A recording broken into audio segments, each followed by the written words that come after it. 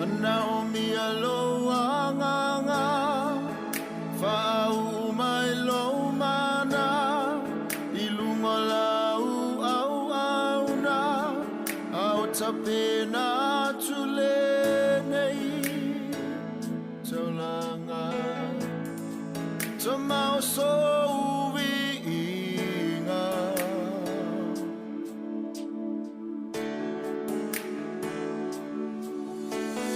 Hafio maia oe anga paia O te toa tulia te oe maualanga tugi a via E tau tau e lau lau whaiva ma whapea tugi oe e paia Matatala tu lou nei loto ai se i e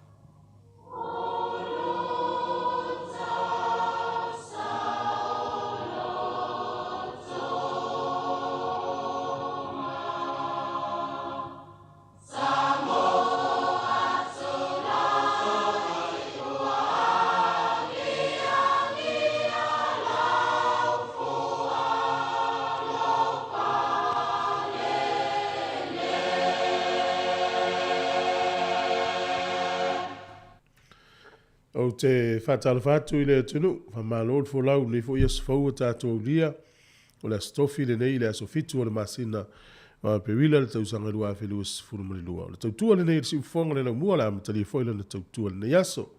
Ia no mai aus mai le whafonga le tātou sauni ngā lotu, te ia le sunga e whawhiangainga Reverend Whapepele taitu ave, mai le kale sia na Sareta Samoa Gracefield I Low Heart. Usi mai le whafonga.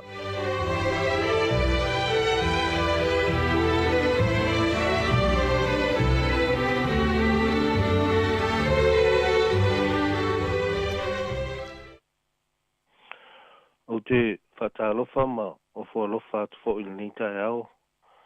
Samoa le atu no pele ilo maleifua mai. Whatalofa atu I nisi o mawhai foi o na whafonga mamau mai I so se tafa o le neila lolangi. Ma lole soifua manuia. Soifua manuia fo ile au whai ngā luenga le tio whaasaralau a mai se ia lana pūlenga. Ia au te wala au atu ile whaalo alo. O mai au le au tātou tapo i atu i le atua i le neita e au. A wao loa lofa e sili o na le lea i le ola. Au te vivi i atu lava i a te oe o ulau ngutu. O lea au te whamanu atu ai i a te oe a o uola. Au te si i o ulima i lo suafa. E o tātou te talo. Anganga pa i ae, no mātou whesoa soa ni sili. A fio maia i lo umana. Se ia e whapa ia ina o mātou lotu. Ina ia o mātou langona ina le ato atoa o le winga o le tāpua inga i a te oe. A ia whaia lava ina ia mawalunga ai lo vi inga. Amene. O leo tātou vi atu i le vi inga e le alofa whaanau nau o saunia.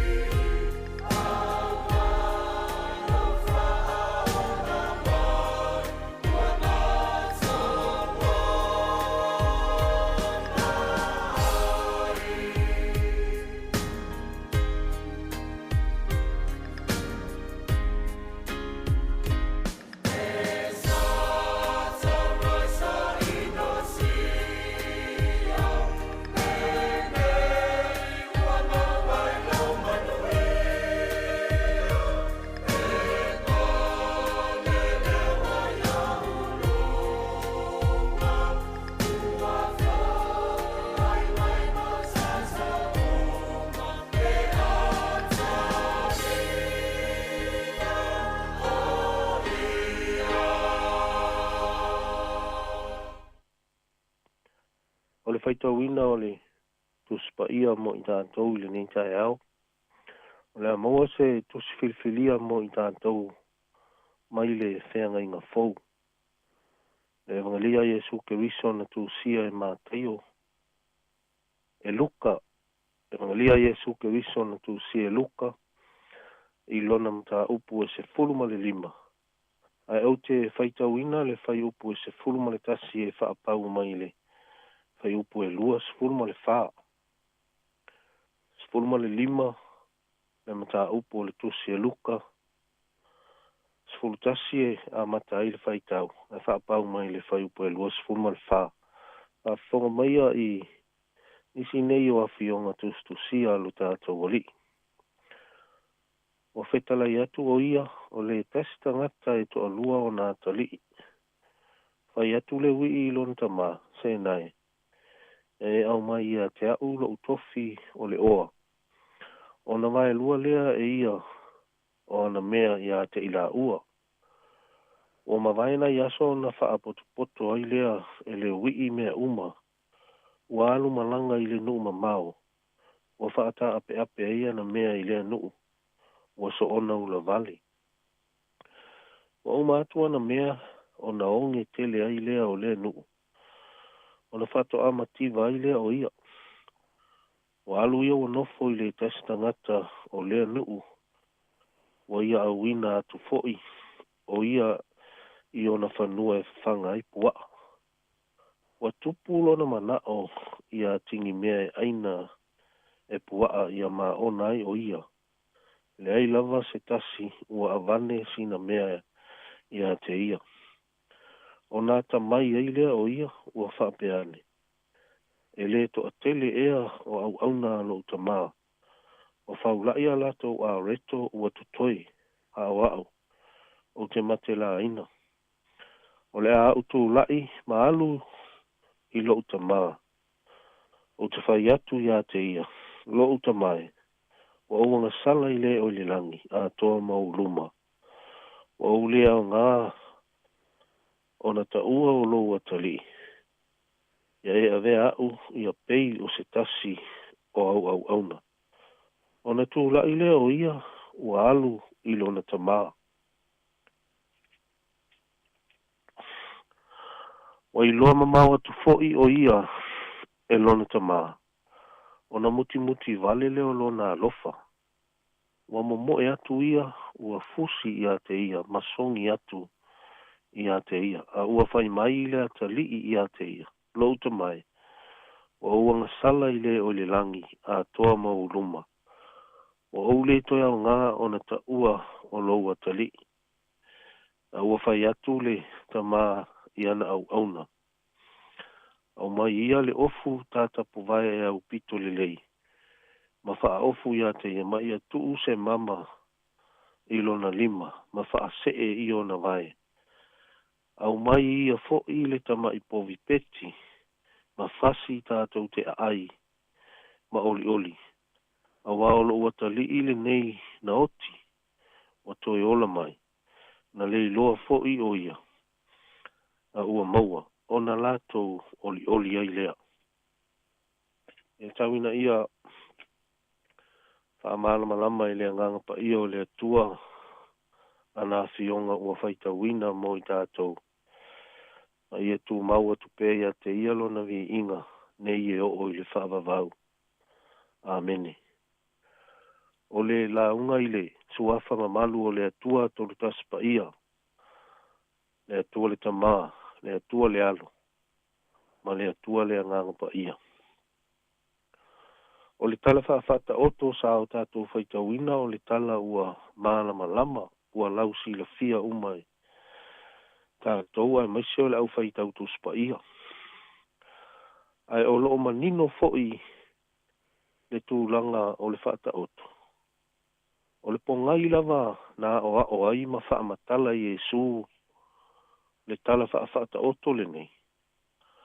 O se tali atu lea Yesu i le winga tu mau ale nei o le au farasaio ma le au wata mamai i le tu la fono i utaia.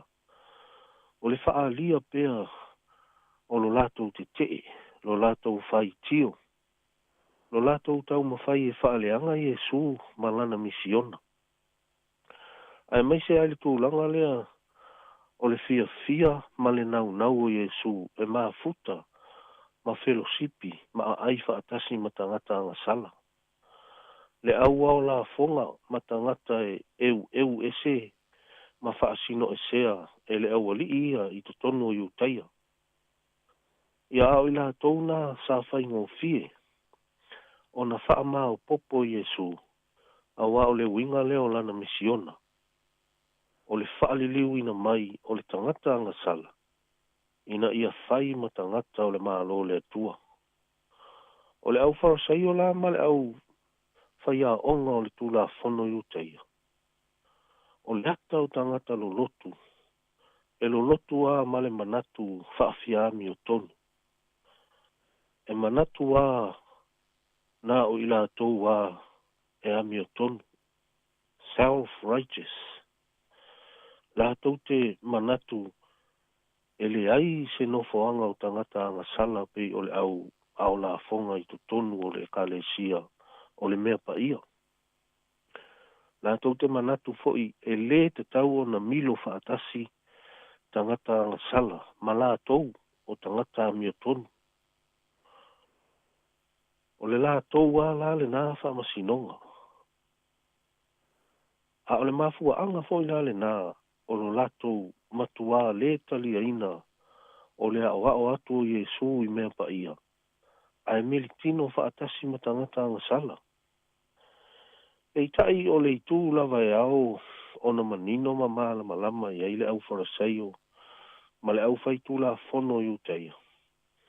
O le isi le ata la foia te le o le alofa tu noa o le atua i le tangata. Lea ua whaapula i aia Yesu o lātou mata, e nā o na whepulafi. Ai tau waso i mea o le mālo le atua. Lea ua whaapula atu i aia Yesu le alofa tū noa. E alofa tū noa e le alo i fufonga pa ia o le atua, i le tangata ua lo pala i le angasala.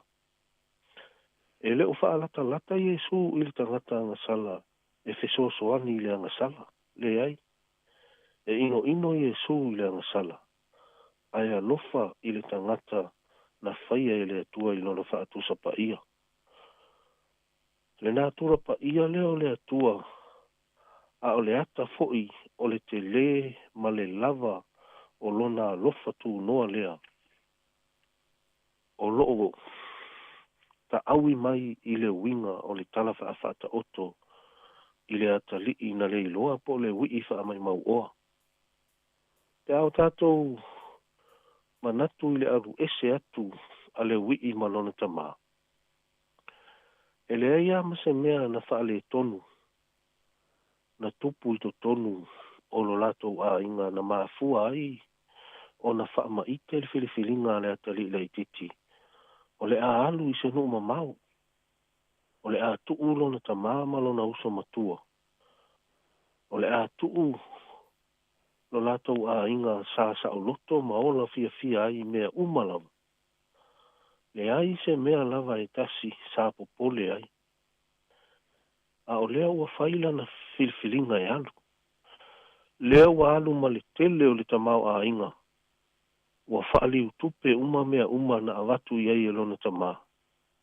O na alu lo lea, ua alu e si ou ai le lalolangi. Ua alu e whaali atu le fia tama i le lalolangi. Ioe, o le mea ale nā lea ua tupu nei. E whai o le te tele mai o le COVID. A ua atiri e foi o na te tele le mea o le fia tama ma le fia teine. A o whea lana i ui ai.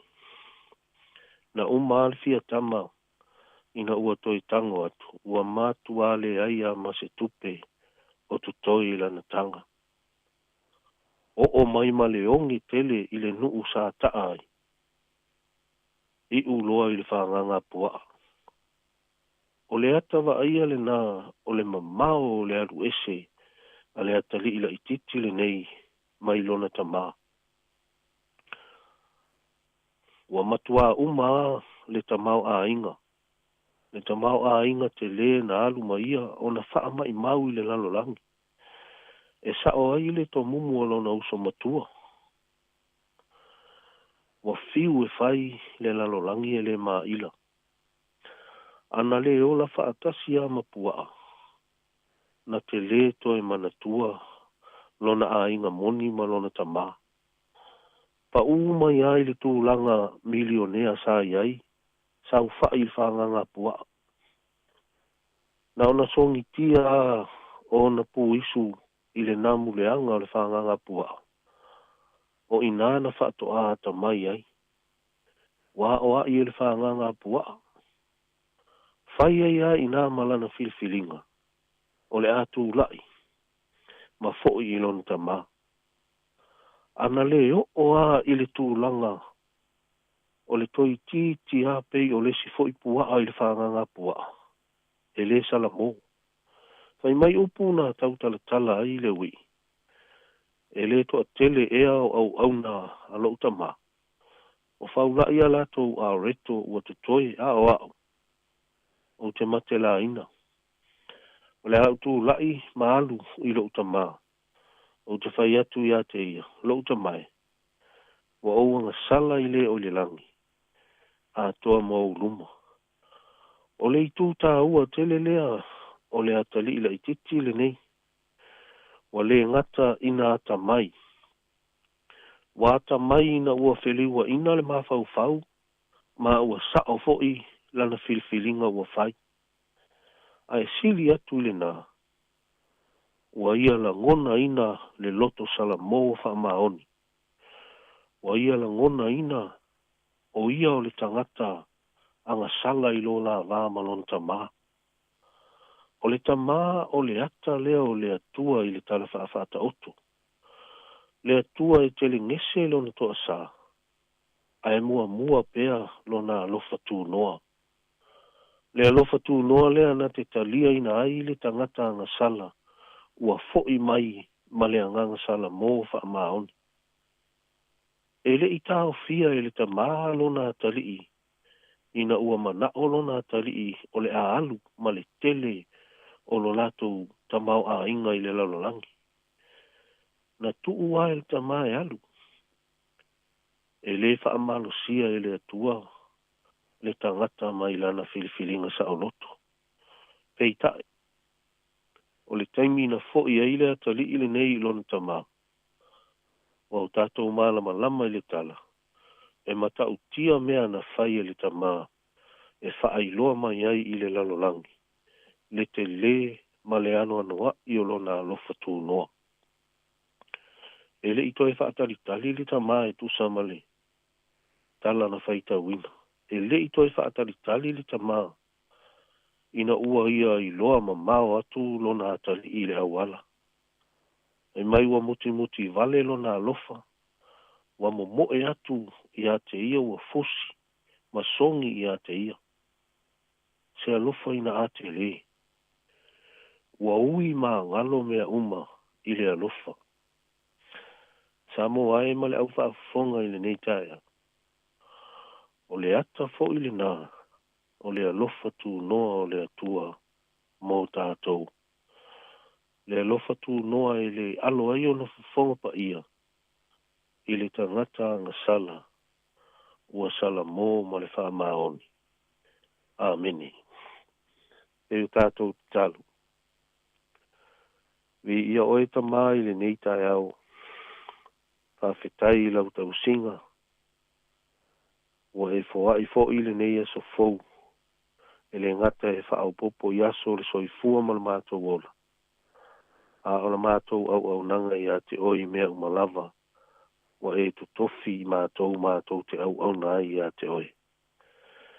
Mātou wa ai a fo i le lo wao le tau le nei aso. Ia e wha manu ina pea lo suafa i mea sili. Wa e whaia mo i mātou. Wa la whai mai lo wa tunu. Mai se fo i o Samoa uma i tono le nei tunu. Talo i lau o fio wha mole. Se ia e fisoani mai le nei aso. I fuanga mga aluenga. Le ala usu atu o lo wa tunu i se au mga aluenga. Ai mai se fo i o wha nau i a onga. Whamanuia mai oe ta mā. Se i whamanuia fo i le au whainga aluenga. E le tio wha salalau. Mai se fo i o le pūlenga. Ia whamanuia i a lato ngā aluenga whai le aso ma le aso. Tau tuaina o le mātou watunu vi ia oe. Ala au i lau o fio ta mā e ala i o mātou manao. Pa mole. Se ia e fisoasoani i se o mātou watunu i Samoa i le pepesi o le whaamai. Ia i pea lau o fio ma lau whaamalo longa i o mātou tangata.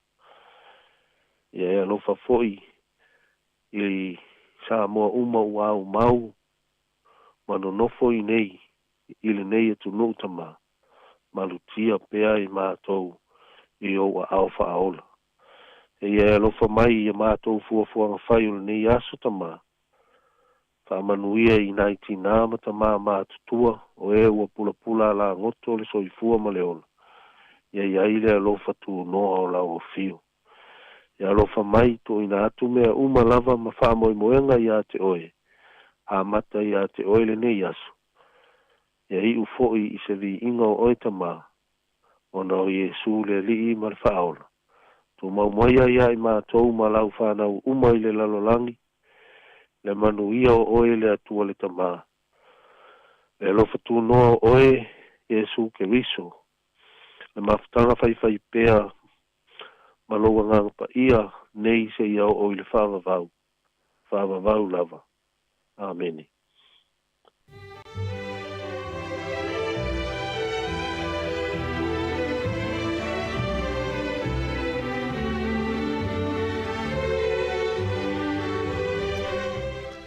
O le nau a whaafonga le tunu o le tātou saunu ngā loto o le tai au nei, te talai fo I tātou whaasale launga, teita ia le sunga le whaawhengainga, Reverend de Whapepele, taitu ave, mai le kālesia na Sarita Samoa, I Gracefield, I Lower Hutt.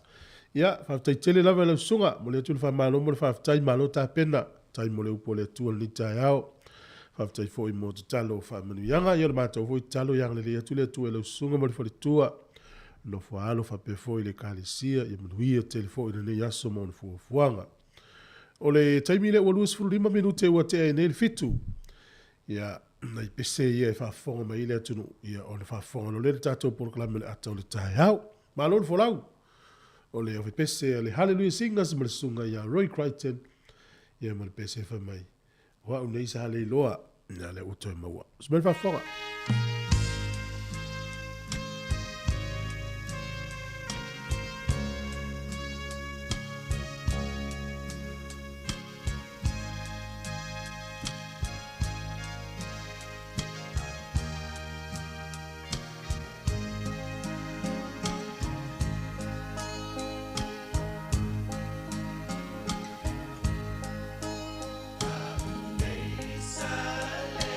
Loa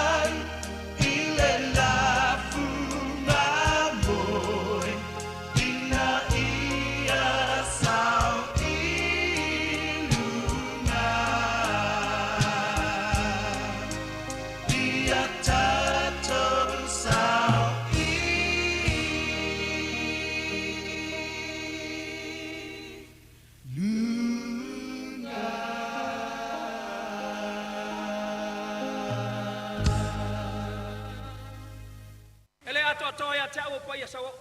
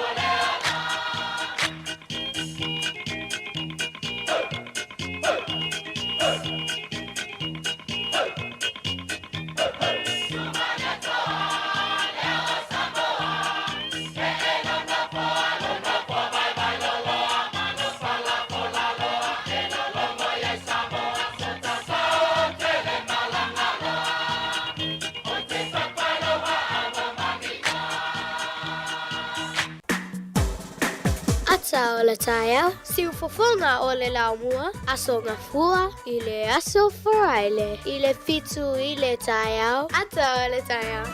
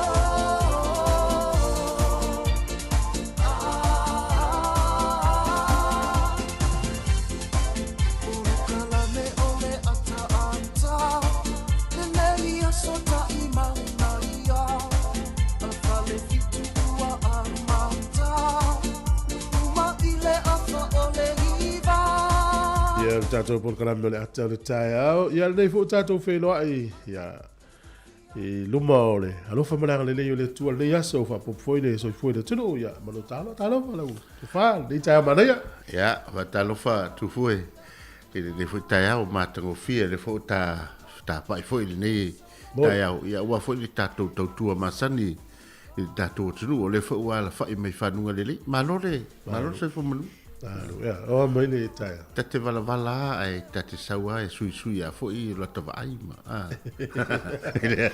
ile tai sui lunga peso lunga peso ya ngata o sui nga mana e tu mau pele au le leo tangata fai el tangata ma futa ile ya so le malo fata o le ola o fo ide ta o ver soi foi le tino le ta fe lo yo le ta tonga nga ia fe lo ia te le fia ia le na o le alo fo na no fat foi atasiana e tate saurua e tawai mana tala mal fai to ai fa fe lo e ti folding of fia e se le mana io le aso il te no fo le ale o ngata te no fo to e to le fa u e molsi o manga o tono galwe e se le ta u me ne o folinga me o tani nga malo o i lava sa u e tali atu i folinga o se ele to ele umal via sa volta ole tu langa lena wai mana tu e muli lau atu le tau maftanga wa tali malo tato tunu e mua whaatala noa ai muli atu le ia. E muli alu atu tamale na, a o fōringa wa aia e whawhelo e si tangata, e se ua lava le nā matoi. E whamali e ina, fo i le tangata, e o tangata na le fia tau mafa. Ia ua manongi whasolo atoa mea ai makuka ia mai. Ia o le si fo i tangata o le fia tau mafa le fia fo i le. Ia e whapena lava le oranga tatonu whapena fo i le alwhai meu tato o tunu ni tai au. Ia tala no malia ma wheloa i fo i mapaanga e me se fo i ua i tonu whalwhai ngā ruenga. Ia o te tonu fo i o ainga ma. E asi atu lama atuli ti o tai au. E te sida fia. So o se e kare sia Samoa i te tonu ni Usila, o Samoa, Australia, o Amerika, i te wa aia i a fōlinga fia. Me wenga i o tātou tanga Samoa, le tali mālo le lei. Fe te alu iai ia o le winga ana o tātou Samoa. Ia, mālo lava mo na fo i tari ngā mālo le lei, au te ilo mane hulu pa ia te tunu. Se o tā whaatalofa atu le. Ma malu le o whainga ruenga pa ia le atua o whioi o le tala le lei. O lo o wha maota le malu i sot whawhata whaitaulanga. Ia e whaatalofa malo so i fua ma le langi matafi. Malo fo le tatalo. Ia wale se manuia o le tātou o tunu nei atunu ese o lo tātou iai. Whaatalofa fo i ta mam tina mātua le wale whai mai whanunga le leile nei tai au mātunga o fie le rofo le tua. Ia malo le taua tai malo le whaatoa malo le folau. Ia whaatalofa fo i mo i lātou umai le fo wanga i atu fi au mga ruenga masani. O nisi fo i tiute ma whaiva i tono ainga wale tau singa o mātua. Le tāpena ina fo i o whanau ia o onga. Ia malo lava le whaatoa whaatalofa atu si ufonga le lamua. Ia o tātou paanga o lo i runga o penga o sota inga, Facebook, ma pe fo le YouTube ma le tātou app. Ia le tasi o ono, tesi ma le tasi whamo. Ia whaatalofa atu si ufonga le lomo le tai au mātanga o fie. Le aso fitu le nei o aperila lua awhiru o sumanua. Talofa lava. Ia, ma lor so i fua, te lole la watu tātou pe usi ma iel whafonga le tātou whawhiwhianga. Maria. Pena tu tātou talo le tau, whamlianga so i fua, whanga solo le tātou proklami. Whawhitai tele, le tō tele o tātou paanga, whafonga ma le tātou li teo, lunga o tātou a wala, so ta inga ia ua masani ai. Pa ua leo ma tua lalo tu te taka o milimena, ta o le subscribe. I lunga o le tātou YouTube channel, Samoa Capital Radio. Pa ua na, ia tātou e wala, ia tātou whai me whatas. Ia le temi nei la tātou pesi. Whawhiwhianga man korisi a manua fau, ia usumai whafonga. Sai milo utoi luas fulu whamiluta le tā leo le walu. Good morning, tāna whalawa si ufonga le naumua. Talo hani foi tātou uso toke lau. Time.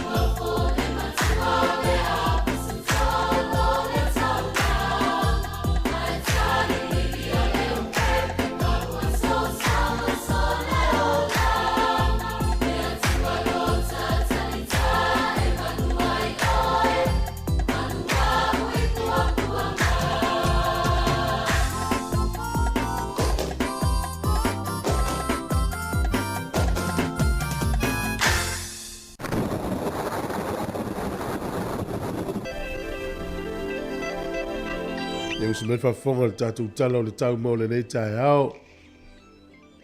Ka mena ofisi o le vai tau o le so, e ina i timu, e isi taimi o le fiafio na amata le o le kilia.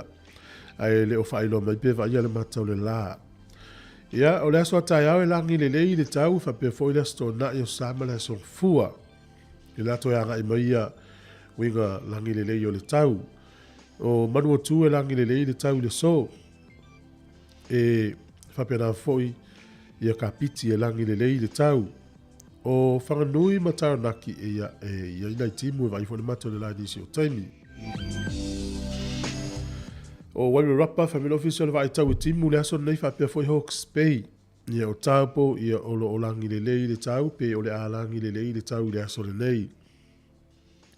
O Marlborough whamila official vai tau e langi le lei nisi o taimi e ina i timu nisi o taimi. Au kilani e langi le lei le tau le so. Whapea foi ia ma Hamilton e langi le lei le tau. Wawai le motu i saute i le aso le nei ma tele na langi le lei le pito i rungo le motu i saute. Langi le lei foi le tau Queenstown, kala i stete ia e timu nisi o taimi vai ia le mata le lai nisi o taimi. O Dunedin whapea na foi Tusalim kala i stete e nwe kako le to ulu timu ngai le so. Ia o le maulano le fuo le malulu e tonu o lo whamawine kala i stete. E ma whanwhanas fulu le valu leo whamawine ne le soni maulunga na nā. Lau te rengo le tunu ia o le itu i sasae o le motu i matu nei le au fiai Martin Bra. Macedone Waipuku Rau Napier Hastings whaasolo tuai e Kispen le to luti munga le asone nei. Au le tele o vaenga le motu i matu nei e langi le lei le tau. O pia e matele na langi le lei le tau le so e tolu se fulu fulu e vela lusi fulu ono le e mafana whana. O le angoto i fulu lai le so Wellington le 5 minute te eleono nai nei le fiafi. E o soa ele la tai au le to se fulu iwa minute i le fitu i le tai au a tai au. Fua le malulu whamawine Wellington e manutua oi. Olo ia le sfuru fitu anga le sfuru le valu. Ea mafan whana sfuru iwa e whaasolo nunga lu sfuru ma le tolu. Ea mo la tau e whangota le aso manu ia whainga whaiva e fua lava e ore saonga le mu. Pea souri sami e ua leo e whangota. Ea Wellington e sua le tai i le toi sfuru 5 minute i le sefuru le tai au nei. Pe le tai toi 5 minute i le whae le fiafi. Toi sua le tai i le sefuru na nei le po. Poli lua. Pe le tai le fitu le tai au nei la ua pe le tai. Ia o le tasi e sua i le tai. Toi pe le tai le te o le fitu i le fiafi na nei. Tala na o le tau ma le tala o le tai. Ia mo la toi la fo la tau tupe. Ma lo lava le anga lei. O le swinga le nei o tātou tupe. Ia wa fo ilo wanga le lei mo se o tātou utunu i Samoa. Tasi tala ni usila mo le tupe Australia e valus fulmari iwa sene. Tasi tala ni usila mo le tupe fiti e tala fasuma tasi sene. Tasi tala ni usila mo le tupe Samoa e tala fitus fulman tasi sene. Tasi tala ni usila mo le tupe Amerika e onus fulman valu sene. E leo tasi tala fitus fulman tasi sene. Ia meolo e tulanga lo e tatou tupe Samoa. Ma eule au mafolo tatou i Samoa. Ia ole te lei o le sao ma le foi le sosoani o tatou tangata i nei. Fafo. Ia awa tangata i fafo.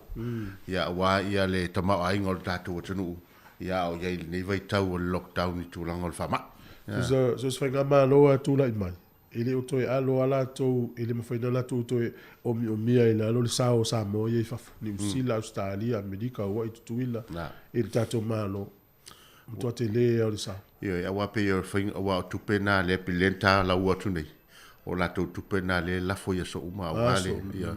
Ia le hoa whaitau atu le lawan tau mate mai al tūlanga wale o tupe fo lea.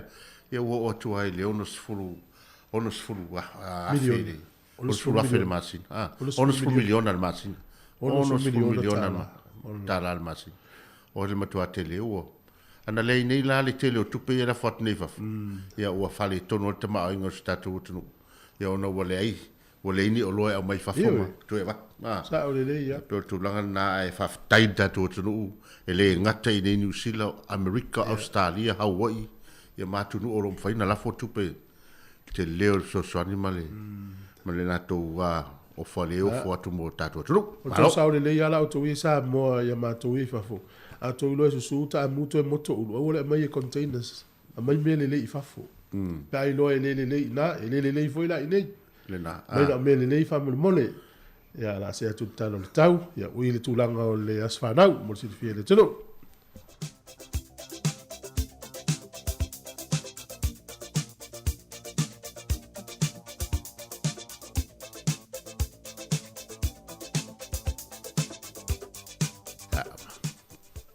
o le whamanuianga le nei mo haso soifua mo as whanau a wa foi ne ngalo o tātou i meli na e lafo mai ei lau whamanuianga ia mo as whanau o le aso whanau at samocapitalradio.co.nz ia pe awhia a mai sau whamanuianga mātou te lau inatu ia manuia tele o tau aso soifua ina tau umo whamanatuina o tau aso soifua le nei aso ia a o le tusi le nei mai le afiong pa ia le atua e whaala ai awina i fo i lo tau soifua le nei aso. Mo mai le e peru o lo namta upo se fulu, ale fai upo se tolu se fulu ma le lima. O le mea lea, au le la fo ai ai o tau, ia wha malosi, ua iai le tau i tele. O le mea lea, au le la fo ai ai o tau, wha malosi, ua iai le tau i tele. Ia, manuia tele o tau aso soifua. A le pesele nei e tai natu mo o tau.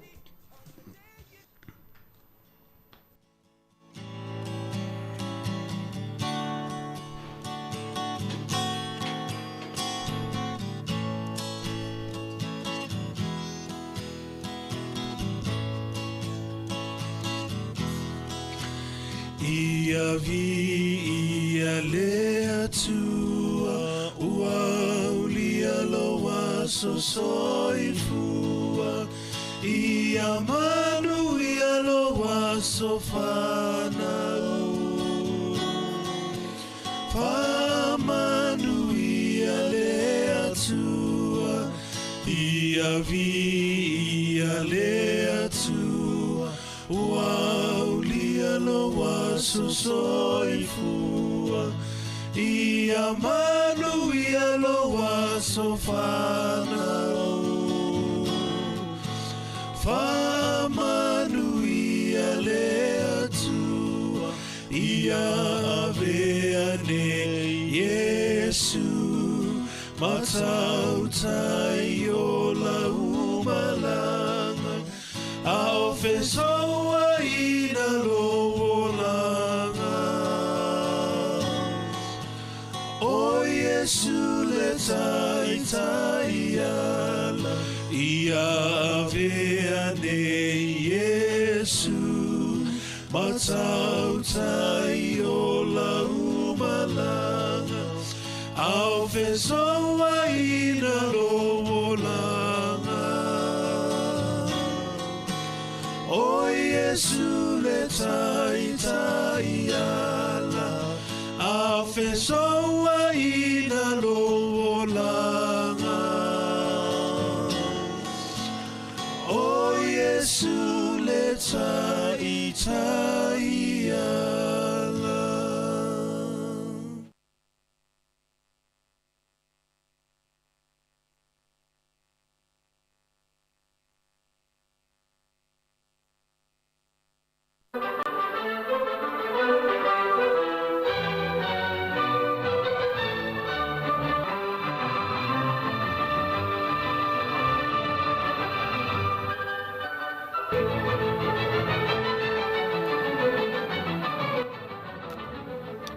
Tala whātuna rei teimi whamanola wara soifua o tala whāsona pito lo langi tala fo I na tutupu I tausanga mo vai lea so fitu o le masina o Aperila. O le asol tausanga tasi fitu I walima ia na whaanga ina I le atunu leo whalani le tua inga fua le ta o le metric system of measurement. Le whaanga I tesi male ia pia fua ia le umi po le mamafa foi ia le foi masani o le whaali liu tasi le kilomita o tusa le maafe e mo le afe mita ia pe tasi le kilo kalama o tusa le mo le afe kalama o le fua foi lea e tau o le metric system o le so na whaonga ai whaonga ai e le atunu leo whalani tausanga tasi fitu I walima o le aso nei tausanga e tasi waluru o fitu o le tangata suafa ia John Walker o se tangata Peletania o ia e ilo na tomai whaapitoa I ngā luenga whaasai nisi. Ia pe tau foi o le chemist. Ia o le soda ia whaatauina I mo le taimi mua mua le tua I ngā afi na ina ia fausia i le tausaga e tasivalu lua ono ae fatoa ia faatauina atu i le aso lenei tausaga tasivalu lua fitu e o ia na ia fausia o le afi foi lea taipeisi ae fitusi e tutu o faaola i afi o le so tausaga e tasivalu lua iva o lē na faavaina le ekalesia le aupaia o ase o gatai o iosefa ia po Joseph Smith o le so ia na ia amata faaliliuina ai le tusi lea o le Book of Mormon e po le tusi a mamona na fesoasoani ai le tagata e suafa ia Oliver Cowdery ia o laʻua i toʻalua na fesoasoani e faaliliu le tusi o nei na amata faaliliu ai tausaga tasivalu lua iva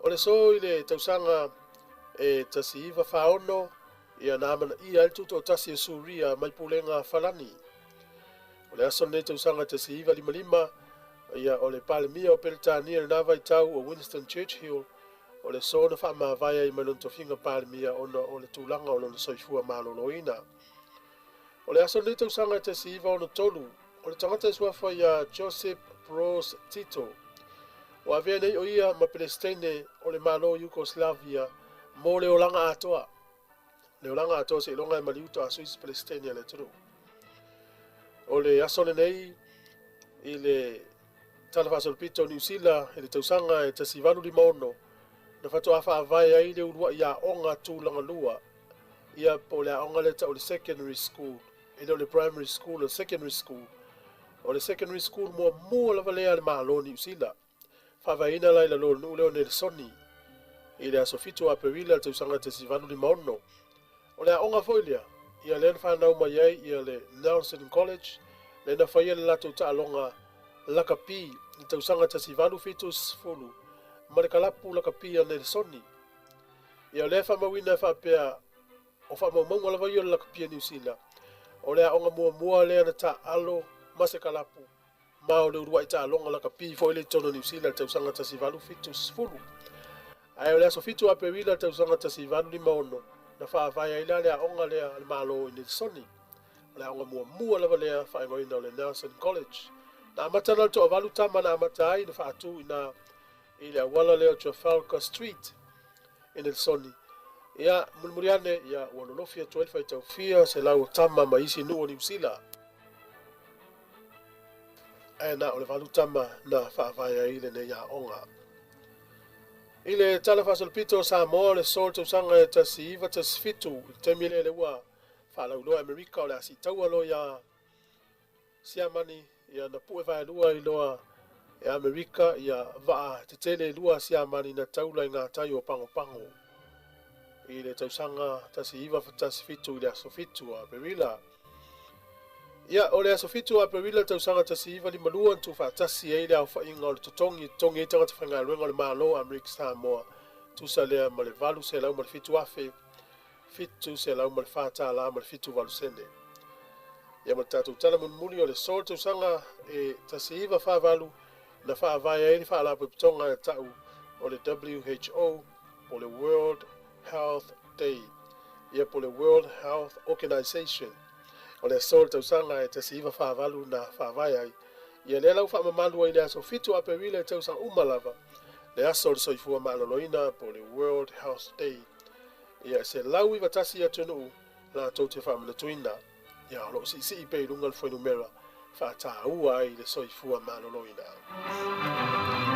tatou tala natu e mau le faapopoga le taimasani faafetai lava malo lava ia au te ilo leua afoga mo le aso lenei e le faatāua le soifua maloloina le lalolagi faavae le faalapotoga lea le WHO po le World Health Organization tausaga tasiva fasefuma le valu ia le lava loo tatou iai lenei taimi i le tele o le mau faamaʻina o mai ia pei o le o ia le faalapotoga le WHO lea nafa malatu tau faasoasoa mai go faamatalaga ma vaena faapena e pei ona tatou iai le livaitali alo ia ese foi le tofā mamao ma o auga tupulaga ua tuanaʻi le na latou faaua afua ia i le tasiva faavalu ia e o mai le taimi nei e pei foliga mai le ua fitu sefulu ma le fatausaga talu ona afuafua mai lei faalapoitoga ia lē la ua soo atoa i le lalolagi ana lea fo ua aliaʻi mai le faamaʻitele nei o le COVID-19 ia a lea lava o po latou ane i muamua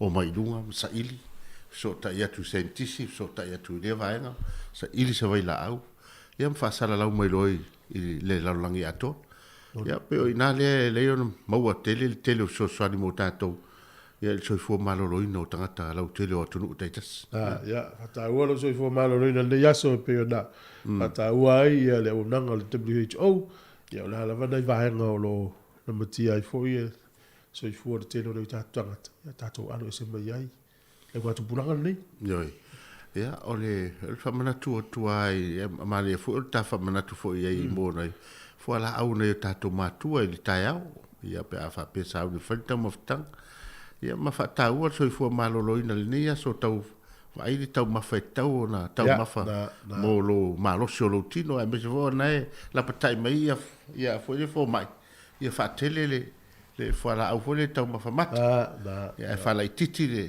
le red meat le tatou te fia tele ia ya la talta to pese na fa fia tu ai le tunu ya le la fa forma ia mai songa ya weno ia fa fonga no le tatu tala mai sa mom telefone ni ta eu me fa fo Aweli lo maya vai sa ni folau lulu au fulu apa au ma fa au li o au fa asisina sali lo maya vale vai sa fale le taua o pa lauli o tama o leu amea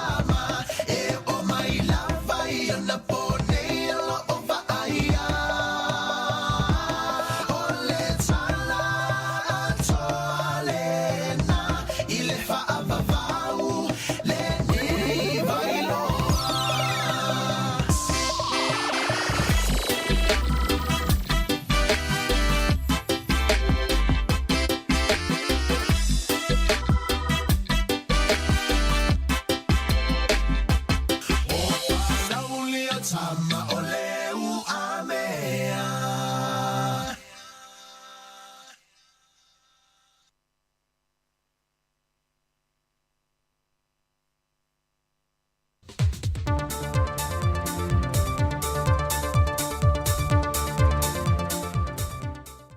So i fo mo malangi malu tātou tunu ina wala whai sea so fau, ia vi ia pēle tuai mea uma. Ai o le whaupoponga o tātou tala fau o le siu fonga le lo mua, mai lo tātou tunu i Samoa. E to mua atu e tātou tala fau. O le itu lai lua le aso ana nafi na wha mawina ai leo wantu i le lua se lau fitu se funma le lima. Le mamalu lau telo le atunu wa wha mawina. Wa wha au popo nei le numero i lanto wa a fia le wha mai. Ma wa si ti ai le wha e o tangato le atunu wa a fia, tala mai le aso se funma le fitu o mati. E le lua a feiva se lau iwa se funma le fitu. E le foi numera, to e to a fe lima se lau valu se funma le tolu. O i lanto wa lo ia e pesia mai o mai le tebi nei. Wa to se funma le lua i lanto wa pesia o lo tau fia le fale mai mto tua. Ai wa iai le isi tina valu se funma fitu fo i tau sanga le matua. Wa wha o popo le to alua sa iei mo wa mauso i fua. E le wha mai o le COVID-19 furu wiva. O le teimi mo le wha maunga tu ina mai pe i aso te tasi le atu Wa wha mawina ai ni tangata sto tolu. Wa tau fia nei le potu tinga ina. Mai i le isi lua se fulfai tu lai tuatu. La aso ana nafi. Na wha mawina ai le to afitu se fulu i lanto mai le motu teli sa la fai na fia. Ai wha maumonga la tamai lei tu lai lua na nafi, wa toa se lau se fulma le valu. O polu le pito i sili o na toa tele e la to wa a fia, le wa lua afe valu se lau fitu se fulma le iwa. O vai monga whama fale ata wha, o i tu malo i e luolo pito i sili o na toa tele la to wa a fia mai ai. Au le temi nei wa o atu i le lua se fulfitu afe valu se lau tau se fulu. Su enga o pole rat test de sa whaia mol mamano le antunu. Talu o na pipisi i tua le wha mai. Au i lantou wa a fian wha mawina na malanga mai atunu i fafo. Wa to ono se fulu. Peita i le ono se fulu. Wa silia tuele to a telo le mamalo lau telo le antunu wa a fia. Na i lo le foi numero i lantou na a fia. Na malanga mai whai ngā malanga mai atunu i fafo. Wa wha mawina le tūlanga le lei o le wha ngā solonga o le tui pui le antunu, leo lo wha ngā solo nei wha solo ia onga ma fio anga te tasi, e te tono i tū malo o le ngata i upolu, ai u wha pēnā fo i sa la whai le teimi e tasi male nei fo i vai yaso. E le fua fwai numeroa ma wha maumonga o lo tu ina mai tu inga na amata mai le asonga fua le vai yaso le nei, wa mai tu ina ai le tūlanga le lei ma le maua lunga wo o atu iei pasene, o tangata wa mai ale tui mua, tui lo na lua, ai wha pena fo e on se solo atuai ma le tui lo na tolu po le posta. Wa na o le pauleo le tūlanga o lo wha moe ma wha lango i ai Samoa, e malu pui a ele ma losi o le pepesi o le wha mai, e na ia ato ato le tui pui e lua po le tolu. E tolu a onga le a wha solo atu i le tua whale ata i le so, le a onga vai loa o vai nganga ma le a onga vai yusu. O lo tu mau pea isi no whanga e whao whatu langa le soifua maloloina. E iei le ofiso tui pui le EPI building, whaafsanga e ma sepen reni se mutu tua. O le whale a onga whaapitoa soifua maloloina, ma le la soifua maloloina e matangi ala lua. Whaatasei ma whale mai whaai tu maloi upolu. O tui o lo whanga solo e au fiai le posta po le tui lona tonu, mo dātou mai le se fulmal valu tau sanganga i atu i lunga, wa na o ilantou ia wa mawhai o na angawaa ina ua silia ma le tolu masina taluna mai ale tui lo na lua.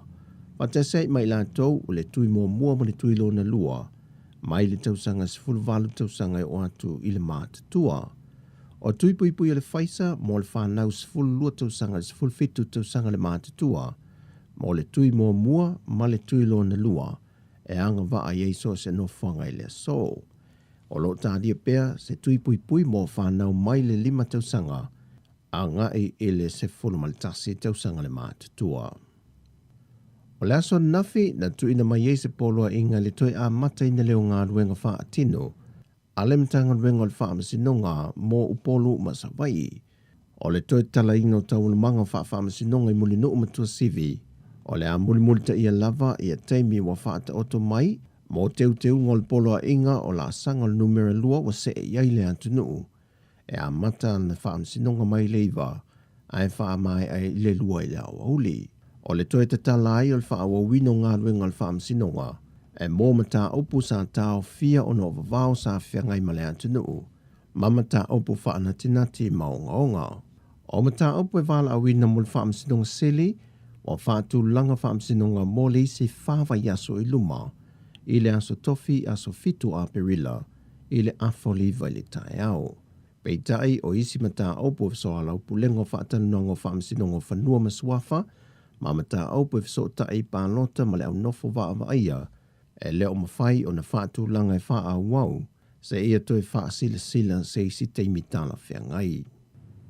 Wali liu lumtanga luenga le suawa e whaia se isi ana o nanga e wha wai le tutongi na wha wau billion malo le antuna o le suawa tal wai le tapu nia o na ofisa au tui pia I aso na tapu nia ai le antuna o le au nanga wa whaia le suawa o na se talo sanga mai nisi o mamalo le antuna e se awale tutongi ai ala tu billion suawa e se maia I lato lo whaonga ina le amtala le au nanga a le company telefonia le Vodafone le ua mawhai ei on te tongi sa o atu ai pili o le mōli I whaata sei mal pili vai, e whaonga ai le au o nanga.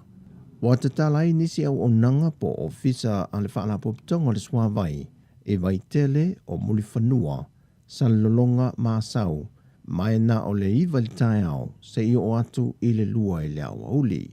O le whaai unga le aso le anto I loa ai nisi a fio anga, o le a wha se e yei sui o le whaala popitonga, mo le whaawa wina o le tutongi na pili o le swa vai. Ua whaatele ina le whaafita au I lo tula I mai pēa I whana wa onga ma maoli mawina I mātua. Le lema whailea o na whaatasi atu le tele le whanau I alato vasenga o lo whaatino. A mata mai lava ia onga a mata, a onga tulanga lua o a onga maua le lunga. Wo lava I Universite Awa o Samoa. Whaafita auli o le maua pēa I aso uma. Le tupe whaata wai le tata mo mea onga wha wau. Pe tasi fo isi telefone wha soa mo le toa whāto 5 to ono whanau sa ainga tasi. Au nisi no whonga e le efe so ta inga wha interneti.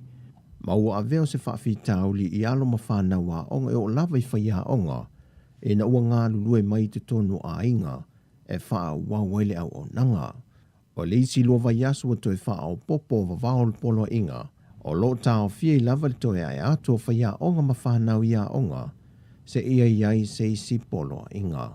O tala fawia mai sa mo le so manuia le tātou te nuu whasoifoia.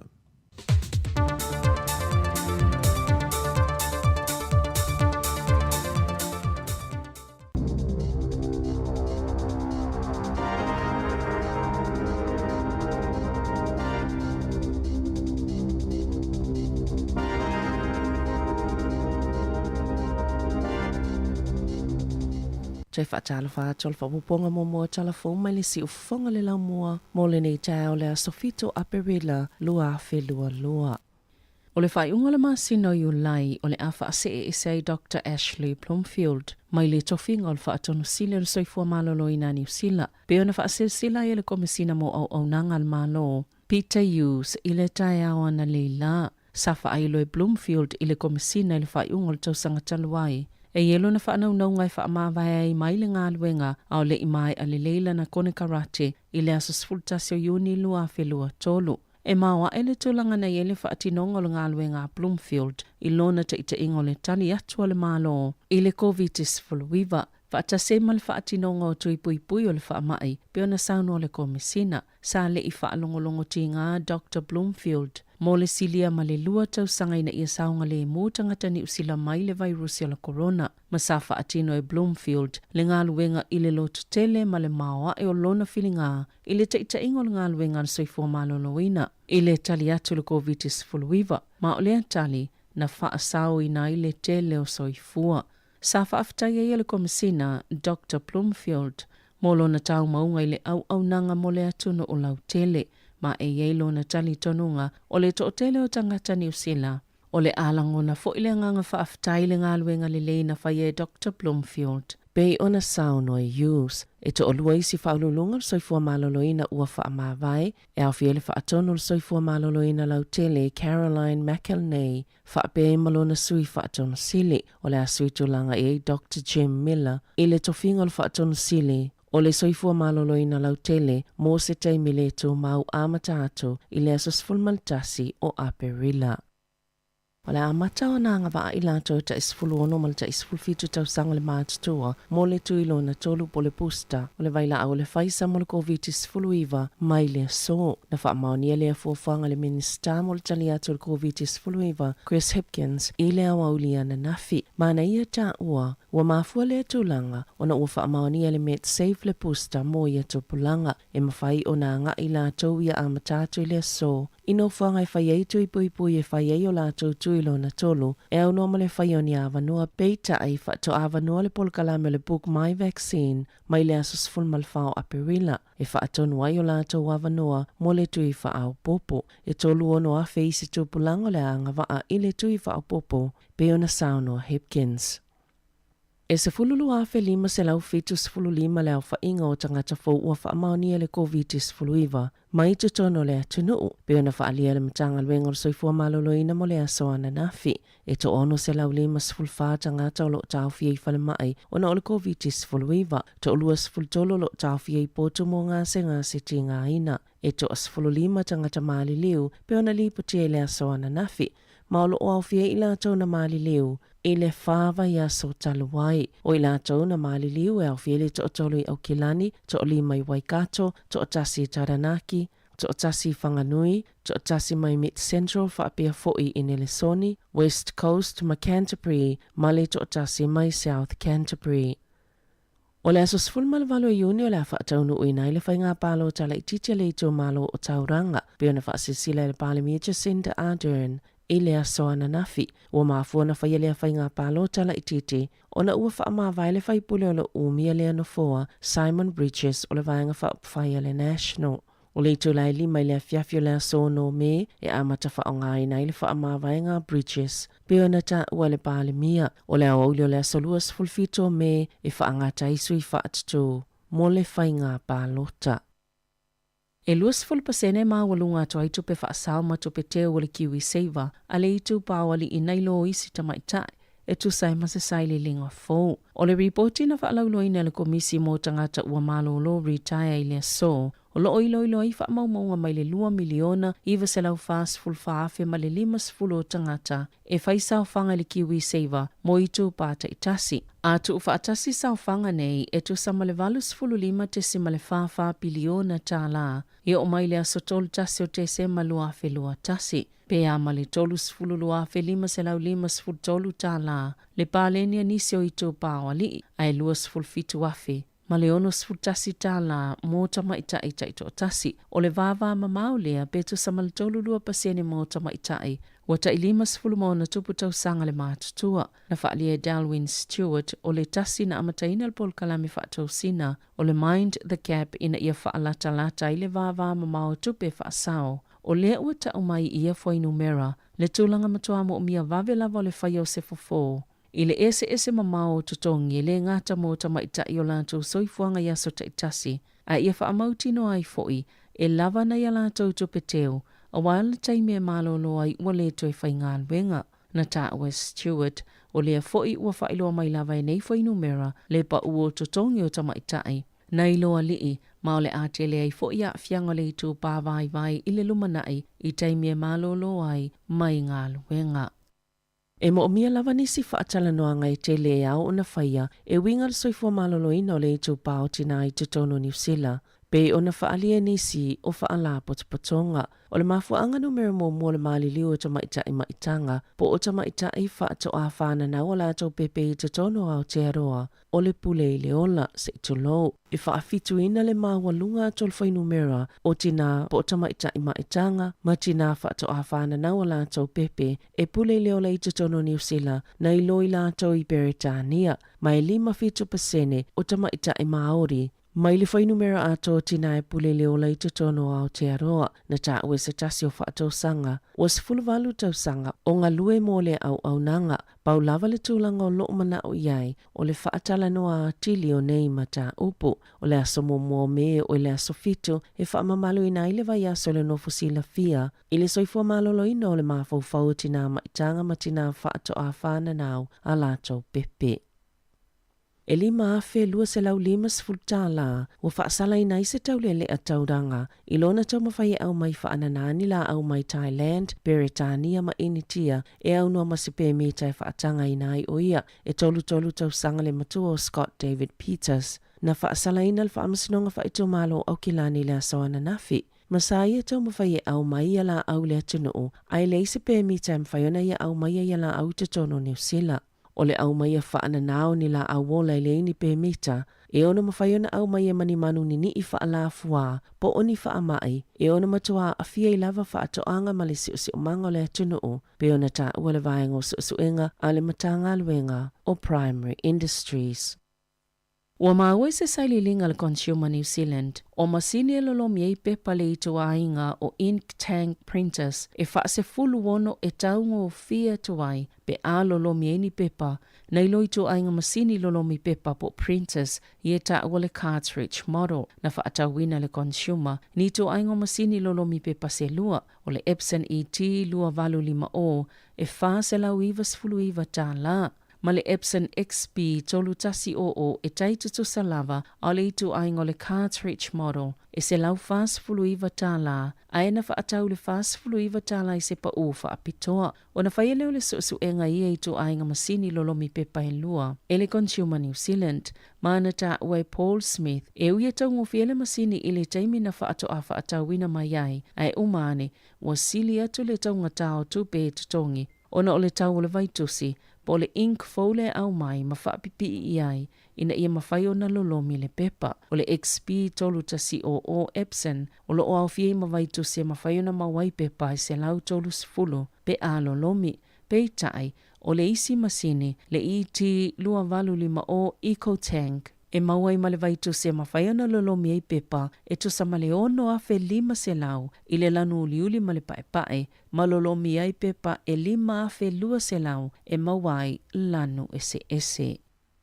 I alonga e mana o Kane Williamson e na te kapiteni ina le Black Caps i Engelani ma o le whaanaunonga fo ilio le whaia onga Carrie Steed ina ia wanoa Williamson mo le malanga ta amilo i Engelani i le masino uni a ia pui a pea Williamson ini tūlanga tūngai ono o iai ono o manuanga sa fiai. Sale i mawhaiona a Wai Williamson i ta'alonga sa talimalo e le Black Caps i le vama Bangladesh whaapea ma Afrika i sauti ono ni manuanga i lona tulilima ma sato i fo i atu le taamnusanga kirikitia initia le Premier League.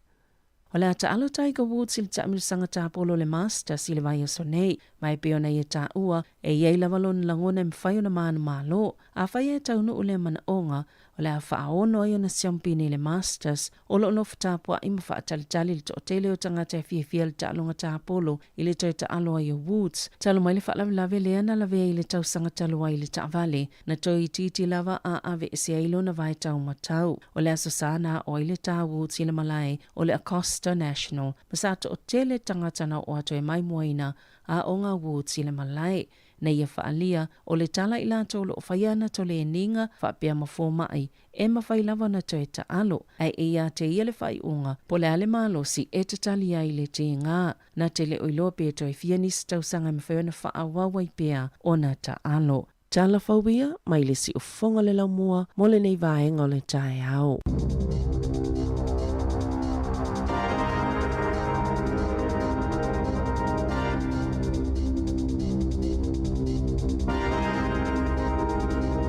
Malo whaftai tue maula vino whafonga telefou i le tae au nei lava pe a tā leiva ia au le ua 10 minute ua te enei vanu tae au nei o le aso stofi ia te le yo aso malo lo nei foi masina o masina o perila ia tau te sa au le whamanatu le maliu ma le toitu o le tātou whaola whaasolo toi le insect day ina no wingala le masina o perila ia yo na aso malo lo pe tolu aso malo lo re i tonu i ia o le tāua fo i o le nei fo i masina i tatou soifua fa kelsian ia sa lava pe o leo tatou anga ia tu vai aspa ia vai tau ole sa uni atu tatou li fa ole lona maliu mon ia le lava fa manatu mai tatou pe o ina fo ile e fo e tuli mata i tatou tangata whainga luenga ia me se fo o au kelsiano fo ile le aso malolo ia lua le o le aso maliu ia male toi tu le fai le istamante ia ia o le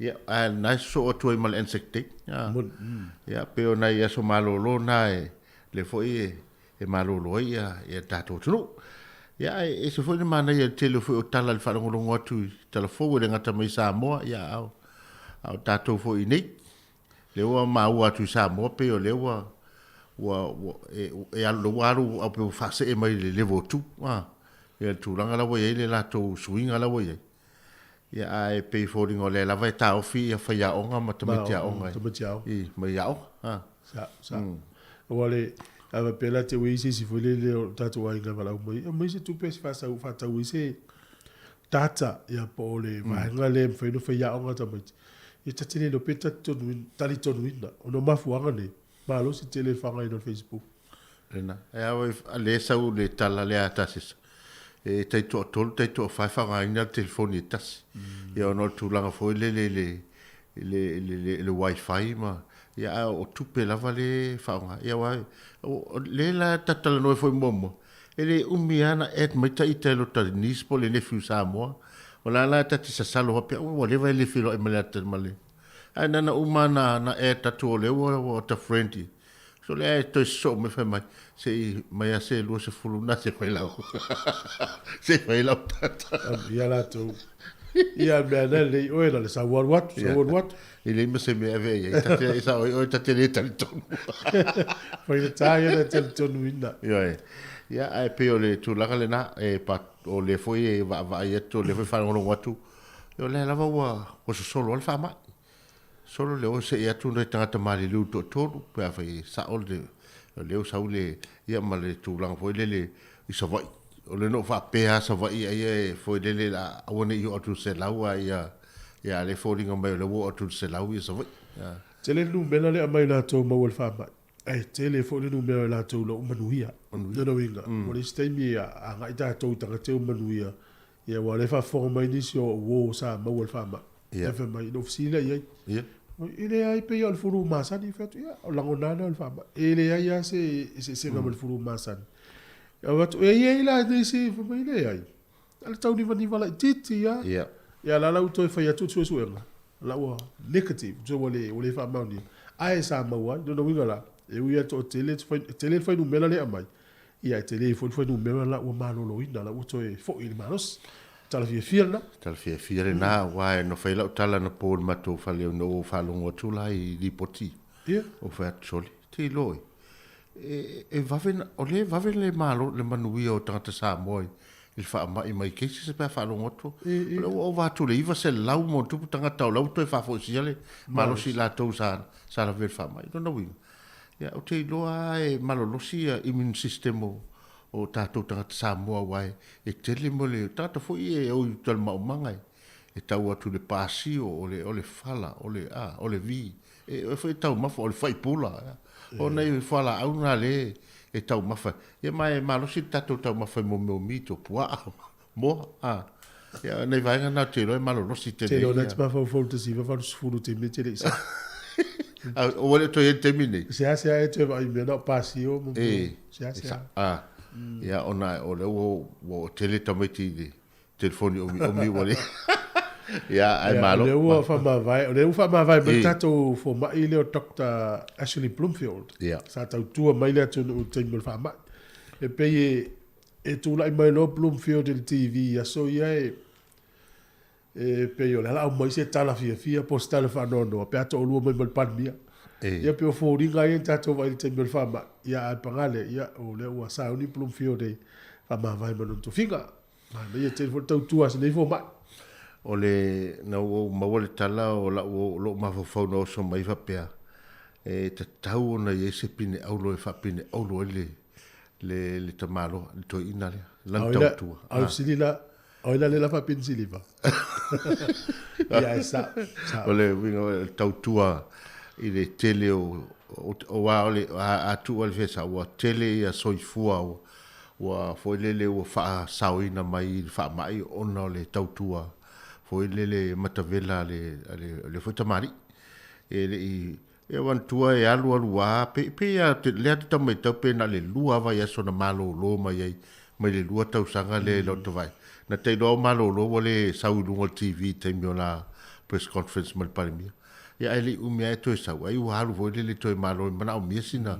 malo lo ale la to saua yo nei ya tangata o ali winga fa leo o actually Bloomfield ile TV ya o ese mai foi e tu matila foi e mai tangata sa fa pe foi to mai ole foi le winga foi le ele etate peila lo tala le faini po se tala fia po se tala fa no le au mai ai te va ai folingo Bloomfield o na folinga ai foi le e mo moli mai le tala ia maul tangata foi le fa fia loto le tava tu lai mai ono le wotai lo motai tonu ina so se fa matalanga na te au mai ile fa mai wotai tonu ina ia ai lo fo fia ma ia ga malu vol tangata le tilo ma tate ele tau matei na lo tava tu langa foi le fa maoni le fingola na ngadu a wapi o ia tangata le o fesili mo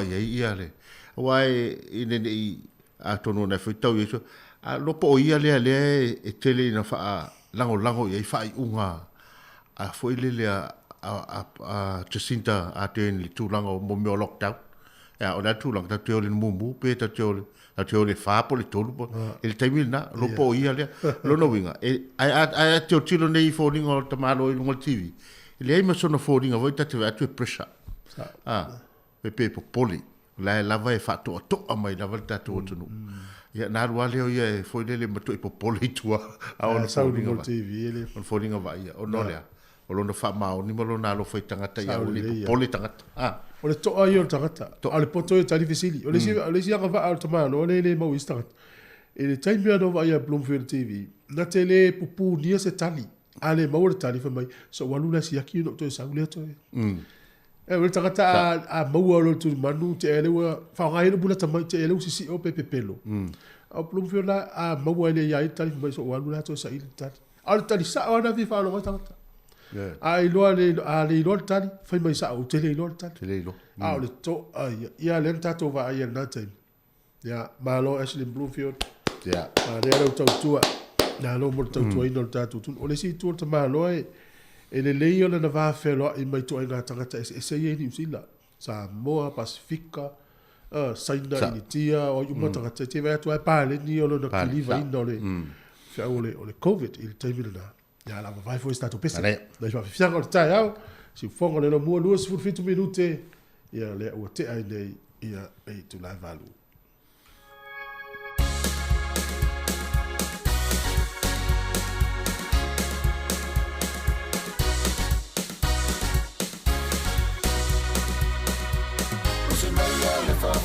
se yo pese ma fa matala o le tala malama ai te le foi sona o onga e onga i le tasa valinga i te tonu o le fa o le tanga ma fa malasia i nai pe alo ta ua o langa fa le anganga o le tanga mata o va a i le ra ai alona a inga ua lau o le fa sau sili toi fai mai e fa maualunga ai lilo i si ona a inga o fuafuanga le tua now le tangata fale anganga e malama mea whapena e whalua na whai ana miti ai tutu sau malava o na winga fusi saito e se fulu male lua ke tuma sina whapea male la ua ifo atu ia te ia o nai o na usa foi ua tinga tau pule loa i se au alai ave se ai male aina wala tau lako ia i le lua whapea i le uma e lona ola ai le tula fo ina e le atua lana au na wala tau whatau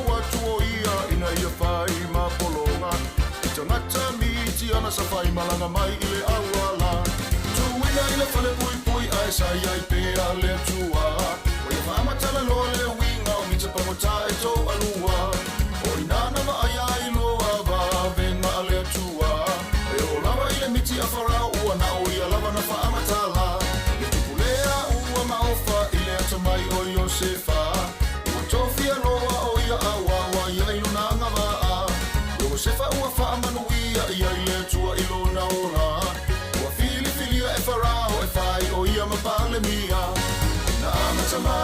tinga toi kolongalo na olanga Lima na tuya yo ya awai malama ile tua Famangalo na yo na uso ile lofa fale tua Ose ata foile na bea fama onile nganga Matela veina maita ua mai metinga ole olanga Se fama na tu foile na le fama tala miti moita ua Bea fama mwele tua ile tafa inga malanga Tafaya ina ta ua male manuia Na amata mai metinga toi polongalo na olanga Lima na tuya yo ya awai malama ile tua Famangalo na yo na uso ile lofa fale tua Ose ata foile na bea fama onile nganga Metela veina maita ua mai metinga ole olanga Se fama na tu foile na le fama tala miti moita ua Bea fama mwele tua ile tafa inga malanga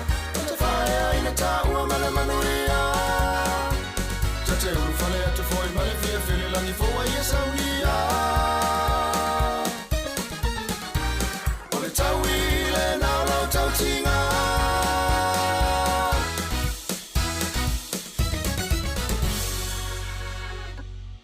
O le whaasisilanga tāua, e whaamanatu atu i le mamalo le tātou au whaafonga, e iaila wa ia te tau i lalo le tulafono o le Broadcasting Act tasiiwa valuiwa, e whai eisau whaasea po o se whai tionga i mata upu, tau i whaasalalau ngai lungo le Samoa Capital Radio. O lo o au ili lalo le upenga o sota inga le pūlenga o whaasalaunga, po le Broadcasting Standards Authority, bsa.gov.nz.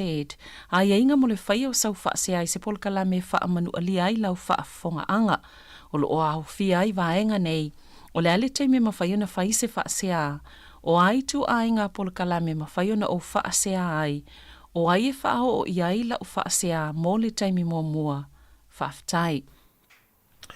O le stato whaalinga le nei mo le maftanga whaifi au so whaatasi, i le awa tele ma le whaaloalo e wala awa tuai le pa ia ma le mamalu o le maftanga whaifi au so whaatasi i Wellingtone, Porirua ma le Heart Valley. O le a whaataunu wina le tātou fontanga a le poa i le aso lua se furu ma le lua a perila i le ekalesia me totisi wese le fitus furu ma le lima Tauranaki Street te aro i Wellingtone i le tūlai se furu i le taiao. Ma alo te tala fo i le avanoa i so se whaafenga i fia maafuta mai ai i lea maaftanga ma le whaaloalo te le lava whaaftai sai nia le laulau a fono. Ma lo whaftai, e li si whase silanga fo el maftanga whaifi au, ai leo maftanga to whaatasi la. Ia, i lewa tele man whaalole wala ua toil pa ia man mamanu le maftanga whaifi au i le Heart Valley, whapea utou whalitua. O le a whaataunuina le tātou whino inga ma le Pacific Health Service i le Heart Valley, i le asongfua sausifuru ma le tasi o Aperila, i le e whakasa e puni, i lo hati le afa o le se fulu i le tai au. Wa mole mena o mia le tātou a wai whaatasi le neifi i lo inga tā ua ma le whaalo lava whaftai sa i nia lau a whono.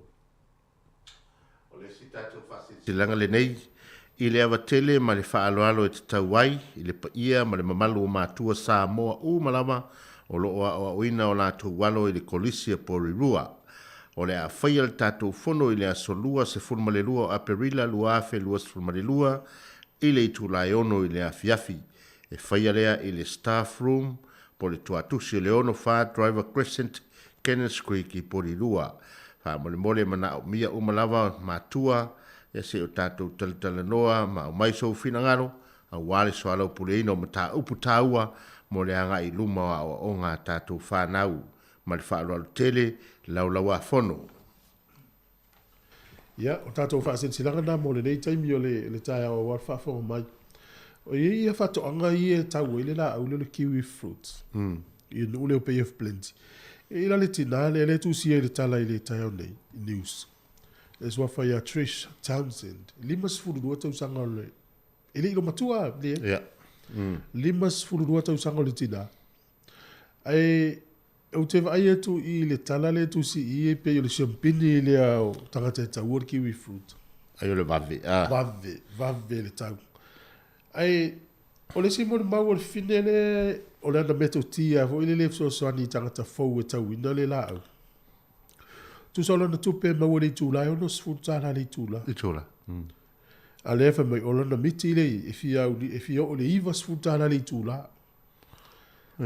ai e ma faina o tu ta winner fine le la au sfulo no I tula le so Maloste. malo si ma mai la o le tele o tangata e taua le la au pe a fou tangata pe o tonga tele ta e ma faina va ai lufu fata la lufu no ta la ta tu pe mau le tula o le mela le te fai no fo mo koleni tangata ia le tawino le la au ma mai la fa pe o sao ala na tau le amata ni ta ya e umma le aso sao ala na ia bel tuan malo si tangata e alu wa umma ya lu tu va tu fine fa si fit e te lo fo itino fo ile tam fo ia tam mo e o fa pe a mai e la i tangata fa ga lo le state tau si ya so ia I fa to anga fo Nala.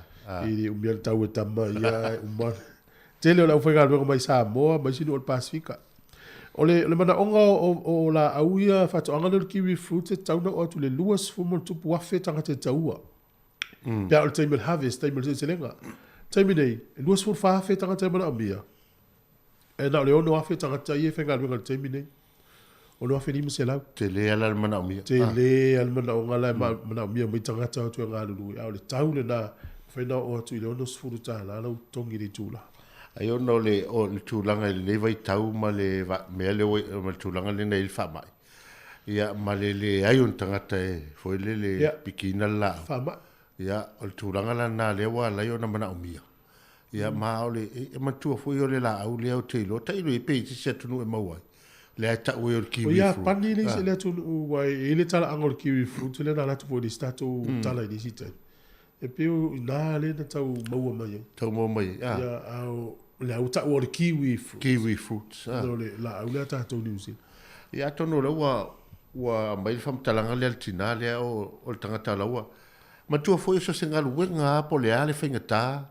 Ai te masane lo ma maua o metotia e fai ele ngaluenga. Ia. Ma tu wa fai ngofia ia te. E fengata la le vai alis.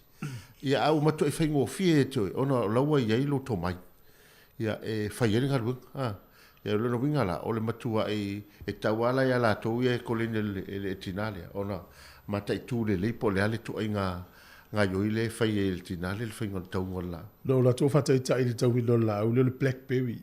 No walu te vai mo le fata ita. Te la tu ala tau li matasi vo le. Tangata lau masan tau li malua. a fe tu el paelo Tau paelo le ua. Tau ulu mai paelo. Ya o ta la tu ala ia o le ulu paelo tau li matasi. Ai fala u matasi tau li malua va ve. Fata ita ia lo so.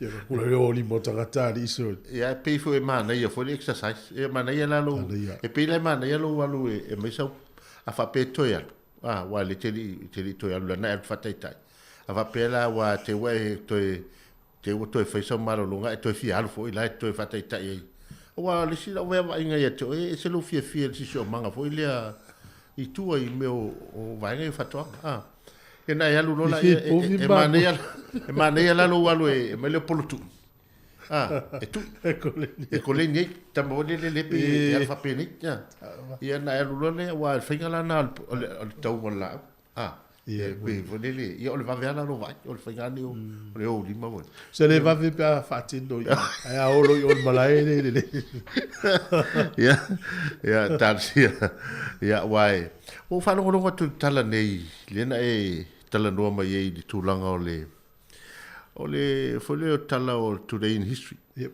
e tu tala le la kapi e to valuta man fa ile a onga ile loi Nelson e pi folinga mai la o I tamole makole na le tio foi a malo si mala o makone vai tau o le watu nei o I le na mo tau nu ia le tau ranga talonga ma fau ma matan ta alo mai talonga la kapi ni usi pi mo mua o la lo Nelson ia au alo lo watu ni usi lo vai tele la o lo Nelson le o mai no le ofisa tu I Wellington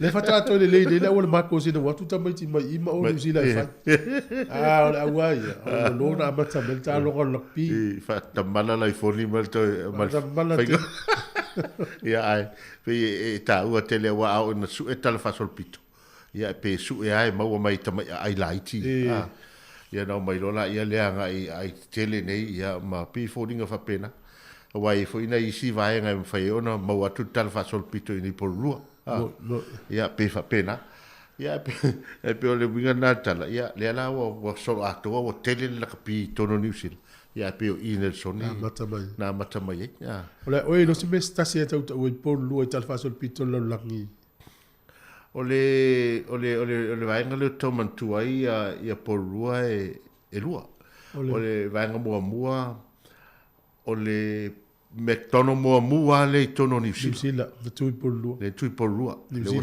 Zealand tono New Zealand ia ma le lona lua o le sukarati le lalo le witika te lo pesi la New Zealand a pe o ia le ia pe o nei vai nga na tate mantua e taun mantua por ta fa le ia ma le tua la le wa fa ilo bel tato malo o tala le vano le aso le nei mo kana ui e sufitu ma su valu tau sanga fa ile tu ilo le tolu le posta ia e fa yona ga ma tua le sa ile vano mo tato lunga to sfuru valu ia fa pe o na yo walo sufitu sfuru valu na tala le vano mo le tu ilo le tolu ia na fa fianga le tai au si fonga le le mua alo fatu por kalambe fa mi atu e fa mo tar sfulu tai nei il tato por kalambe so fu malo lo ina wala foi longo pu ile ina le tato o tino fa fianga le tai au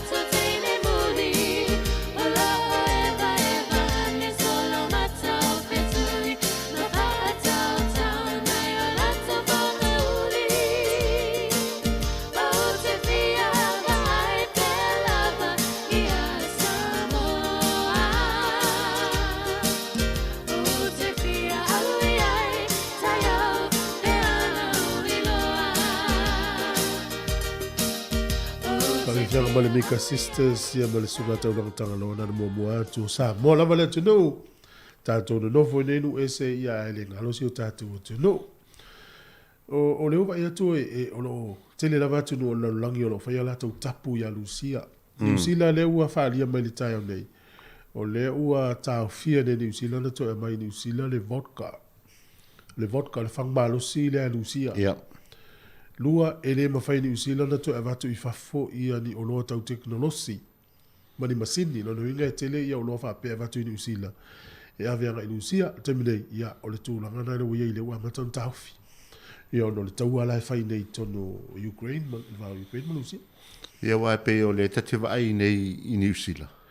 Tatewa ai nei New Zealand le tele o parostoa I mo mea tau lika o le voka a Lucia le tele tato wola mai za mo pe o fangu ale ta ua ta fangu vodka voka ali ko fangu na Lucia sa o Lucia sa wa ya le foi tatu vai nei tatu vai tua o le prenda Lucia ale no inga fa sai di sila to mai wa vese foi ma fatta o fale o lo Australia Ya se vai. Ina tele tupe maua ia le ale to maua la tupe. Lo no winga tali na lo no winga le ye tato o lo fo e fa teknolosi o le ave oi ma o tato ne ni sila le fo wa lu mal tu langa le teknolosi ma tele o IT tangata ia wo ia tono ni sila nei inga lu ai pe ole vainga le ale o vai atu nei pitonu le ka loli Wait Town mo Wilton le o faadia le o foi le o faadia foi la to le City Council Wellington o mana na o sui ia le ngoa le mantua o le ampasao o Lucia e inai le sipito kalori nei na le street nga mesin road mesin road tu ele fale le tu wela le fale le ampasa e se foi le malpui tele le lotoale le ampasao o foi le o Lucia e tu ese ia le tu tono taulanga e tu mai tu yo e le lau fai mai ia tangata ia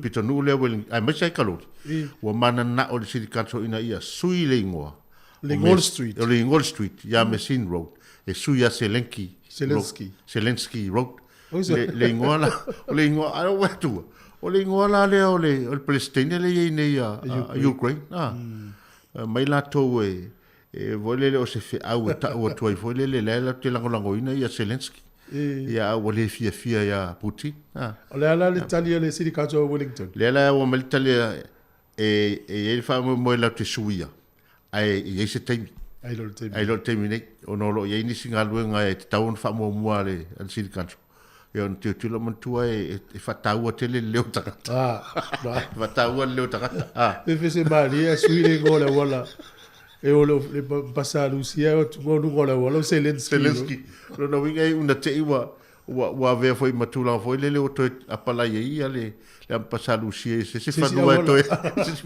ia me la a me foi se fanua fai mo pe a Zelensky e tautia foi ia vai o nei foi le o vai foi na foi san pepanita o le pili foi le tau e to la uina no pase na le tau le FPA Fair Pay Agreement ia le la wa tavai foi o le wa lango nai le o na yo tatu tangata ia me sa na yo tatu tangata o le fainga luenga ia kilini fama mai no o fisama ia o le la e tau e stasiotina ia tulanga se fulfitu tau sanga o ngalue se fulfitu tau sanga o ngalue nisi taimi e overtime ia ai pe fodinga mai o le lava sanga lue se tulang foi le o totongi ele talafia ngai ia le pe o fia la to lango ma o fafetai ai foi ia le minsta Michael Wood i tulang foi le mai o le pili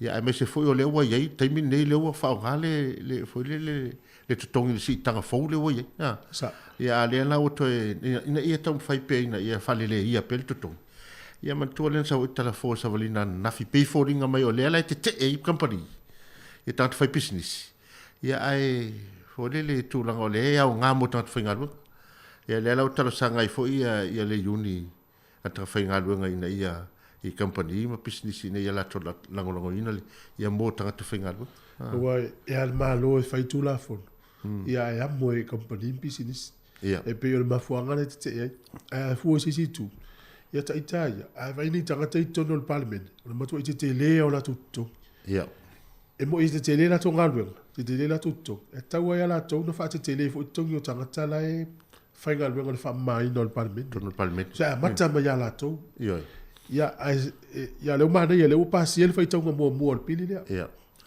e ele fa tonga lo na lua mo le fa tonga lo na tolu fa to ave tu la fo no mai lo le aso e fa taua ina ia fa tu la le fo na sa ni tatu telefon o le tele yo le se senga o le va tongi o tali im tamaita o le fi nau yo tamaita iso fi nau ile la o fa ya pe ya no lua le tau ale wa fi sitting ia tamaita wa pe na mafu mai pe on sa tala sa o kiwi sepa le tele o le se e pe fa sawi na tu te lo tu pe a li tu pa ina i lo tamaita ia pe fodinga mai ia le wa ave ia mafu mai i toto ia sa ia le fa pe se ia ono tu langa ia pe ona ia i foi le ai il fa tu langa no tu tongi le atu no le awai le fo tasi se malo lua tua malo umai o e tato tonu I Samoa la foi ia se a wivi ia lea wa umana fua mo to I tūlanga pe nei. O le manu ia le watu pulanga faule o mai nei le tupau te mai tai pe fu ia so ia le tupau te mai tai.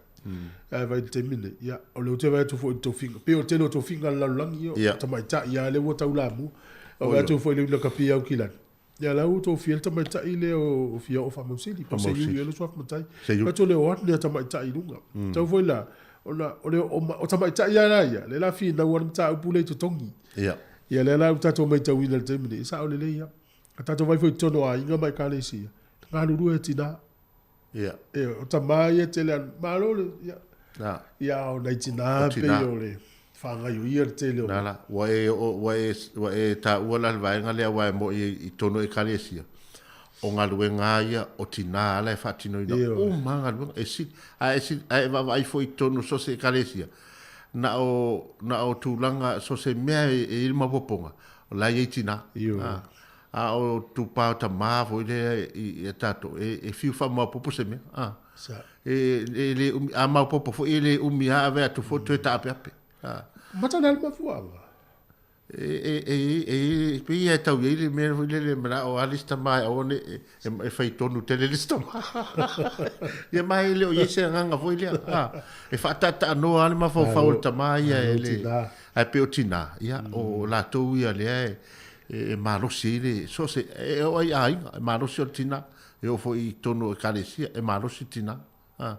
Ia pe o turanga lai ia o taulona au mai fa foi le fa pale ni uma me uma nei vai tau fa tu sa tongo tu am tina ona pe o sola ia pe ai atono le sa mana ia tele ia tina tama ai fa le mana ia le tina le o sui le te ia le o sui le te ia wa pe fo dinga mai ai alu to so lo pe te o tato fai tau o tu se fai tu ai vai te fo o sala eluma tata yutai ia pi fale mana ia nei tina e pe ia mai a foi la wori inga la fa sei o la tu supu la tona le si fine ole fesili mamma le si tene titi la fesili mai te ia ma fesili titi le aieva ai pe a fai meio fa lolonga tu lo wa ole fa ina sfina galo e mamma fesili tene titi fa mai te ia mai ona ma fu anga le na ave te utusi matanga tala no fo mai lu mole lau ai le te utusi ave matanga tala tu ore mkuka mai ele fitawi tinga ina tata tu ore mkuka nga yoi ai na sa fa yo tanga tala tu mai lu mo ai mo na to te utusi ai le mo te utusi tanga tu au te tanga tala mkuka o tina ya no fa ile ile tali te la tali fai vai o tangata sa fai mai no o sa mata foi tu le mkuka e na lulu alo no pile maliente ni titi la tali patu vai tangata la sa fai mai lau no mai o la mo te utus sa mata foi la tu i le mkuka ai tarsia sa tarsia ma ele fitau ai tarsia sa o la tala mata mai le mkuka ia na te la mata no wai o le wiga vai tala e ta ua foi le manatu ole nei teni titi ua fo le vai tau ua matua I o poeta o matua o tamito le fa ingol poeta e pe se tulanga foi le se fulu tau sa ti na sili mai o la wa matana ia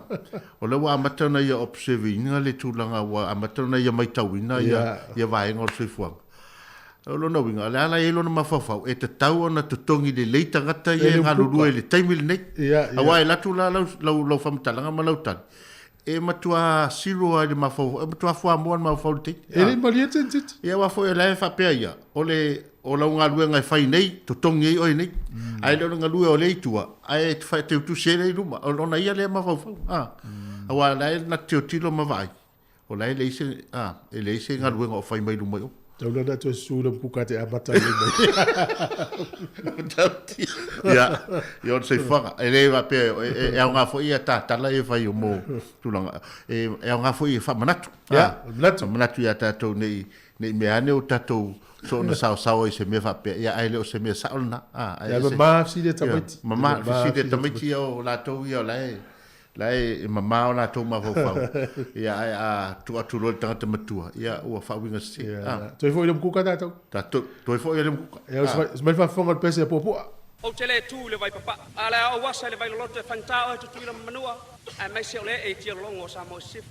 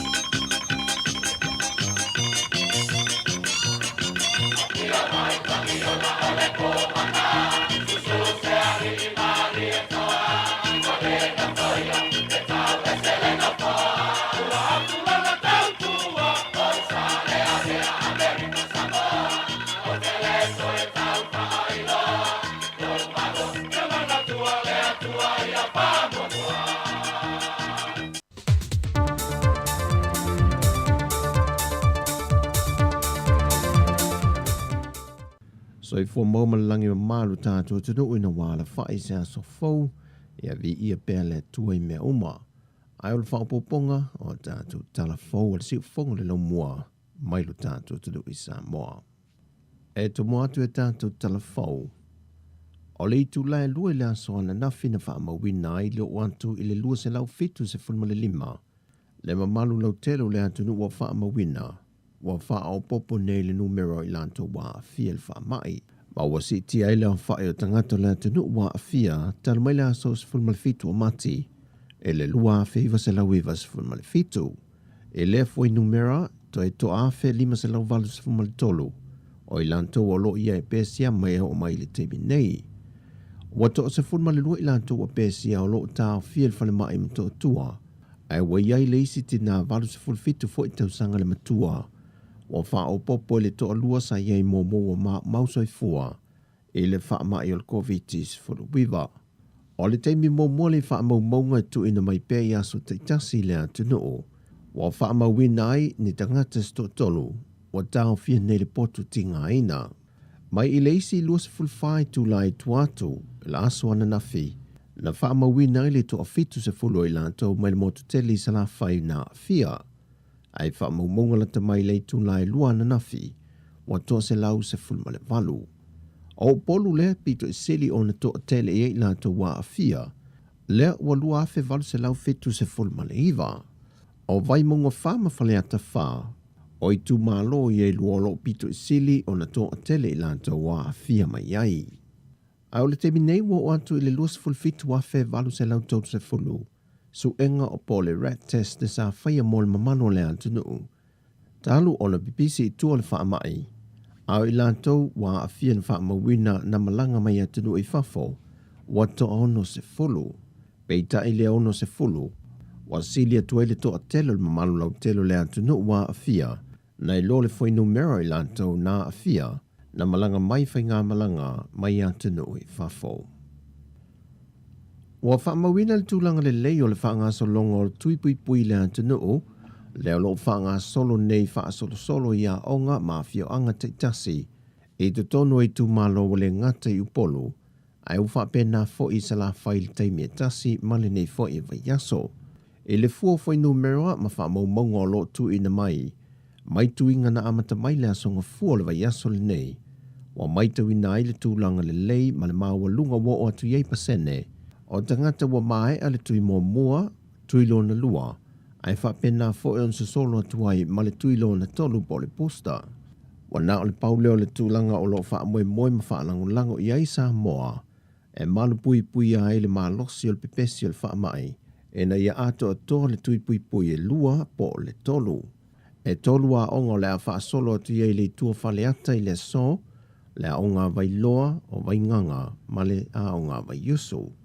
O lo tu mau pea isi no whanga e whau whatu langa le soifua maloloina, E iai le ofiso tuipui le EPI building, whaafsanga e ma sepen renis mututua. O le whale aonga whaapitol soifua maloloina, ma le la soifua maloloina matangi ala lua. Whaatasei ma whale mai whaai tu maloi upolu. O tui alo whaanga solo e au fiai le poster po le tuilo na tonu, mo nātou mai le sifuru malvalu tau sanganga i atu I lunga, wa nao I lātou ia wa mawhai o nā angawaa ina ua silia malitoru maasina, tālona mai ale tuilo na lua. Whatasei mai lātou o le tui mua ma le tuilo na lua, mai le tausanga sifuru valu tausanga o atu I le mātatua. O tui pui le whaisa, mo le whanau sifuru lua tausanga le sifuru fitu tausanga le mātatua, mo le tui mua ma le tuilo na lua, e anga waa Yeso se no whanga I le so. O lo tādia pēr, se tui pui mo whanau mai le 5 tausanga, a ngai le se fulu maltasi tausanga le mātatua. O le aso nafi na tuina mai Yeso poloa inga le toi a mata ina leo ngā ruenga wha atino, a le mtanga ruenga le wha masinonga mo upolu masawai. O le toi tala ino tau manga wha masinonga I muli no umatua sivi, o le a muli ta ia lava ia teimi wa whaata oto mai, mo teu ngol polo a inga o la sanga le numero lua wa se e iai le antunu. E a mata na wha sinonga mai leiva, ai wha mai ai le lua I le auli. O le toi tala ai o le wha wino ngā ruenga le wha sinonga, e mō mata opu sa tau fia o no vavao sa whiangai ma le antunu. Mamata opu wha anatinati maonga. O mata opu e wala a wina mo le wha sinonga seli, o whātu langa whaamsinonga mōli se whāwa yaso I luma, I le aso tofi aso fitu a perila, I le afoliva I le tae au. Pei tai o isi mata opo so ala upu lengo whaatanonga whaamsinonga whanua maswafa, ma mata opo so tai pālota ma le au nofo wa aia, e leo mawhai o na whātu langa e wha wau, se ia toi wha sila se isi teimi tala whiangai. Wali liulu mtanga luenga le suawa e whaia se isi ana o nanga e wha wawai le tutongi na wha wawa billion malo le antuna o le suawa I. Tal wai le tāpu nio no ofisa au tui pia I aso na tāpu ni ai le antuna o. O le awa nanga wa whaia le suawa I o no se tālo sanga mai nisi o le mamano le antuna o. E se awale tutongi ai a lato pili le suawa I. E se maia I lato lo whaonga ina le amtala le au o nanga a le company telefoni le Vodafone. Le ua mawhai ei on te tongi sa o atu ai pili o le mōli whaata sei mal pili vai, e whaonga ai le au o nanga.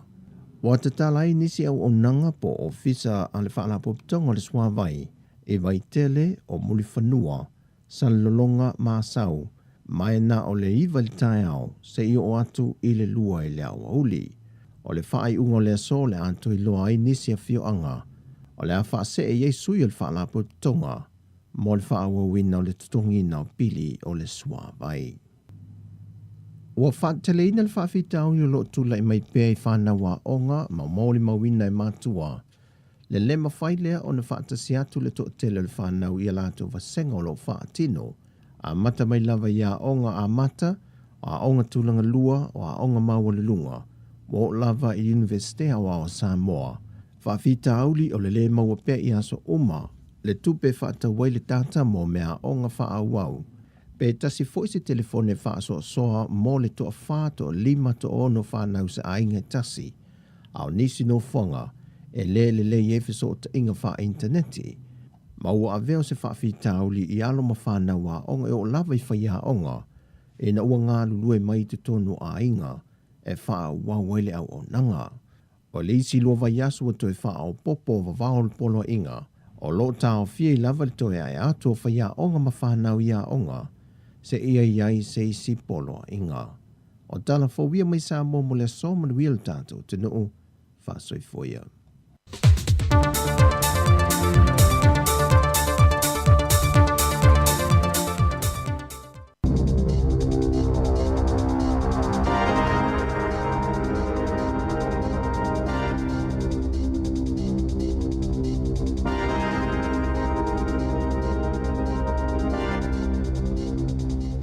Toi whaatalo whaatol whaapoponga o talafoma le si ufonga le laumua mo le nei vaenga o le tae ao. Ua whaaleo nganga whaafitai o tangata whainga luenga le soifua maloloina I lo lātou whaatonusili Dr. Ashley Bloomfield. Mola na ngā luenga tele le tau whingo se tūlanga wha le tonu tele e ono o ile polo kalame o au nanga na soifua maloloina ona ole wha mai. Wha atase ma le wha asau ina o soifua tangata o le atunuu. O la lātou wha matalanga e mtoa so tai lavalo lātou manatu malangona o Bloomfield ile fia malolo. O le masino iu la ia malolo i Dr. Bloomfield ai toi sifululua masina le umiola na kone karate. Ona ole tele o le tūlanga vai ma le lela wā maili ngā luenga i le lua tau sanga utua nai. E le to tele ni tangata whai ngā luenga le malo e lau i loa wha apea lātou au nanga. E pe ona tā ua. Mo le lua tau sanga, sawa ai e tutono whale ainga ta itasi ala i whaatala noanga matus tala ia sa uma. Le whaatono sili, whaatasi ma le pāle mia Jacinda Ardern, ina ua amata pepe sile virusi al corona i le atunu. Na whaalie John Bonning o le ta itaifono le Council of Medical Colleges. Sa mawhaio na talitonu ina i le atunu o Bloomfield, ma sātu māti le tila fo'i ana ngā luenga na iai mua atu, i le ngāta o se tasi na avia mafo mai, na ngā lue mo le whaala potopotonga lo soifua malolo ina lalangi.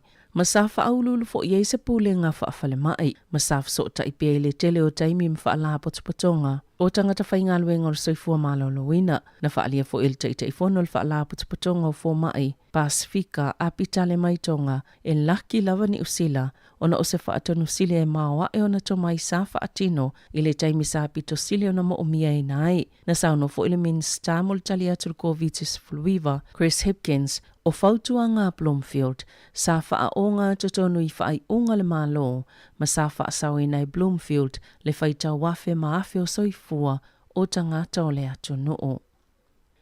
Wauna ina e tangata whainga luenga le countdown na lato supermarketi, ina i toi amata le polisi o aso malolo mo le COVID-19 fuluiva. O le aso ana na fina whao ina atua i tangata whainga luenga mai le countdown, masui mai le First Union, se talo sanga ua sainia le to o lima awhi o tangata, i le ofisa autua le countdown i au kilani, o le talo sanga, sa wala awaina i toi whaafoi, pe toi amata lea polisi al company, na ta wese sui o le First Union, Ragda Hassan, o la lato tu walalo le company, ina i toi ilo la lato whai unga lea na tau fiele tu watu, o aso malolo po olivi mo tangata whainga luenga o lo mo mieina, i aso malolo tutongi, e whaanono fo e sea ai mo le COVID-19 fuluiva. I le taimi na matua pepesi ele Omicron, na silia malilua afe lau whainga luenga na malolo. Ona na ngase, pe sa whaanono fo e sea foi, ma sa whai nei le sapalai o loa, mo la tau supermarketi.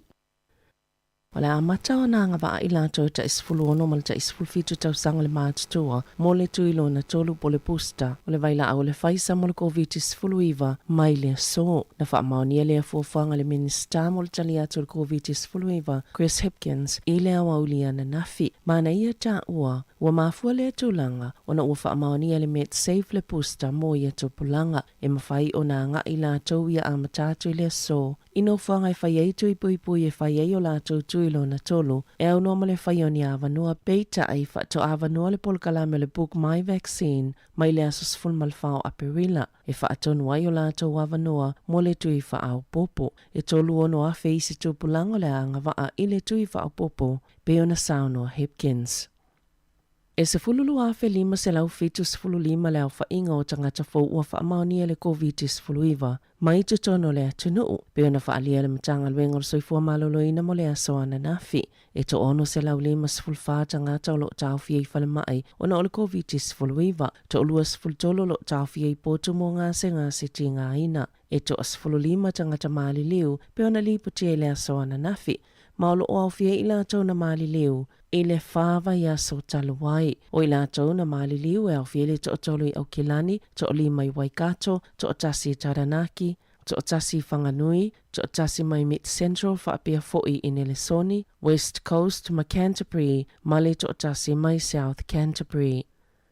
O le asos fulmal valo i uni o le a whaataunu ui nai le whainga palo tala i titia le to malo o Tauranga, pe ona whaasisila le pale mia Jacinda Ardern, i le aso ana nafi, ua mafua na whaia lea whainga palo tala i titi, ona ua wha ama vai le whaipule o le umia lea no foa, Simon Bridges o le vaenga whaia le National. O le tulai lima i lea fiafio lea so no me, e amata wha o ngai nai le wha ama vaenga Bridges, pe ona ta ua le pale mia, o le auli o lea soluas fulfito me, e wha angata isu i wha atutu, mo le whainga palota. E 20% mawalunga to ai tupe whaasao ma tupe teo wale kiwi saver, ale i tu pāwali i nailo isi tamaitai, e tu sai masa sai li linga fō. O le reporti na whaalauloina le komisi mō tangata ua malolo retire i le so, o lo ilo i whaamaunga mai le 2 miliona iwa se lau fast full whaafe ma le 5 o tangata e whaisao whanga le kiwi saver mo i tu pāta i tasi. A tu whaatasi sao whanga nei e tu sama le 5 te si ma le whawha biliona tā la i o mai le aso tolu tasi o te se ma lua fe lua tasi. Pe a ma le tolu sfulu lua fe 5 se lau 5 sfulu tolu tā la le pālenia nisi o i tu pāwali ai 2 sfulu fitu afe. Ma le ono sfutasi tala mō tamaitai taito tasi. O le vāvā mamau lea beto sa maltolulua pasene mō tamaitai. Wata i 5 sfulu mō na tupu tau sanga le mātutua. Na whaalia Darwin Stewart o le tasi na amataina le pol kalame whaatau sina. O le Mind the Gap ina ia whaalata lata i le vāvā mamau tupe whaasao.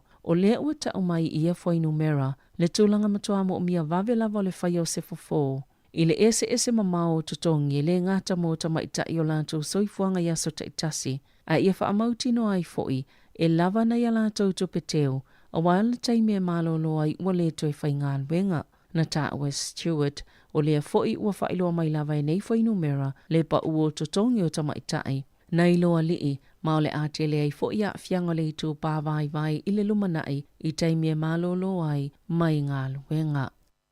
E mo mia lava nisi whaatala noa ngai te le au o na whaia, e winga le soifua malolo ina o le tu pao tina i te tono New Zealand.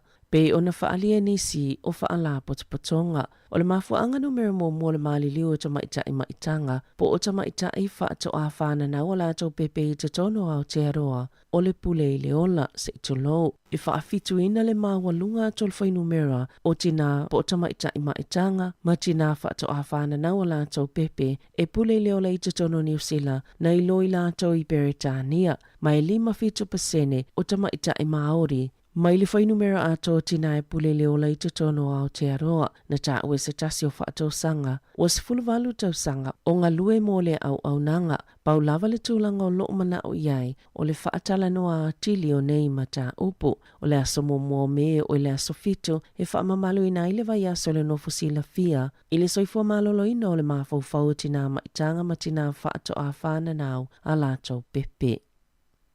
E 5 se lau 5 fultala o whaasala i naise tau le a tauranga i lona tau mawhai au mai whaananani la au mai Thailand, Beretania ma initia e au noa masipe me tai whaatanga i nai o ia e tolu tau sanga le matua o Scott David Peters. Na whaasala ina le whaamasinonga whaitu malo au kilani le asoana nafi. Masaya tau mawhai au mai ala au le atunuu ai leise pe me tai mwhaiona ia au mai ala au te tono New Zealand. O le au mai e whaana nao ni la au wola i le ini pe mita, e ona mawhaiona au mai e mani manu ni i whaala fua, po oni wha mai, e ona matua a fia i lava whaatoanga ma le si o manga le atunuu, pe ona ta ua le vaenga o suenga a le matanga luenga o Primary Industries.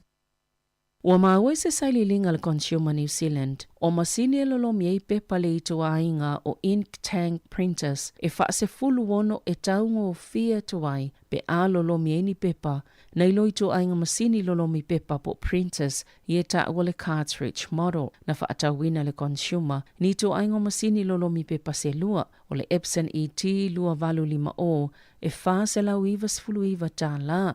Ma le Epson XP tolu tasi o e taitutu salava a le itu aingo le cartridge model e se lau fast fulu iwa tala a e na whaatau le fast fulu iwa tala i se pa ufa a pitoa o na whaia leo le suenga ia itu ainga masini lolomi pepa e lua e le Consumer New Zealand ma na ta ue Paul Smith e uia tau ngofiele masini i le taimi na whaatau wina mai ai a e umane wa sili atu le tau ngatao tupe tutongi ona o le tau le vaitusi po le ink fole au mai ma whaapipi i ai ina ia mawhai o na lolomi le pepa. O le XP tolu tasi o Epson o lo o au fiei mawaitu se mawhai o na mawai pepa i se lau tolu sifulu pe a lolomi pe tai o le isi masini le ET lua valu 5 Eco Tank. E mauai ma le vaitu se mawhai o na lolomi ei pepa e to sa male ono a fe 5 se lau i le lanu uliuli ma le pae ma lolomi ei pepa e 5 a fe 2 se lau e mauai lanu ese. E ta alonga E tolu vai aso whaasala ina ile wingi le Blues o Caleb Clark, ona o se taalo le tala whianga ina mafuai, ona le mawhai e tō masi alo si o le moana Pasifika ona whaawa wina le taalonga, le ana manu malo i le Blues se whaas fulu ono, i le se fulu male ono, o le pole asolulun tula i e Clark i lo mole Sansa, e tali i lona morianga ma le whaanaunanga e le mawhai na whaasalaina pe tai sa le imanuia, ma o le ale mwhaineo na taalo isi taalonga e tolo le Blues, le ufa atulanga ina ma le Chiefs, Crusaders, ma le Fijian Drua, o nepo laulala le isita mo le awa le Blues, le a fo ina whaasala i le tolo o vaiaso, e le mawhai ei o na taalo o na o se pu e na whaonga i le tau au i se tamal moana Pasifika i le asolua.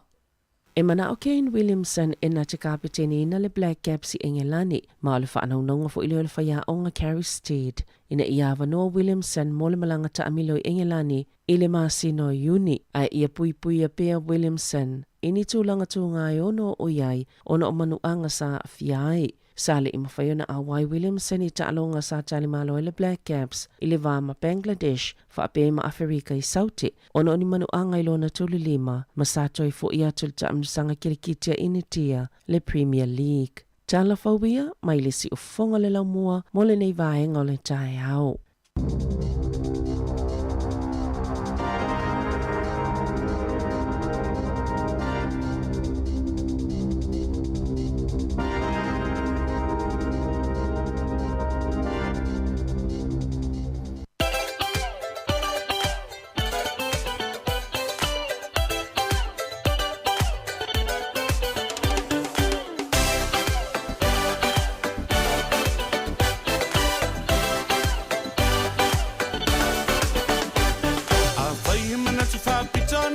Tangata, oyo uasili, sili lava, natule ali mau osa tele na mea, ona vinga na menino I love, alona valea.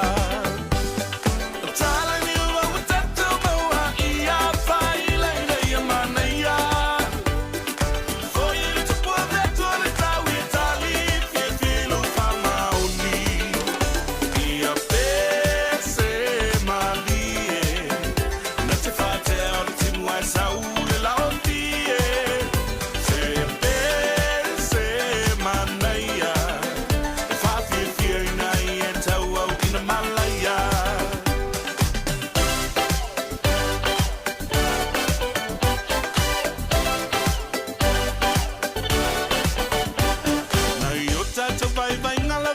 tangata uatili mawalalo ai le tulanga aile na forma walalo tau sama anga e bala au nai o e fa no foi le masala fa tala ni wa utatu maua ia fa ile ia manaya foi le tupua vetu ale tawi tali filo fa mauni ia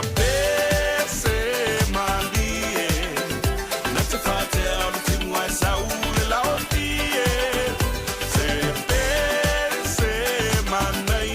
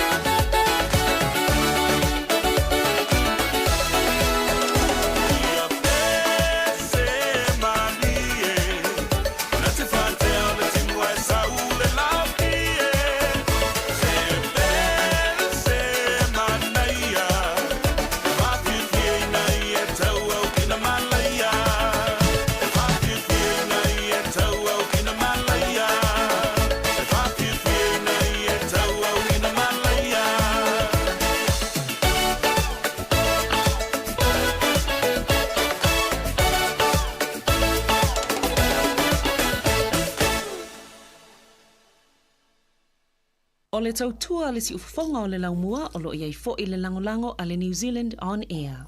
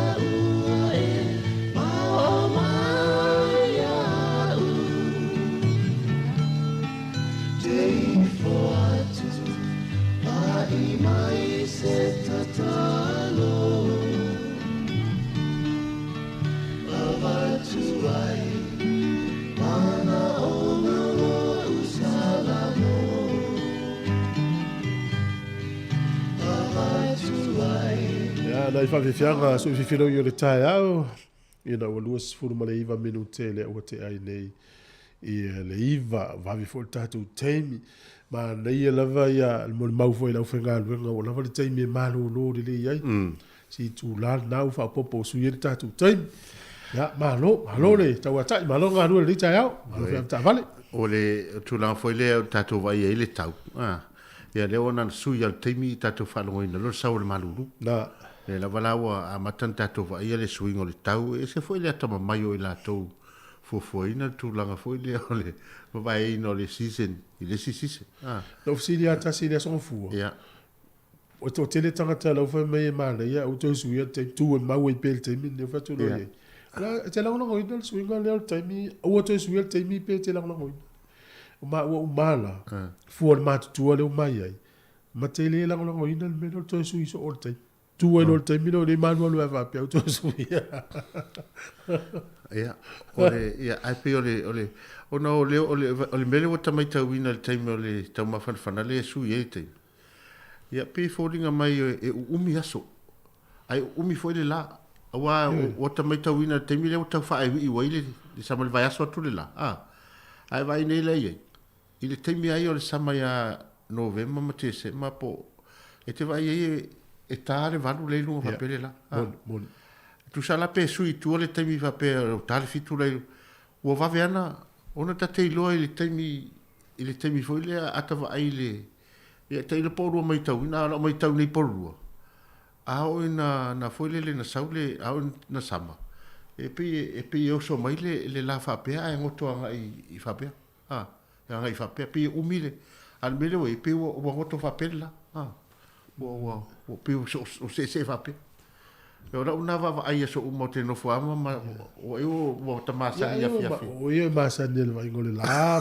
sino no futuro o ta masa ni matonu i sa vai ngoto le la talo tano fono foli foi le ta fanga matio tilo te mi pa uone le matole la ila lo ai foi le pe sulungia ngai sami pe fiel ta to no ya so ye mo ngana fia sola o le mela ile la se va se fa e au po o le o vai pe o natala na ta ola i fo fai mai o to na to vai o mato e te mi foi le na ta o ngai i po e fe tu lo sa ta la mai na to nu ana e ngo to le la pe fai manga o foi fa pe a le winga foi fa pe ma mau o yo le winga pe le winga na ma mau fa tu ya ma ia ma to nu ngo to le la al me monia e le ngo to ma to nu se la e ona pe o matonu la tala e foi le muri le situ so vai e ai le voto matonu se la o fa winga ina tala na tanga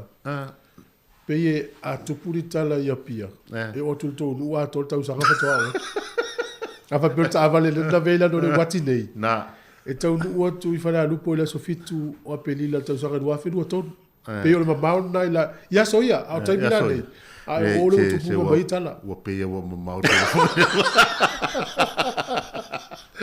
e a pe ole a sofitu o me tan ya te tu a peli se o vara mau no winga sa ora o me la ngo to matalla ya ai ole na o le tato ia pe le swing on tau ya fa te foi mo la to le fi fa ia so maliu mai ma fi fa foi le so maliu mai i Wellington ia ta pena le lo ofu ma fana ina ia e a mai ma to pitonu ia o wa e ta pena le ia o tama nei Wellington o le aso wala ma fana ia e ho for furu lua te ia le sui mo tau e ma lilo sa le ia ya manuia ta to lu i lo singam fe au nga solo fo ne yaso ma na e ia la foi to fa ma ila to sa ta alo ta lo la kapi Australia ma foi ta lo ta lo o le fi la va ia la o ia pe la le ile o lakam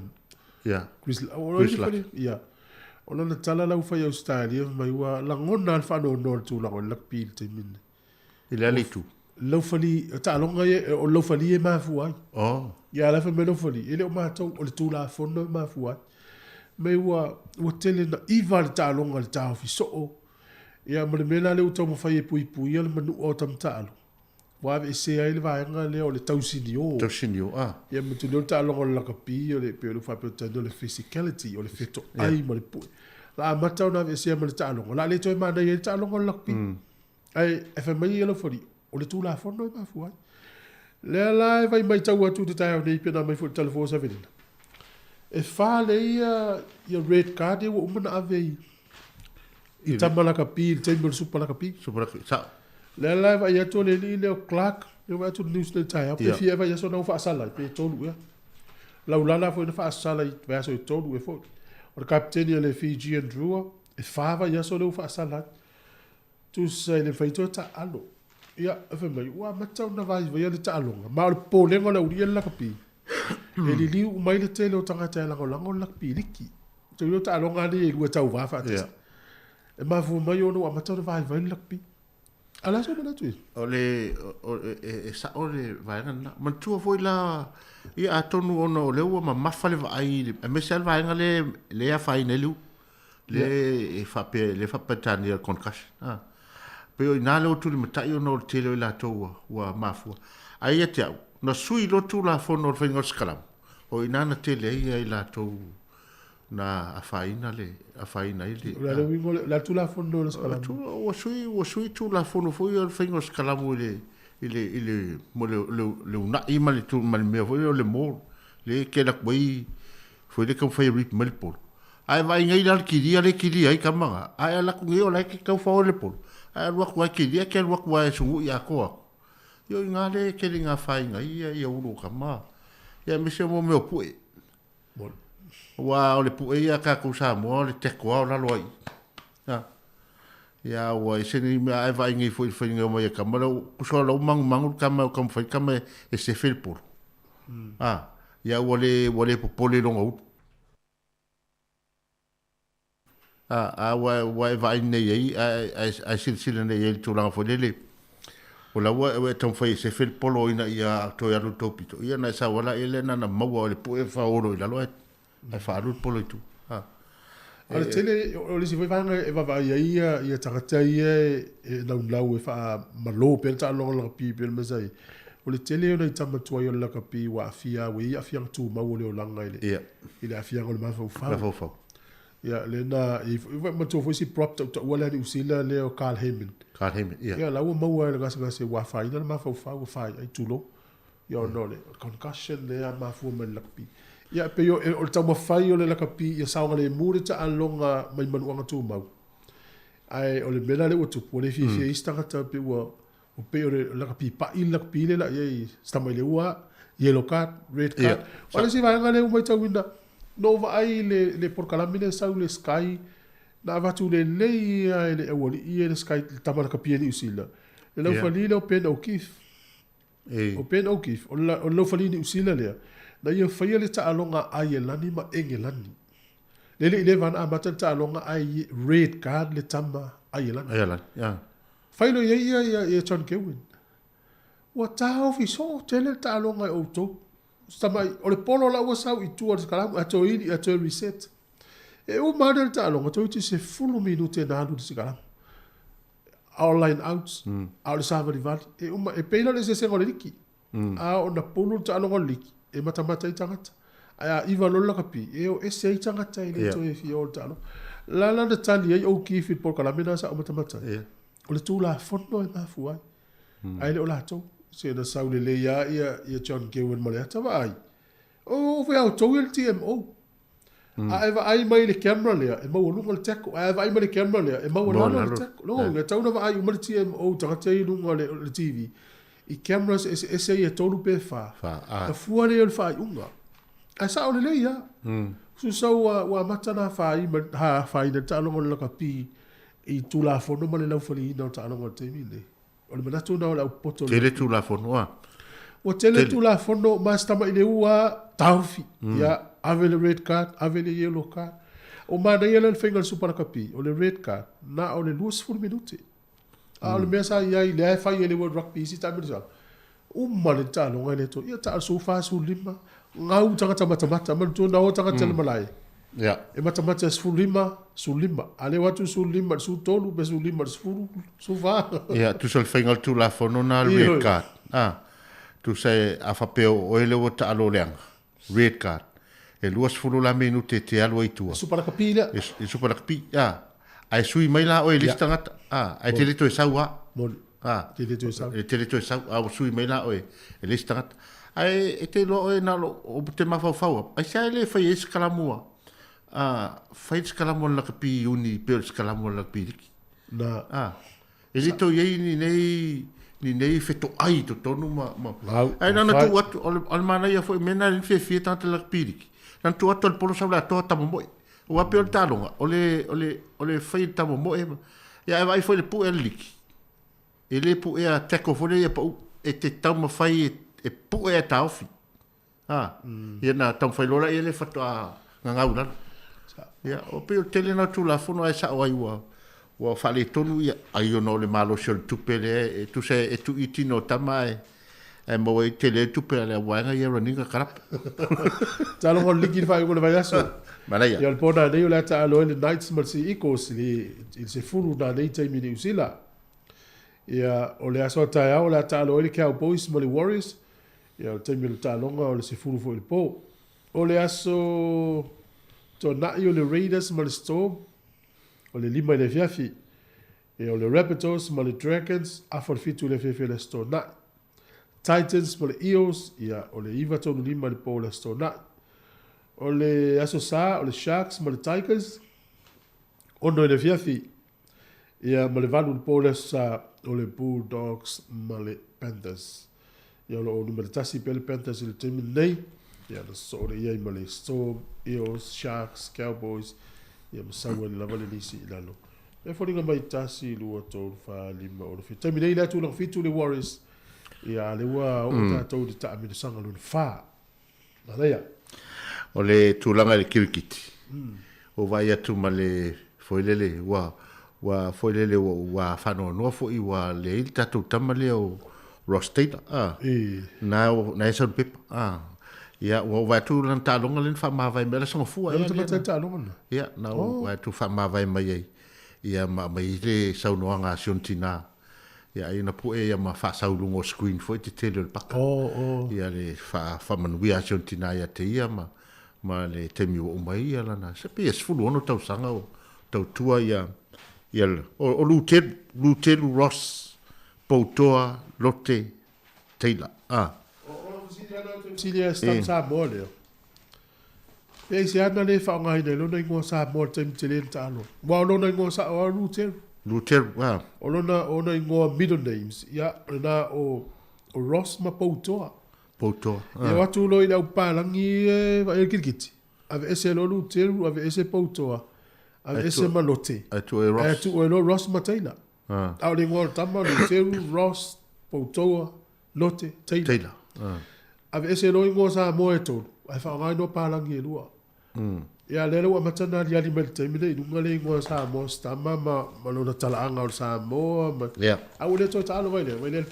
le people tao nei pa si se ma foi le tu na no fo mai mal pate sa mo ma lo na ngona le ma lo tele tu e sa pla me le fa igual te do kititi ia Lutelu Taylor na wai ole memonia le futa tala no mo ai ole tamana a matalanta alo ili kirkiti samo talonga le awala le a mastone e fakasa mastone terminan ta alo metama e fa ato tama le ola ititi la lo termina pe fato a valu le ivat le tailo foi lo tali le pe tu sama tama ai ta tama le ya o te ia fa pe te lo kirkiti para que te o so manu ne le go ai to su et yo le oila tama le tuana le go sa wel termina por Rossa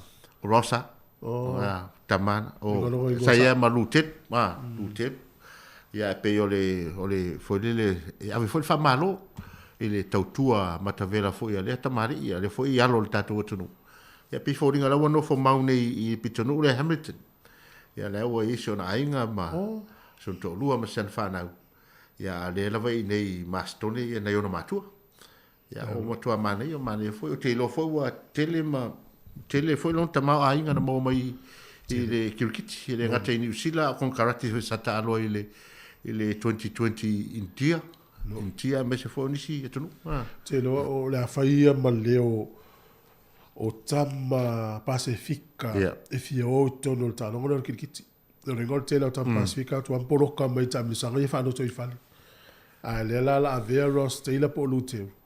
E nati o le whai totoa le e a matano atu ita maiti Samoa Pasifika i lunga. Whai lau tala stam Samoa leo teo vanga nā.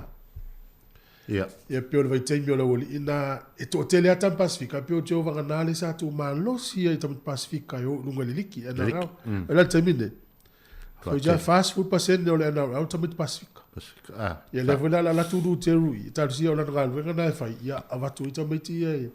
E tamiti Wellington nei e ta alu au Wellington. Tuale leo kirikiti. Ia wapi wa o neva i tau. Upe o tuli matai le lakapi. Pe o le lakapi, ia, ai mantua. Wa uti ava noa e maua le lakapi e mwhaina e alu e present so. E alu ai fole le ave tau ave so watanu. Ia ai pe o le kirikiti. Ia alu na o le soka. Ta polo. Ia o le ta polo. Ia ta longa umana. Ia ave umai ta polo le stalo. Ia fatava le polo ia e tasina talo ia le mole periati le sinuka tava ia tu tupe le foi ta aloi tamana a ele nta mai tu si o me mafa ia si me mafa lo vai foi nei o tatou to mai te Samoa le foa mo mai ia pin auro pe nei tau vanga le tau vai ia le matua mana ia o tulanga i ta longa i nei o tatou walo Samoa ia eva ai le ta longa i lo ai lo vai ato vai lo tali ia lai avea foi mai se poe se po ai ai vai so natari ya le ele na me po vai le ila pe po ala sa eli le kapi ala so ta ya ta lo ko le bona Pasifika mo le Highlanders fitu le fiaf ya ta si fo ta vai sta to au wale vai to le malo si mil fa ya on amnisio le au sa mo le fama ya le la wa va to le au le mtwa ma na ye tele le au le we te ne ya ma na to fa le tamat ya mana foi le tu mana le tu la o le tatu au ngal mon Pasifika al foi la tala le matanga ele foi tam sanga le super rugby le Pasifika fat a tu la imele mon Pasifika o tele o foi le o tele o manatu e tu la imele le a moni malo pe tasi pe lua wa mana ya mo tam sanga ni a o le tau sanga lona lua la ma lonto fo to loilo wa matua saulea wa a matana na foi le masani e tamai tonu marai wo lo ele stama ta no titi ya sa ora utala so yo atonu wa e sa wa lo pe lua pe tolu ni na malo pe ya pe a fa ya ta sina na le hurricane le no ba fatia o fa le anga mo Pasifika ia fai lo le hurricane o lona le leo ta mi sanga tau sanga ni e valu au e lunga ia na la mo ya la fa ina Hurricanes ia no top 8 na la ma na ia la ele pio le mesa ia na le fa ia me na sa tau fa o ia e temine ia ale le foi la mo Pasifika le la tunga le a o tu la valu ia la lu no so ga fusi e ele ia va no ta alo ma Australia o mo ta mi sanga le ta alo ma Australia ta alo ma Australia o ina la telo ele to fe ina mo Pasifika esa fufulu mai mo Pasifika au le Australia ia le ta se pese vai foi ia tal si ta longa la so ta ia ta to o mo Pasifika pe pese tia ma ia no fo ma fa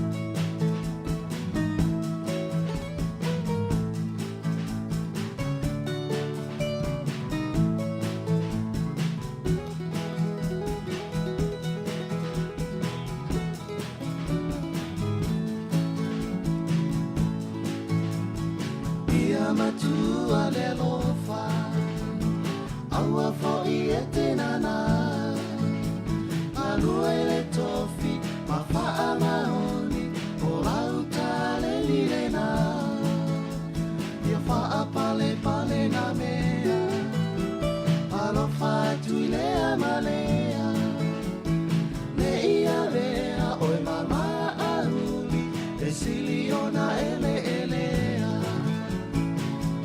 mana tua fo'i o te tosau e ole ngā hoi ma avelo ma whawhau ma apei ole matangi e angi malosi to ulu mai na au o la utu la fono ia fa'a mamalo noto fai le mea wa e iloa e tau ai a Samoa mana tua fo'i o te toisau e ole ngā oi a avelo ma whawhau ma beri ole matangi e angi malosi o ulu mai na au o la utu la fono ia fa'a mamalo noto vai le mea wa e iloa e tau ai a Samoa vai le mea wa e iloa e tau ai a Samoa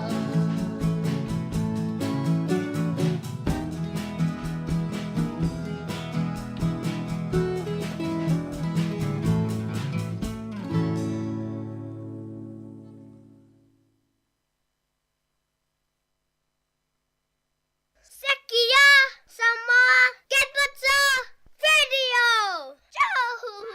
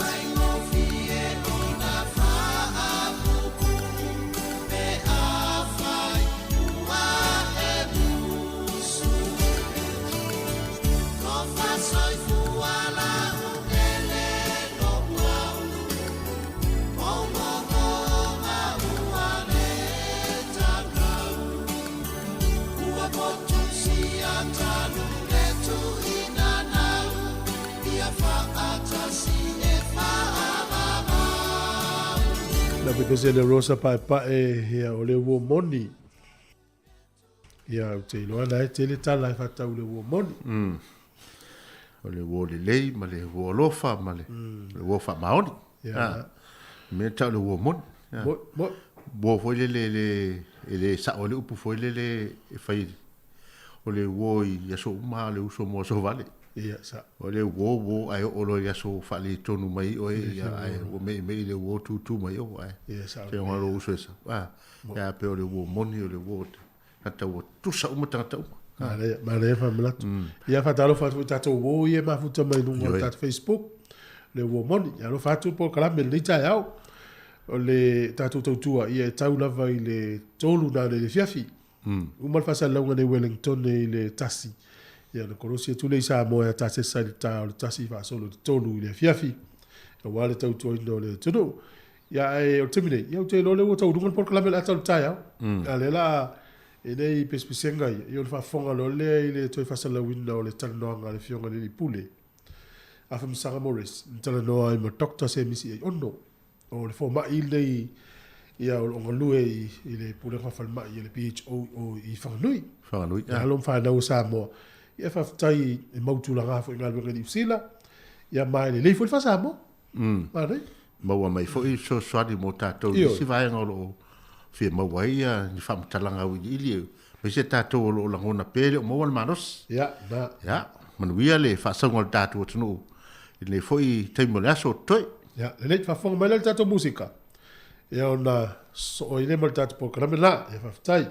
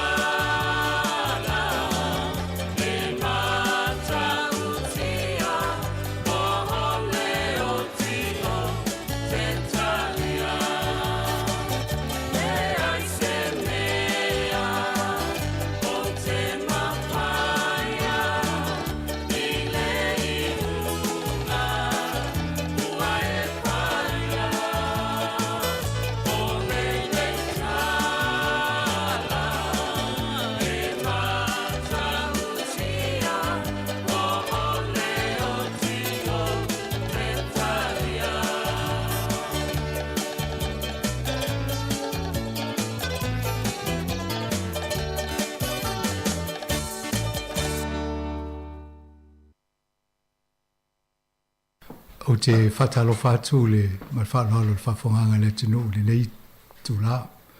O le oa maufo le avanoe e talatala noa i ma le sunga e le rifo mai Dr. Semisi ai ono. O lo tala noa i lunga le Zoom o ie le Primary Health Organisation i Hoanga Nui. Talo whalava Semisi i lo sunga le rifo mai ne tai au ma ne o mwhaita tala noa i lunga le Zoom. Ioi, mahalo se foi la sunga masanga. Mahalo foi fa fonga i le malo la tunu. O mo wala va no fa fonga mai ni tai au tatal noanga. O vai tu nai failo la e ngal wenga le tai au nei ia fa tai o leo fa vanolo a foi tu la tatal noai. O le lei mai ngal wenga i nau. Fa sin na leva le tal nota to lungo le tio o pisia le wala la fi solo tanga tel fa mai o le covid Ioi. Fai ole o mai o wha mai, ai pēna na mahalosi ai o kilani le matanga. Ia. Ai avu, o leo a matana wha solo le ngalu o le wha mai i si vāenga le atunu. Le vea i mātou. Ioi, wa, pe o mahalosi foi o tō, leo sili le awhia i tangata la vea il wha mai i Wellington. Ia, o leo mātou tālia. Ei, o fon fai matu tui pui e te ena ele fa mai te uti nga ine sisi. Ioi, o le mena whaftai i le arofo o le tua i tom whainga o tangata e whai umalatu tui pui e o foi le whaalua whaatolu o whai malbusta.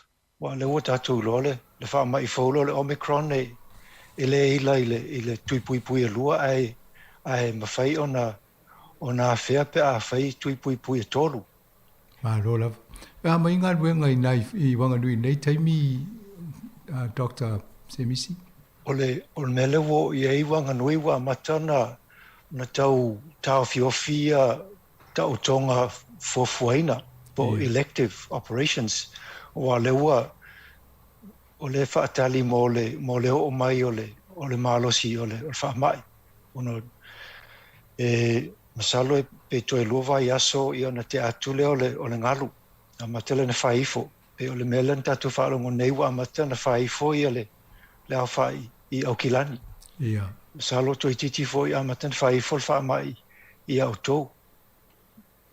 Le lawa tau whi matou tau tonga fuafuaina.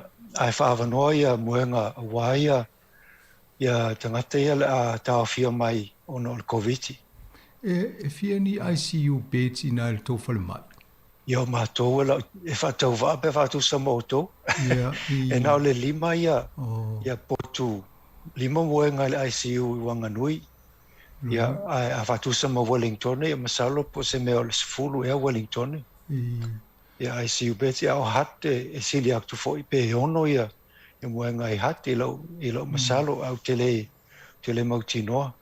A tono tūlanga tonu le lena whapolena le malo ina ia te ua to o tele ni se e mamai.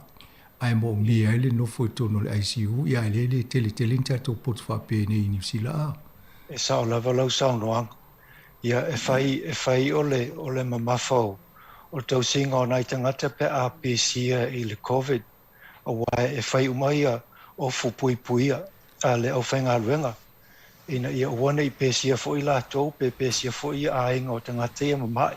Ia o middle moa masalo po, e to alima ia awards le ua whaavanoa o le COVID, whaapitoa mo le COVID, ai mawhawhala ngā ruenga nei teina tau si mai e mawhua mai. O no le tau mwhainga e pui mo le pesi o le mai. Ia, whaingta. O le tūlanga la e le ielea fo le COVID na ia autou, e mai le whasaro ngā solongo tuinga mo tātou tangata Pasifika. O le lei? E whio lolo i nei. E la whalongo au te leo maua ia le whainu mera. O wanganuina le ua sili le iwas 10% o tangata i wanganui wa umalato tui pui a lua. Ai, o le whaitonga le no mātaua lata mai nei, o le fits 10% le ua umalato booster, le ua umalato tui a tolu. Ai, o lae fia maua ia le awha ia se lau pasene, a o le se lau pasene ua mana ia tele, ele i ai. Sa a tono le tūlanga tonu a le nga inga ia le malo. Ila ia tau mawhai e au sia tātou le iwa 10% le whaingo tuinga i New Zealand atoa. O le moonga le malo na iai, ana e sili atu le iwa 5% ua mana ia tele. O no le tau whinga o le pesi o le mai. Ai langai, ia le antatou sila nei i protest ia na tupu i Wellington. Tangata ia te i le tui pui. Lena na whaila lacto protest i Wellington i luma o le palemene. Ia, lai whiololo ana i tangata na e lei whaalongo i le lapata inga e le ustai. Ia, o le whaingtae e le o lātou e tinga aina i lātou ngā ioinga le wawhai. E mo ia e pesia lātou ai o tangata mātutua, o pepe laiti, o whawhine o lai maitanga. Ia ma tangata lai maua isi mai pe o le maisuka, o le maisela. O tangata lai maua isi mai le la ti ngaina nei pe a la vea il wha mai nei. O le asa o mawhawhau ia o tau rifo mai ma tini tausi mai ma pe a tau sila mai le mele na tupu i tangata i ele tali tonu e se wha mai. O whanonoa o wai i pe on ta watu e mo ia e ila toa ia e te ena ia le whai o le tui pui. Ai, o lai wala na malosi lato finau i te ena tui pui. Ona o le o whaseseina i tala ia whea i lungo o le internet, i lungo o social media, o whaseseina i mea sa ulungo o Facebook, i te le la ia tala whaasese po misinformation i o tai e sea nai tangata nei. Ai, whaingtala na toi fo i mai tangata na i le lalulangi le tau te ia. Pea whaaseina la tau tonunga. E sa o le leia o le vaenga te le ana le o te tonu i tau na whai fo se ngā ruenga ale malo ia matato uma. Ina ia whai se awala e ma whai ai o na toi a malamalama tangata ia i le winga tonu o me e tutupu nei. A warungo le tio lau sunga le foma i semisi. E tau mo whai le ngā ruenga e a mai scientisi e malamalama i tūlanga o masingase e mai a mātou ia tangata mai i le American Institute of Medical Research. Tata nole le whai ngomeni o tui ma le awhianga o tangata ia ma le sefe foi pol saunga le mō tui. Ia o pol kalame umana na whai ia ma le au tausi mai foi nei Wellington e lavala tau ma mo Pacific Health Services. Ia le peita i na ua ai atu tangata ia na te i lumba o palemene. E mo tatu tangata Pasifika. Taro whai.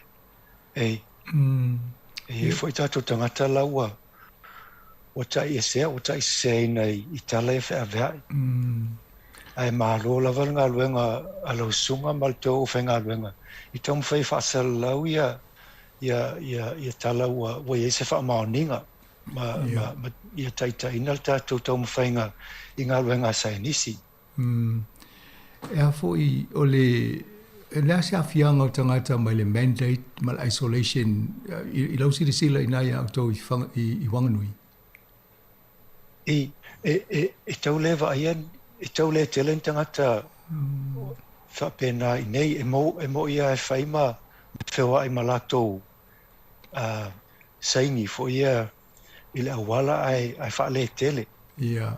Ele i loala i nei ia se mea tupu pei o Kalestete ma o Kilani ia mai nai Wellington i le tumu o tangata whaapea.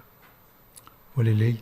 O leo a mata on tatala le malo ia border restriction o tae o neine mata le noa i male whaipule nei mana o a fo Barbara Edmonds. Ia mata tano le nisi o fofanga fo le malo e pene e le talanga o borders leo a mata on toi tatala ia mwhaino mai tātou. Ia tonu a tatala lo te o Samoa la mo fu se ava no te malanga i Samoa fasina malo ronga a se misi. E mana ia mo tātou tangata a whain toi fso tai ma fe malanga. E saula walau saunoanga i lo sung. Ia lo te whalongo nei tai au ua iei community case mua i Samoa. Ia. Olo no winga wa mata fo ina na whea vea ile mai au le me te whaftai ei o la ua whiololo fo il pasena o tangata i Samoa o lo ua umana whaila tō tui pui umai e tolu. Sa a tonu me tonu ana o le ua tapina pena fo ia tangata. Ia ai mo i o le la te tala. Ala iei ma le tutu unga i tau ona e malanga atu o mana whai o tui, whamaunianga whai o tui. E tau wai lai la tau e le whai ni tui teimi nei. Ia tau ma whai e to e tafa le fina ngalo ai o e whai tui, wai le mwhai na malanga. Sao la walau sao noanga. Tau ana to angatata wha umala to tui tolu. Ina i mwhai ona wha malanga. O le tūlanga i mo fōile le whai mo fia o na maua ia o nanga i nei Wellington a lato. A whai ai maua oe, e ma whai e mo o nanga e fsoswani a tātou, whaatau mo mea tau mawha, ia po ala sisi me te mo mia. O lo o ielinga ruenga le MST, sa whaatana no fōile Paul Kalame nei le spule o le Regional Commissioner i tūlanga lea. E whōringa mai o lo te lea ia wanoa mō tātangata a ina ia oe whaisiaki malongo pēr whapeo whaamaunia o ele ua maua ele whaama. E sao lava. E tā wai le mawhai ona tātou whaongai a wala ia watu umai e fsoswani mo a inga ia mo mia ia le isolation il fale. O la ia telefoni, numero telefoni mwhena whafsotai mo se fsoswani. Ia ai o whaine i ngalo a mo mea lau fo mai e mawhaina so tai lau GP, mawhaina telefoni, mawhaia ia talanoanga i lunga telefoni pe a whai e mo mea ni vai po ni whala au wa le e mo ia o le ua o mai al wha mai ai e mo mea fo ia le tau mawhai wha wau pe ia tonga whitinga o mai maasani pe o le mai suka o le toto maulunga o le mai fatu ia wane i misi whala au au foina i misi siaki au foina i misi ia isi tui pui au le wala o mai ia le flu o nei tau sanga influenza le foi tato influenza ia to titi amata na faia na o fa tui pui mo tato tangata mo le e pui mai le influenza wa le uma ia mai masan ile talu mai le lua filu se fudu ina o loka tato a tono le sina moli mausa ia o fai tia tangata ua lave vea ili fulu wa foi wo loka wo le fe wa tangata wo le mai tangata mai Europa le ma sai no mai le fulu ia tato e sa la vala sa no o tasina i tu le lei o le lockdown o le pesi o fa mai fa pia ia le la tatala ia tato fe o inga masan ia o 22 foi tatala mai ia le fulu mai si fa mai masan o le mele mate i loa i tonu lava i nei laumua.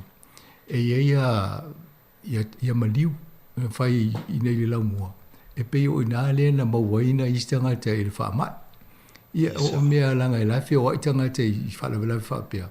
Ia au isi lai mai le foi le virusi ia ma PC i manisi. sa o lava lau sa nonga.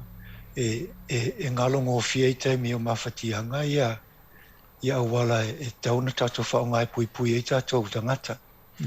Pui e tangata o lo soifua.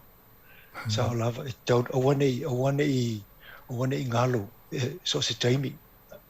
Ia whaingo o masks ia mal tausingo le vā. Ine awane i pēsia ia i sil wha mai. Na o tūlanga nā le iai. Mō o fo yo tato tangata inai to lale sa fa yo tangata sa mo mal Pasifika inai I pangalui nei taimi se misili stala auto o tele le fai numera e le titia ia le fai o Pasifika I nei au tele le fai numera fa pitoa o tangata a o ngase nai fai I tau tonga I lau sunga inai o ia inta tangata Pasifika o atu tono falmai. Ioi, e fai amo mai pe a ngase. O le vai aso nei sa pena o tolu tangata COVID nai tono falmai. To lua tangata na to no o mai ona o salato mai tinga ina o fiata auto. I fa forsei po emergencies. Ai su aku o laua ua positive le o maua I le COVID. Ai alai ese le mai lai o mai ai a ua tau fai la vea o mai le COVID toi la vea I si mai pe o le pitonga au po se si mea na mo mia I le tau fia. Alana na o mai la so to na e po la so saia I to lua laua te el fale. Na siaki la pe no fai la to tui. O te lei loa Ava pe o le mena fai mo siaki mo mo. Ele o fai loa ele o fai loa walai o le sila o le vainga o le information na tangata ia ele mawhai ona fai loa I sesi pe a musu fai loa. O le mele na tupu nei I Wellington e tartar noi foi mato. Po le ale la ngono le fo mai pe al watu nei sisi e watu sisi le na process e watu le foi si tui. Ioi. Feng tae e pe sili pe ale loa. O wane fa pitoi al feng o lato mai. Ai te ol meta o feng ol mai ai wane fa se fa masinong al fo mai po tento si mai. I me ale mai sa fai pe le fai. Pe na le mato fo I fa tangata pe tate alo fai na I fo mai le la watu ne tangata le na ru protest. Ai watu to tanga ingal fo mai tong fiti ala de foi si tui. Ia pe sili le wane I loa. Ole te no vai le tanoanga ma le tene tau si mai, o le tamatu si mai ICU I Engalani. Na saulung o le talai whanua. Pe se fulu tolu ia muenga I lato ICU, pe se fulu lua o mai umana iai o tangata tinga ina ai le I whea lato tui pui. Ai na fasili ia le tangata le whea le tanoanga. O la le mena pito o tia I aila na loto le taimina na tausi ai mai na e toa I le COVID. Ai le I whea lato tui pui. Ai wha mai o le mena whanoa noa. O le taimi wa tinga ai na le mai. Ai toe lili watu le mai tausi mai wha mai. E ma whaila na whaisau tui pui taimi nei. Ia a wa tuai wa malewa noa.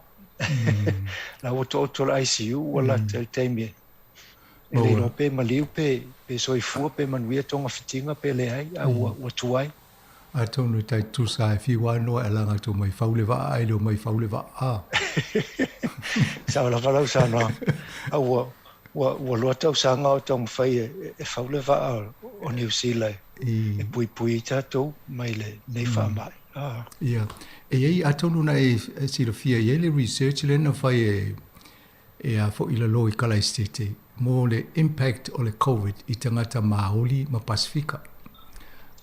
O lea la o le vai aso nei lea te mau atu o lai whai ele li poti le fo ilmtanga luenga o soi fo maloloina.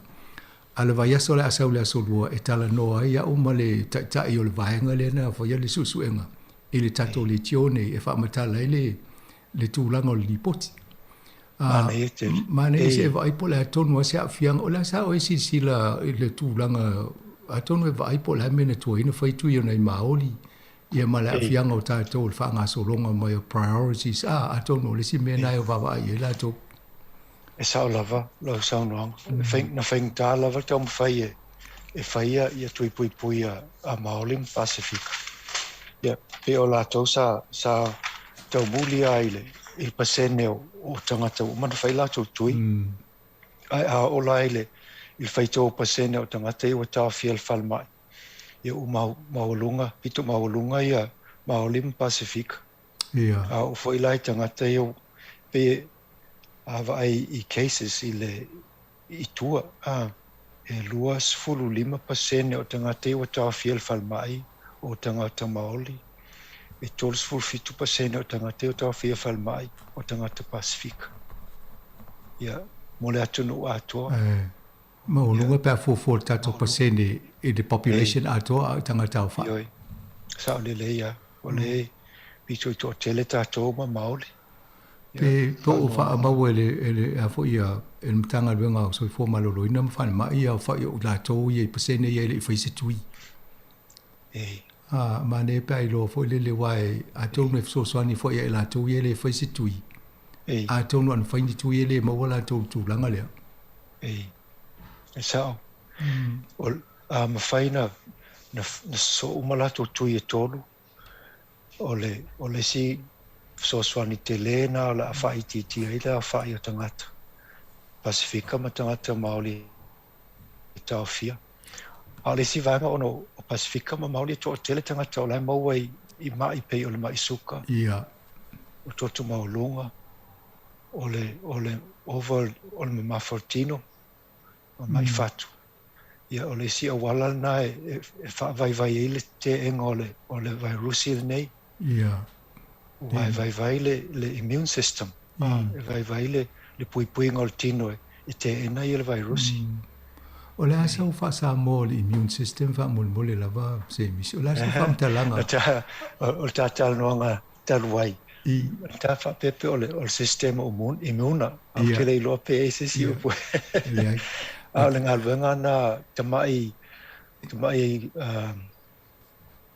cells il tino wa tu tino tumo i tamai cells e la tamai cells e fai la tonga luenga fewa il tino ma tape virusi pe o mai siama me fa pena siama virusi ia o foi i canesa po cancers e tape foi i cells nei ia cancers pe atu po mai ia a vai la ia le sistema imuna nei o fengofia ina o mai ia le fa mai tono il tino ia le tano ia e fo tano sa ma to foi tano le kati siao mo me a fo i so so ni kutongo fitia ia kanisa o le plat system o le masina fo e fatala no e fo i masisui mai le American Institute of Medical Research le mata upu tonu ale o le immune system no fai o te mna fatala no mta upu e malama mai po le tonu ale wing o le immune system a ani me tauna fai tanga soifua e malusi ele na immune system te to ima ta pe msiama ia malo o la se tali mai ale asi o la ta pena ila to il scientist ila e ngafa ma faingo su engol immune system o la sa uni bai matalta no le ile vai sona o le masina fo le masina fo vo e la fa ilonga le immune system la langi e ale le te ile o fa le so fa pito mo me ia fa pe na o fika nga el por kalami nei a tono la nga tele ia nei su nga mo tato tangata ma tangata lau tele o le te a tono na fo i mo o to fam talanga tele o si officer o company o nga wenga o fa ti tangata fa nga wenga u su nga wenga ona o isolate o mo wal fa mai o la ve el to fal mai ole wa matana la ve matou ai le tele salu o toi lova ia so o mai le ngalu nei o fa mai ale o mele o mai wa matana pe mo wel full fa pasene anga los full pasene o tangata o whainga ruenga i ua amatana na lawe vea il whaamai. I tingana na whaila tu tui pui ai mawhai ana pu eia. Ia. Ai po ale me whaaftai ei a pu eia e pese fulu ai le ave il ICU. Ai le tinga i le tele. E mwhaina malolo il whale ma isolate se malosi. O mato officer, sa whaile mato musical chair a umana isolate lesi ia.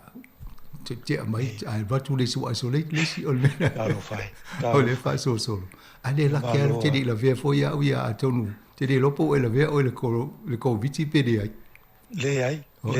Te tusala ta ua. Ke le lola taimi te la vea ai. Masalo e si taimi ai te alo si e maa pese flu. Le sunga fo mai ia le te lo na fo te PCL ai sia nga luenga na e lumo na nei. Ai mane ne avano mo le tu fa tai fa no fo lo time tata no me siri le wa ngal technology le o mfaina ta fe va ia fa pena fo le mai mo o le atunu i lunga o le YouTube ma le Facebook.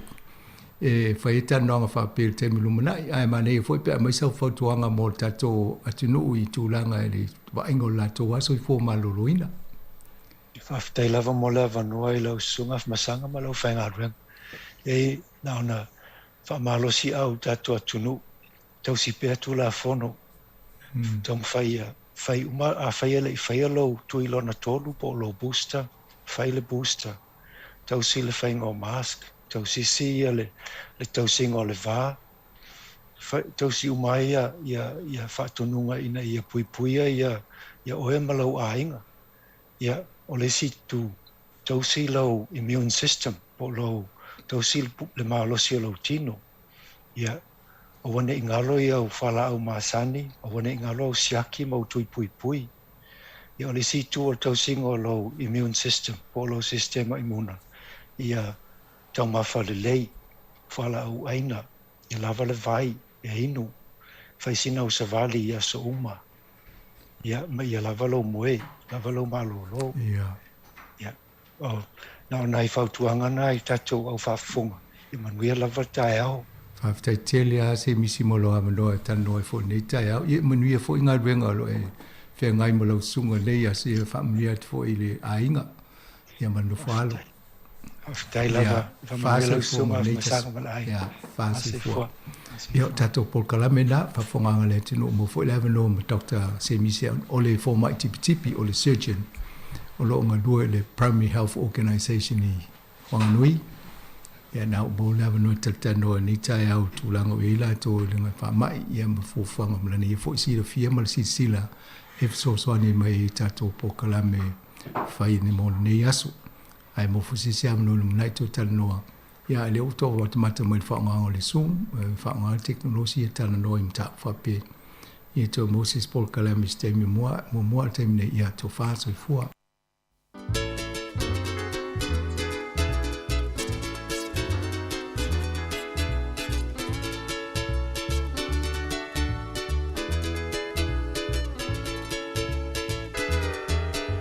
Tau fe ai le atua loa, ai le angai pala ai Tamali I le tu whanua ai loa I ona fua E wha pena satani I lona fia poto I le lalolangi A o mai lei unga wasusunu I le afi Talalala olia papa Olia mama Olia papa Olia mama La olia papa olia mama olia papa olia mama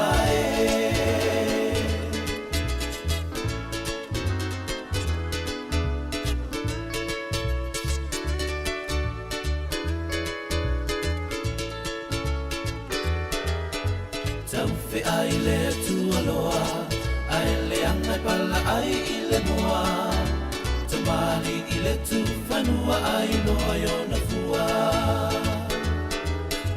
E wha pena satani I lona fia poto I le lalolangi A mai nei unga wasa sunduri le afi talalala olia papa olia mama olia papa olia mama talalala olia papa olia mama olia papa olia mama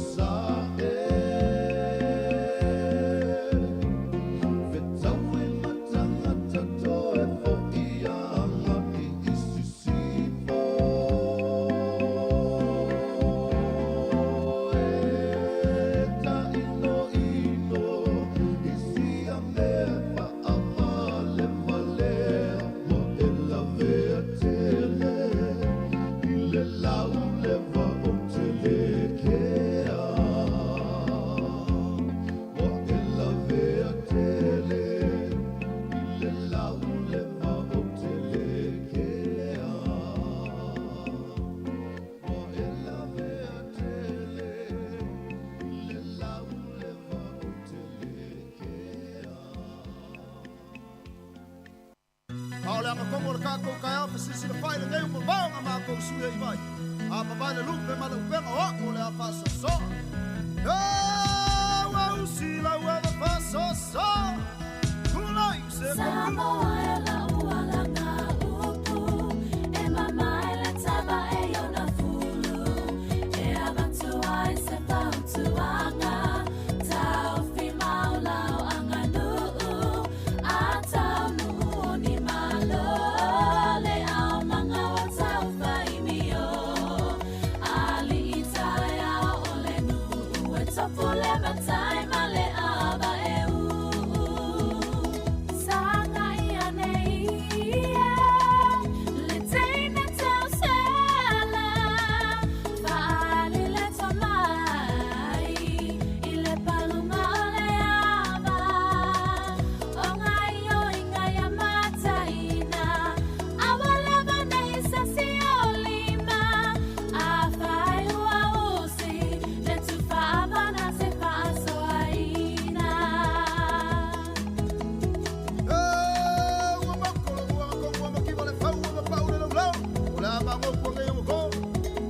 Le ava e siliona taua I le anganu Pe a alua se usu A se matamalana ava e Ai a te ale inati Le au manga ia whaanati nati Au le tau po I le tanoa awane I sasi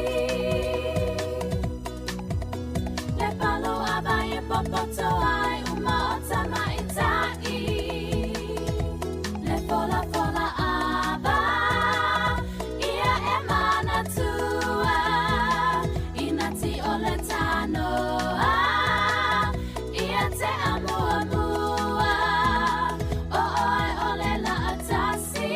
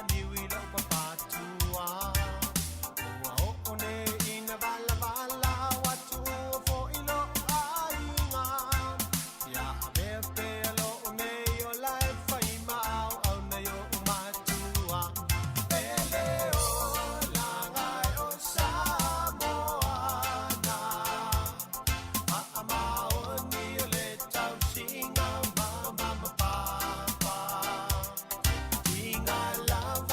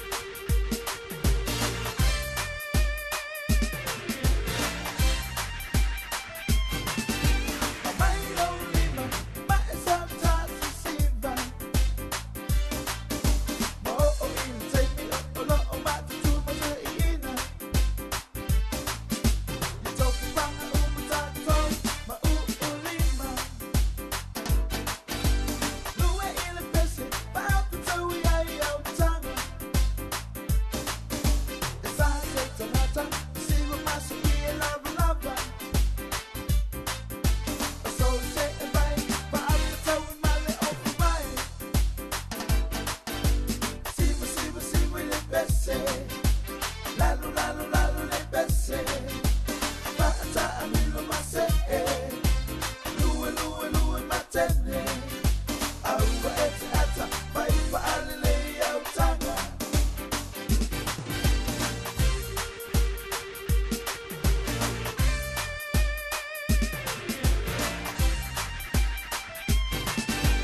Sepa utuanga, mo o tontu ya ina. Te apai e tato te o e sapo ole masina. Isa sasi o vai, tupu ai fo i maleita. Ba a be fo i, o tu ulo o matatua. Tala no le hu, o lai e bisi bisi pa ua. Falling a mai, e le mawai si ta ua. Sima, sima, sima le bese.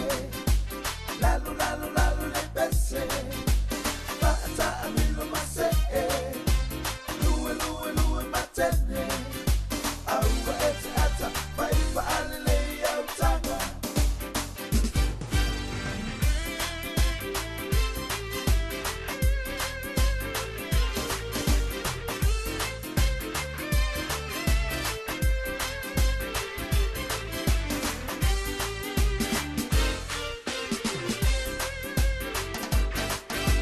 Sima, sima, sima le bese. Lalo, lalo, lalo le bese. Bata amilo mase.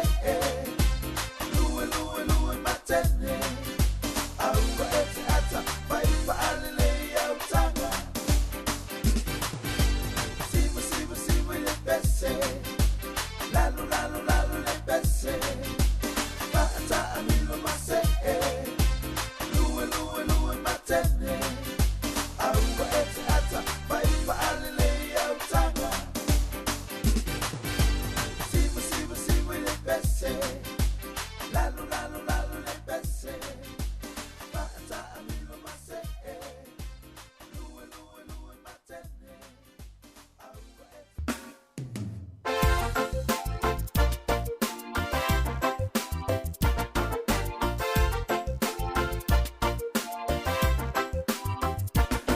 Bangi popo e tangi lo fatu malingi o ulo i mata e ke alu lava e ke ka e saua e oma a e fasi fua o vita se bangi popo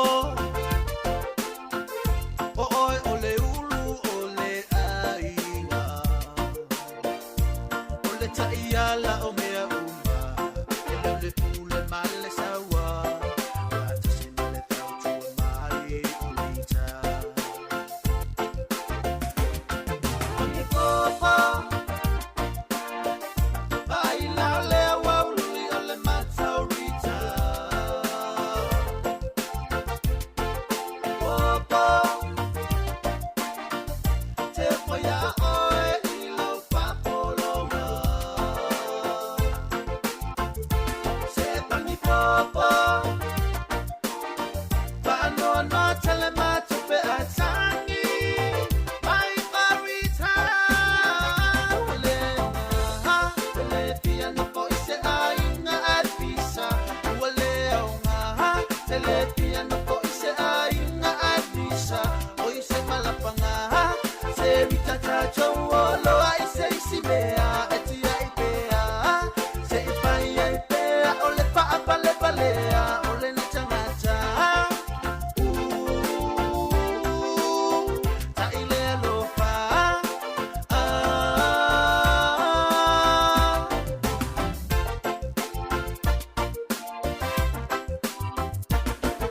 Mefi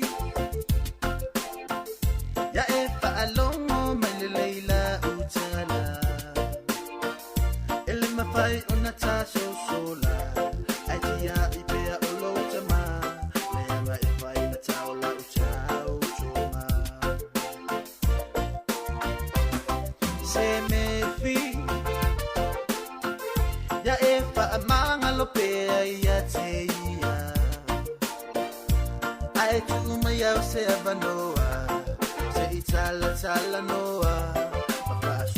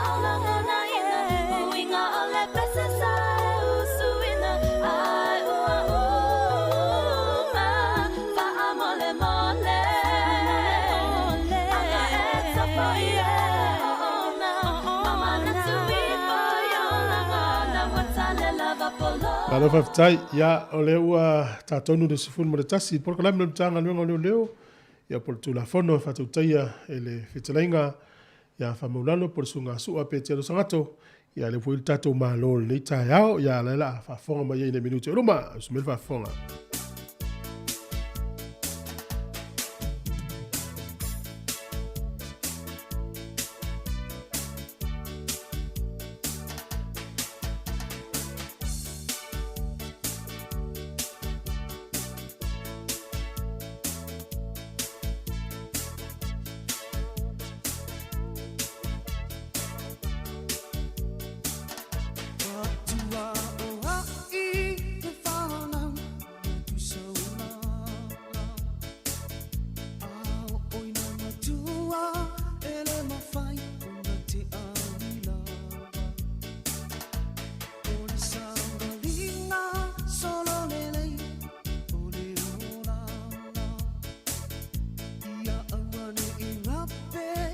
Ia, fia la fo nei taimi tātou whasalonga, ia maua lava noa tātou porkalame, pia na masani ai disfutasi tai awa stofi, ia marisunga sua pete sangato por vataringa whamaulalo, ia le no whatalofa atu di sunga sua. Ia whatalofa, i pule tātou malo nei tai au, ia so i whamanui al nai tuore, tātou Fisa, ya la sua mes ful tato malo pe ona.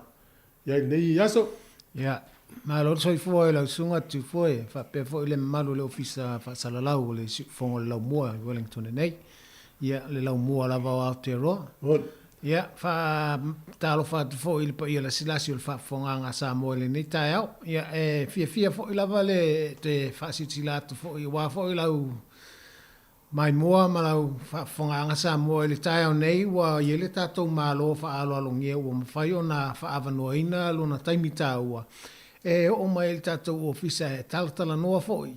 O se tasi foi o alo o le atunu. Ua lewa foi o na ngalua te tono le matanga aluenga a leo leo ai mese lava i Wellington nei. Ia ma ua mawalunga foi le tūlanga ua ausia e lea tamali o le atunu.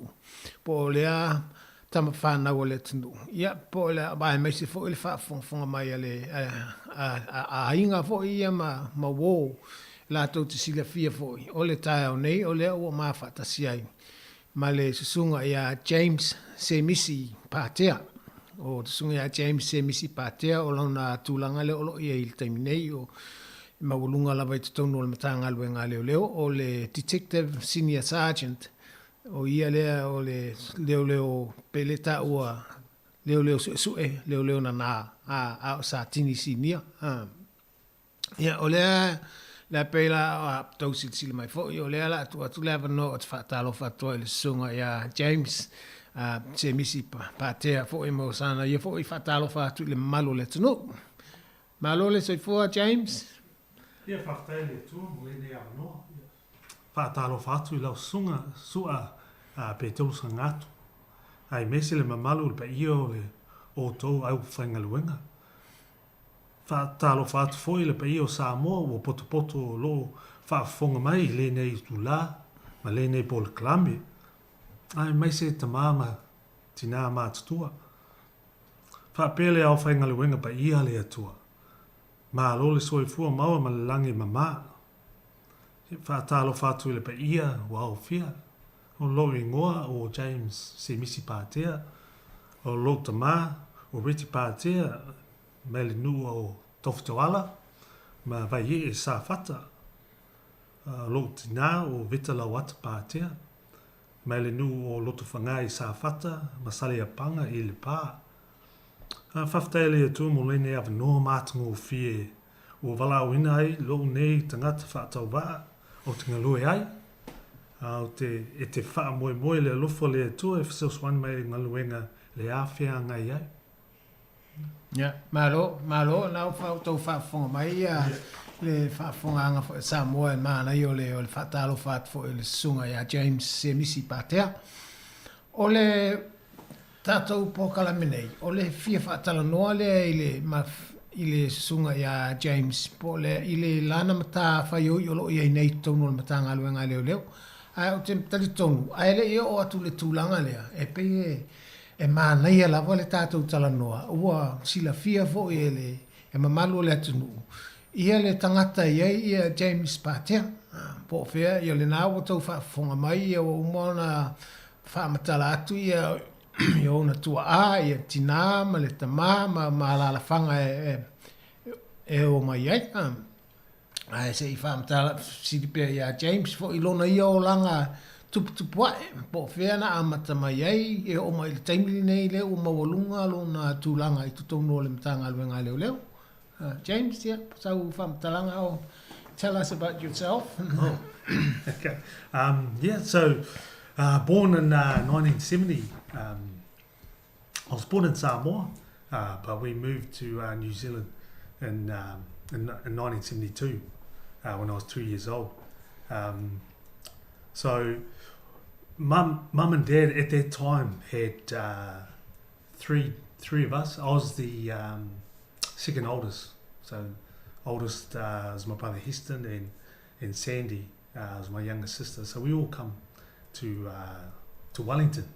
I think we first went to Auckland and we didn't have enough basisi or money to go down to Wellington. So we stayed with some family in Auckland, but what happened back then, because we were part of the Pacifica migration, so Dad is he's the youngest of 12, and Mum was the oldest of 8.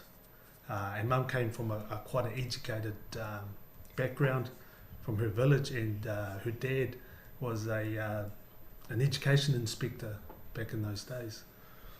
But what would happen back then as we come over was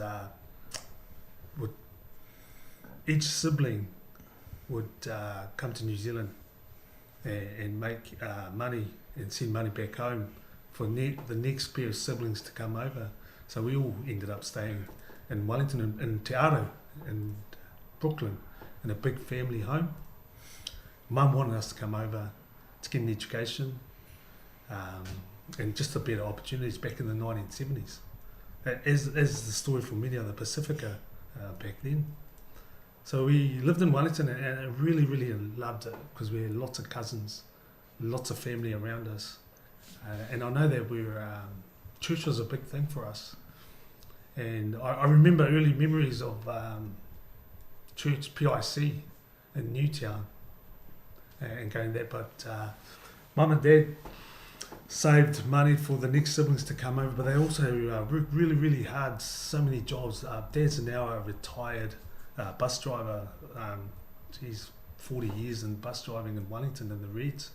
And Mum's still working for the police as a police employee. She's probably 45 years now doing that. So, but back then they had so many jobs and they managed to save enough money for deposit for a house in Wainui. So mid-70s, we moved to Wainui. And Mum had an extra sibling, a younger sister came, Joanne. So it was a full house. But we loved growing up in Wainui. And Mum, being the person she is, she adopted her younger brother through the Samoan adoption agencies there. And Tua was part of our family at a young age. So we had 3 boys growing up and 2 girls, and Mum and Dad in the house in Wainui, 3-bedroom house. And we've only just sold that house in the last few years, and that was our homestead. And my younger brother, Tua, became a police officer too, and he worked up in South Auckland for 10 years. But he's left and he's now doing property up in Auckland. So just growing up, Mum was always, and Dad was always pushing us to be educated and pushing us forward to just that hard work ethic. But we were quite lucky to be in a position in Wainui in those times in the 90s to be part of the Wainui Rugby League. And that kind of shaped a lot of things for us, well, me and my brothers especially, because we got to play with a lot of great players that went on to become All Blacks, like the Tana Umangas and the Wipus. So sorry I chopped the name there. But so it was a fantastic time. So that's you. You're going to have for ile malu Samoa le talanga for ipe ona o maini fa Samoa ino le uni talanga le sunga ya James pe o to sanga tasiva fitsifuru le o iana fana waida Samoa o le to sanga fitulua na malanga mai ai mauna matua ngai I New Zealand. Tai mile o mai ia to te lo tatou nga lulu nei. Ia fa so mai ba o e lua tau sanga a o tau no mai New Zealand nei. Ia o le ainga fo ina o mai lava ba le tina e le leile o nga tina na to le leile ba o nga tina la fa nga tu I ma walunga la o nga pe ko di Samoa esa tulanga fa pena I ole naunga fo la vala le ainga le amtanga na o mai fo I ole ngalulu e mau le tupe ia ona au mai le o isi tangato le ainga I nei I New Zealand so sana ia o tupe la fo Samoa ia pe ole naunga la ole o matua ole a onga ia le leile a onga e matua le leila vala onga le ia sa ia fo ila to fia la valona o langa tonu nei Wellington sa il vai taimi sa ia le le lotu fo i le kalesia le PIC sa la to ia fo langa ia no lava i le ina wo i wainui le ana fata wailo le fale la inga i wainui ia sa ia fo ila ma le tuangano la to tinale la titile sa la to sa avia fo sa vai mai le i nei hele sunga la ia tua sa sefe la le sa ia fo tono ngalo le ia fa solo ele lona tulanga le vai taimi le liki la kapi liki le o i wainui wa masalo wa sila fia fo e to tele ia le sunga ya James sa ta ua fo lona swafa i vai taimi le o ta alo mai le liki a wainui o mata ia fa pena fo le liki a Wellington sa pena le liki a New Zealand e le sunga le a James Patia pa fa pe to tele sila fia o le swafa le na sa ta ua fo le vai taimi o a fo tala vau ia le sunga nei ia le vai taimi la ia se fa o pe le tala noanga le sunga ya James. So, just going back to the playing for Wainui, playing in their rugby league era, which was quite special. Ken Laban, George Whaalongo were also playing with us. And my brother was a great player, Heston Patia, for that in that era, in that team. But there were a lot of police officers, and I've just named two of them, and they were quite influential for young Pacifica, growing up in the community. We were probably one of the earlier families in the 1970s in Pacifica and Wainui. So we were a small church. And out of that church was great too, because you had Nekmia Tialata come out of that, so it was great growing up in that era. But the influence was Ken Laban, and also a mum as well, was still in the police. So after going to Wainui College, and I worked for the government in Inland Revenue for a little while and played rugby league, but I decided to join the police through the influence of those players. And I joined in 1998. Posted to Lower Hutt, and those first few years in Lower Hutt were fantastic as a constable, and I was able to draw into connections I had in the community. And being Pacifica, I could connect with our people, whether it's in both sides of the fence and the law. So I really enjoyed those times there. Pela na tau noi le sunga James pe o I le tatu tal noi le te milo langa te milo ta alo le liki ia o pela o le vai te milia o ta fo I el vaenga le sila fia le to te le ile fionga ia fawono Ken Laban o le vaenga le pe o sunga ia George Whaalongo ia o le vaenga ia tonu le ofisa o leo sa o leo le vai te milia ia o pe o la tau ia sa tau fai fo le taltan lo atu le sunga ia James I le ngai inga le fa leo ia e tele lava ia lo na mafuta atu fo I le tatou tangata Pasifika I talonga ia ma sani atu tangata Pasifika sa so swan tele fo ila le taimina o leo ai ma sa ngalue fo ia tono le ofisa la fonga I se vai taimi ia e peita I ole tausanga tasiva I valu ona na ia ulfale tono le matanga luenga leo ia o tele la vala langa lue tono I le loa hat ta ngalue ia wa vela le tele o lona masani o tatou tangata Pasifika sa so swane fo ila nga luenga fa leo I le taimile na wa ngalue tono le matanga luenga So after a few years in the front line, I, as you know, you can specialise. So I had two choices. What I wanted to do, what I wanted to do at that point was youth aid or the CIB, which is the Criminal Investigation Branch. So I was always really comfortable working with youth, but I opted for the CIB. So I started my detective training in 2001, and did all my detective training in Lower Hutt.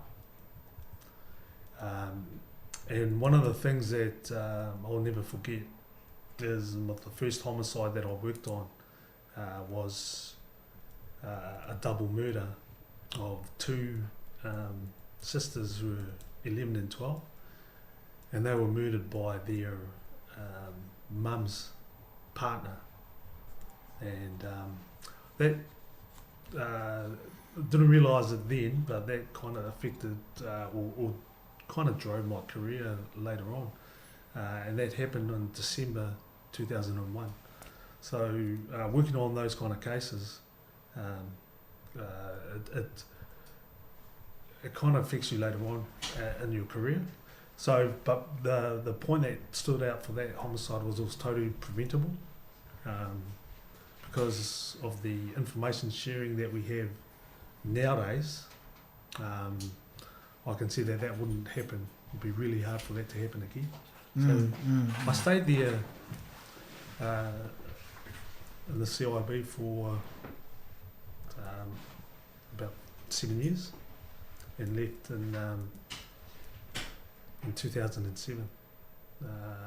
I went to the college from there as a recruit instructor.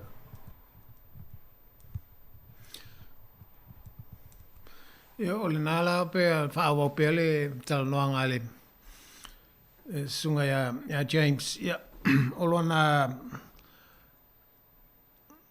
fo I olanga au na I tutonu le matanga alwenga leo lea na I tutonu Lower Hutt sa ia I la e lua ia ngā alwenga sa ia filifilia wae sila fia fo o tutonu le matanga alwenga leo e umalola u lua tausanga mua lava lea wa pasi lau nofo mau tutonu le tanga benga leo. E iei le filifilinga e mawhai ona e tele si whaenga o le matanga luenga e mawhai ona e apala iei pe e te ngalue ai. O ia la sa tanga I le vaenga leo o le ngalue matamaiti la iti, le tupulanga la iti. Po o le ngalue lea I le tutonu le tulanga le ta o le CIB, po le leo sue, leo na nā leo sue. Ia o nā la lea na whaila na filifilinga o ia la a ngalue tutonu o le vaenga leo leo na nā leo CIB. Ia o le tausanga la lua fe ma le tasi lea na a mataila na a onga tutonu le vaenga lea tau CIB.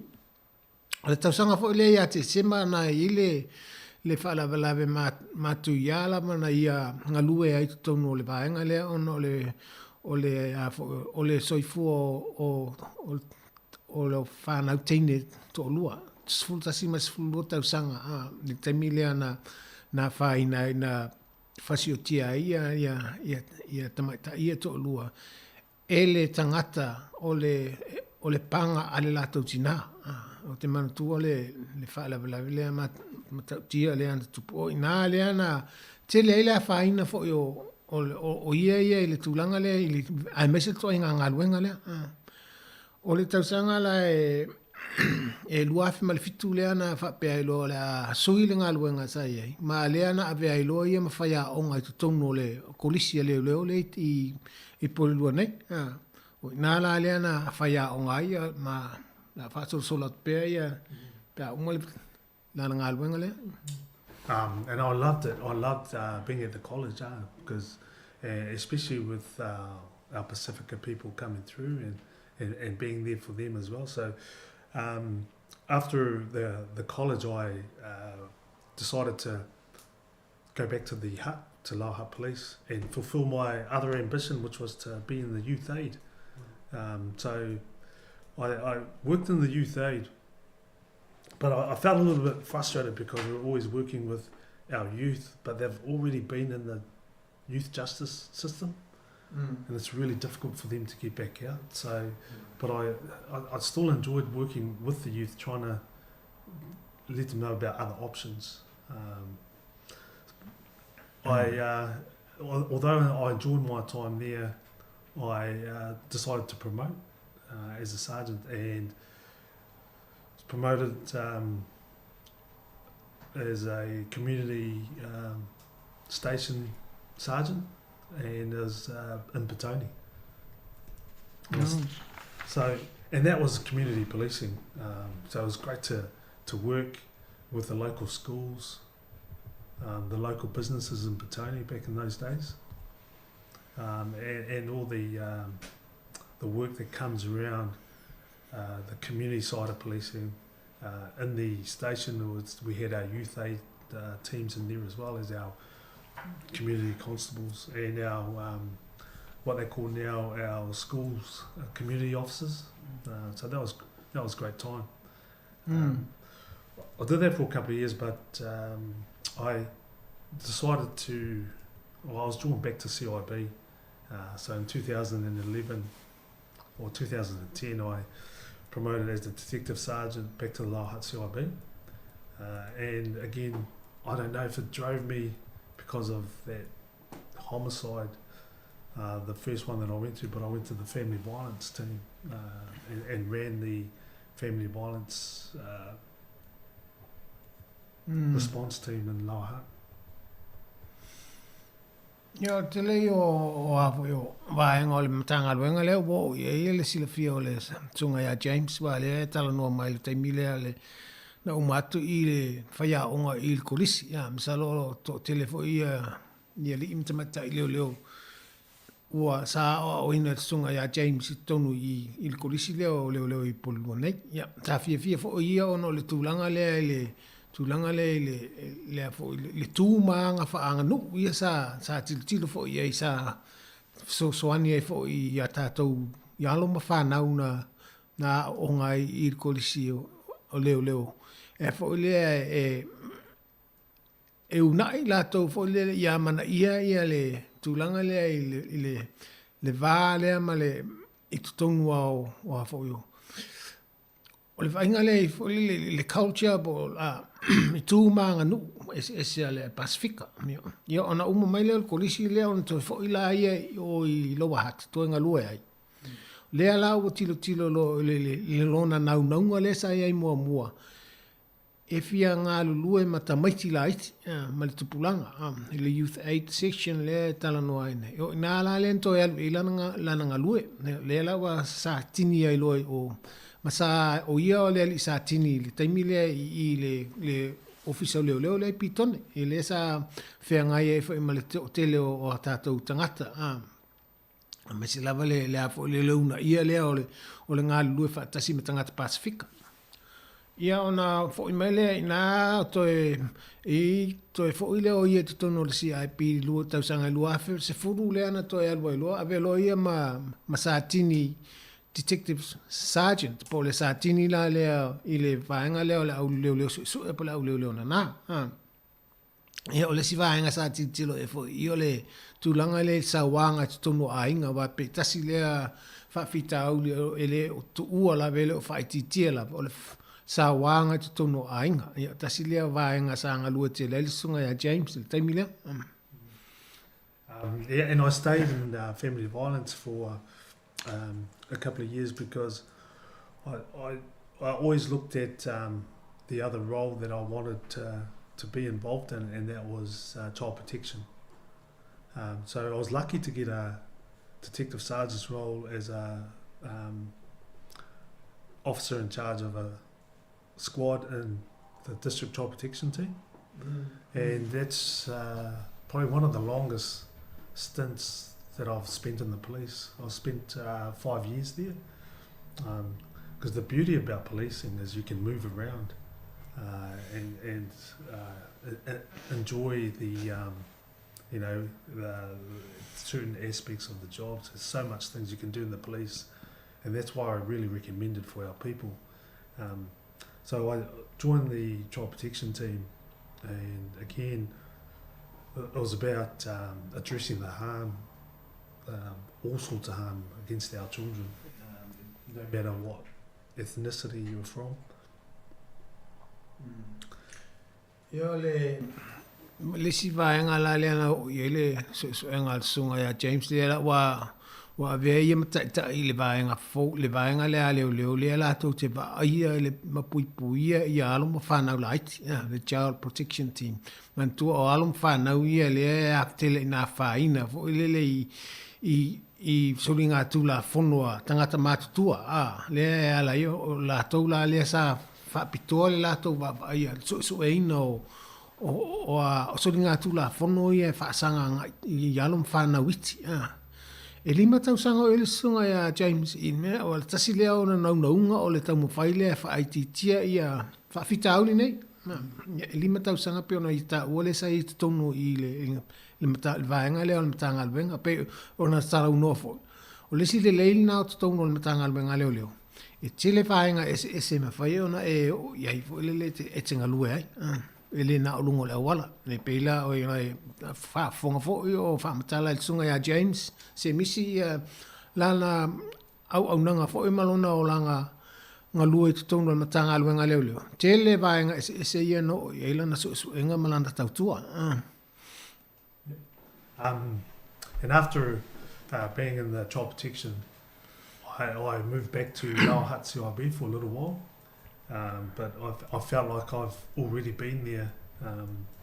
So I took an opportunity when it came up to move into Police National Headquarters. Oh, yeah. So I came into Police National Headquarters in 2017. And I was the Family Violence Coordinator National this time. One of the Family Violence Coordinators. And that was really, really great work. Because we were just changing the way that police responded to family violence at that point in 2018, where we rolled out what we have an app now, the 5F app, where instead of our police officers going to family violence incidents or family harm incidents, what is now known as, and writing it out on paper, they can put it through their phones. And the other great thing about the new family harm work was the sharing again of information between agencies for these kind of jobs. So I was really lucky to be a part of the rollout back in those days. A lot of the work had been done before, but it was just good to see it come through. Ya, no le tau sanga lua fes fun mal fitu la le anto fo ele songa ya James la le o yena to fo tono le ilo wahat le CIP le a lo wahat ai pela olona langona le taimi le wa uma na ia ngalue tomo ngalwenga le o le o lo tau sanga lua fes fun mal fitu ona o mai lo i ngalue i le tumutumu ale le o ngatu tonu le o le ofisa o e fa le ale leo le Police National Headquarters o I la vala o le ofisa autu le ale matanga le ale le sila ato le Wellington o le tonu la le ofisa le wa ngalua ne le sunga ya James Semisi ma o le tausanga la lua fa sulfitu o ia la le o ia va ia le tu le vaenga la le so tu la fono la vale sa wa tonu ainga o ia la ia wa na ia fa ma popo o malali potine mo ni sila to o la nga luenga la le sa fai o le peila o le tulanga sa ai fa faingo fiele le potinga o fa fitauri nei peila o la to ia nga lu lunga la wala sa ma sani on tu pepa o ma ia li potia fai o le si vaenga le wo o le uma fai ona fai uma la vai lungo le telefoni ia le lipoti o fa fitauli nei mai official le o fai uma lungo le telefoni o fai le taimile fai le interview o tangata le fai e fai ai lungo le telefoni il taimile ele to fa pe ave le official to fai il tu singo il fam talanga me fa penale pe o fai titi le taimio tasi le vaenga fa fai ngofia mo la toro nga lu lungo la wala le si vaenga le wa mawhai leo ona la tau tala noa anga i isi matanga luenga le malo e mau ele fisosoane e fa fo ia ele fa fitauli le tu la mai le ainga fa pea o isi matanga luenga le malo e mawhai ona i awa le fisosoane e ele fa fo ia o fa fitauli o leo wanga lulu e fa tasi matanga luenga a leo tusa la o te whaapopunga.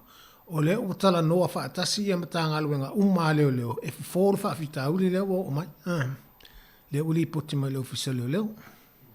Yeah, it was just great to be a part of that team. From the family violence work, I then had an opportunity to promote as a detective senior sergeant.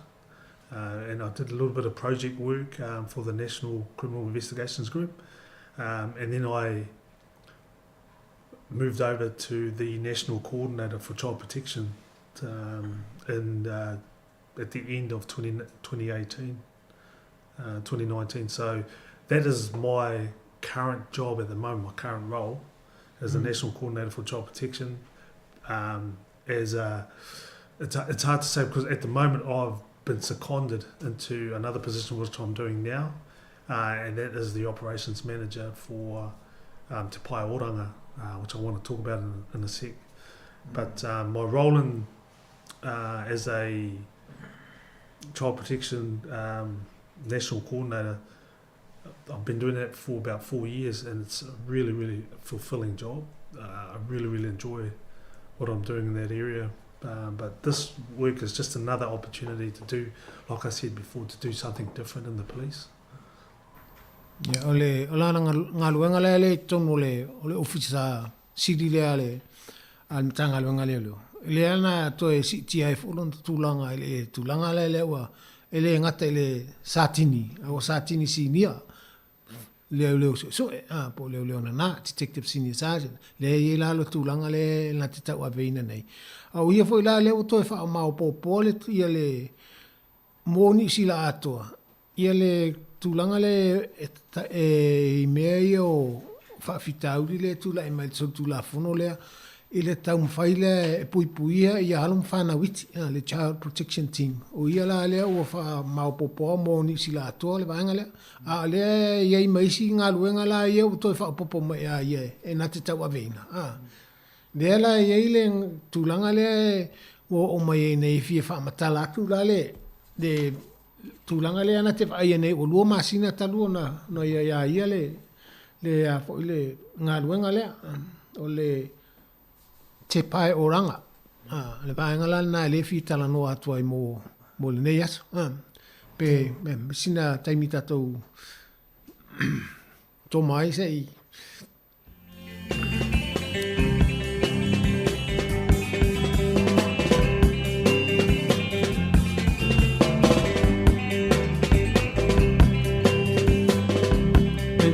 Say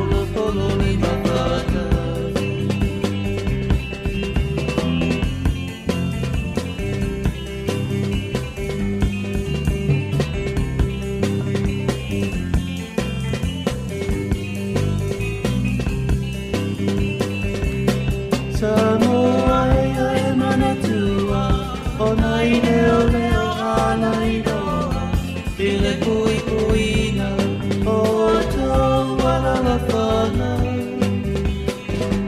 Ai ao atu sui suena Aua e o soi lo mita Ai ngalo ia o elei o whipe a muro mena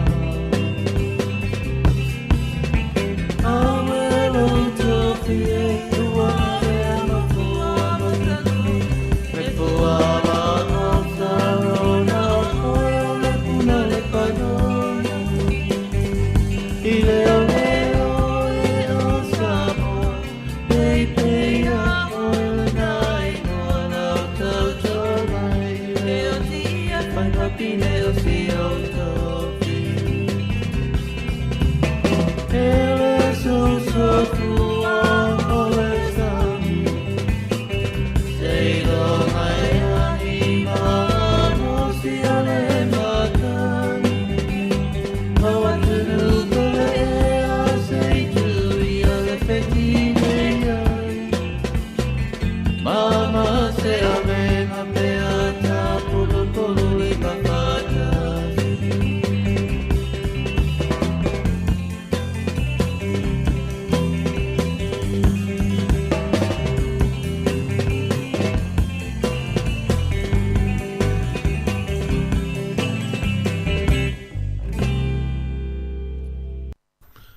Ia, toi whatalo whatu fo i le whawhonganga Samoa i le nei tū lape o na tau silafia o ia ili tatou malo whaalo alongi e tonu le tatou ofisa le so i tonu le tatou proklame le nei masani e ia proklame leo leo i Wellington e nei o le tatou malo whaalo alongi e pe o na silafia foi o le sunga ia James se misi patea o le ia lea o se tasi o li i mawalunga lon tūlanga i tonu o le mtanga luenga leo leo o lo unga lue mai le ofisa sili po o Police National Headquarters i Wellington e nei o lona tūlanga lo ia nei o le Detective Senior Sergeant po o ia leo le Sergeant Senior o li i su e po leo na na be on tau silafia le mamalo le tunu o le a wha o te perma wha matala noanga me le sunga ia James Semisi ona o lana ngā luenga lea e o ia pa ia le taimi nei o se siwa e ngā fo ia e te tau ona silafia le mamalo le atunu fo ile e fo ia ai mese lava le tūlanga lea o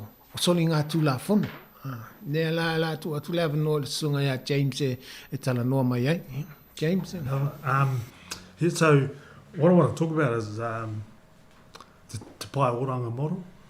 So Te Pai Oranga is a program for addressing low-level crime, but it's more than that.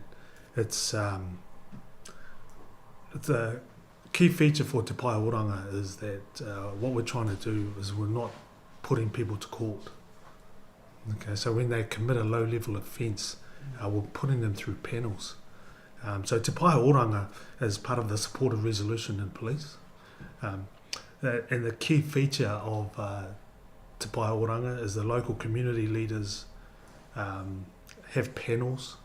And those panels have discussions on the way that we resolve what's happened. So it's looking at the offender rather than the offence. So the community panels are what drives the Te Pai Oranga, and it's to help people in trouble to get their lives back on track. It's to do right by people that have been harmed by crime, and still holding people to account without going to court, which is quite important. It is started back in 2010, so it's been around a while, and it's about using the community panels, the iwi justice panels, and we've just expanded it to a really strong option for our communities. Ya ole tom faye fali watu le sano angal masunga ya James ya pe ole polo kalame le ta ole Te Pai Oranga polo kalame pe yo me to fa fonga mai ole O le ngo Māori le whaalotu ai. Ai pei o se tasi le o awala o lo tau mo whai e le mtanga aluenga. Mo i la tau ia ua soli tū la whono. A mese soli ngā tū la whono. Fo lele mā soli ngā tū la whono la iti. E pei la soli tū la tū la whono le tilo e el vanga le ila lo i fole ono masina le whalpui le whaasalanga. O le vaenga la le na o le e vavai i le tangata le soli tū la whono. O le tau mo whaila e aua le tu ua i luma o le whaamsinonga. Ai au mai i tua e ilo ai e tai o communities i e la tau te silafia ma lava le ata mai i le olanga. Ma au mai le tangata leo pa sol tu la fono. E te tau po le ale au ala me whai e ona sui le amio le tangata lea. Po le afo si au ala me whai ona whaso soani e. Ia sui ia sui mai le sol tu la fono e po se mea se sol tu la fono whatoa whai lea, po se mea mao, po se tulanga whapena. Ia tau whai a se maila tangata lea ma le amio leo le sol tu la fono whai pea. O le tūlanga la epe o le luafe se fuluna amata ili polo kalamele nei. A sa wha pitola ili vai teimile le amatanga o Māori. O le tato usua Māori sa wha pito ele polo kalamele. A peila leo wa amata onda tatala i tua mo so se tasi lava. So it is open to anyone. So how it happens is when somebody commits an offence, police will consider if Te Pai Oranga is a good option, and when someone is eligible, the police will do the reference, and they'll refer to the local provider. We call them the local provider or local iwi providers that runs the program. And what happens there is the person that's committed the offence or committed the harm, we call them a participant. Okay. So they meet with the Te Pai Oranga panel, and if there's a victim involved, they've asked if they want to be a part of it. So it's a little bit of like the restorative justice framework. Yeah. So and they can bring the support people, and the plans that they talk about is to help everybody that's taking part. So it's getting support to quit any addictions, getting a driver's license, which is quite a common thing, job or training, anger management courses, and of course if there's reparation to be discussed, and that can be covered as well. And it's about hearing how the victims feel as well, and apologising to them, and that's quite a common theme in our Pacifica families as well. It's just hearing the apology. But I know that there's processes in there as well. Yeah. And what we call the providers, they just stay in touch with the participant and they work through the plan. And if the plan works and it's done and it's been completed, then there's no further action. O le amatanga la o le vaenga lea. O le awhapele o loka tu ia o e leo. O i le vaenga lea leo e vavai e le pe te anga vaa mo le polo kalamele. Pe te anga vaa ona wha so ta i lea la tu ia le vaenga lea va i le polo kalame. Ona a ami mai lea o he lea wa e soltu la fono. E te alo atu e tau te tala noa ma tangata nei, ma tai nei o le community. I se au wala e mawhai hei, ona pe te tau ona wha au ngā i le polo kalame lea mo oi, pe au ngā fo i mo oi. A wha pe fo i o se tangata le a fia i lau soltu la fono. E mawhai fo i ona a watu tangata nei e wha tala noa, wha tasi. Pe mawhai ona i se au wala e wha fo i e wha fita au lea.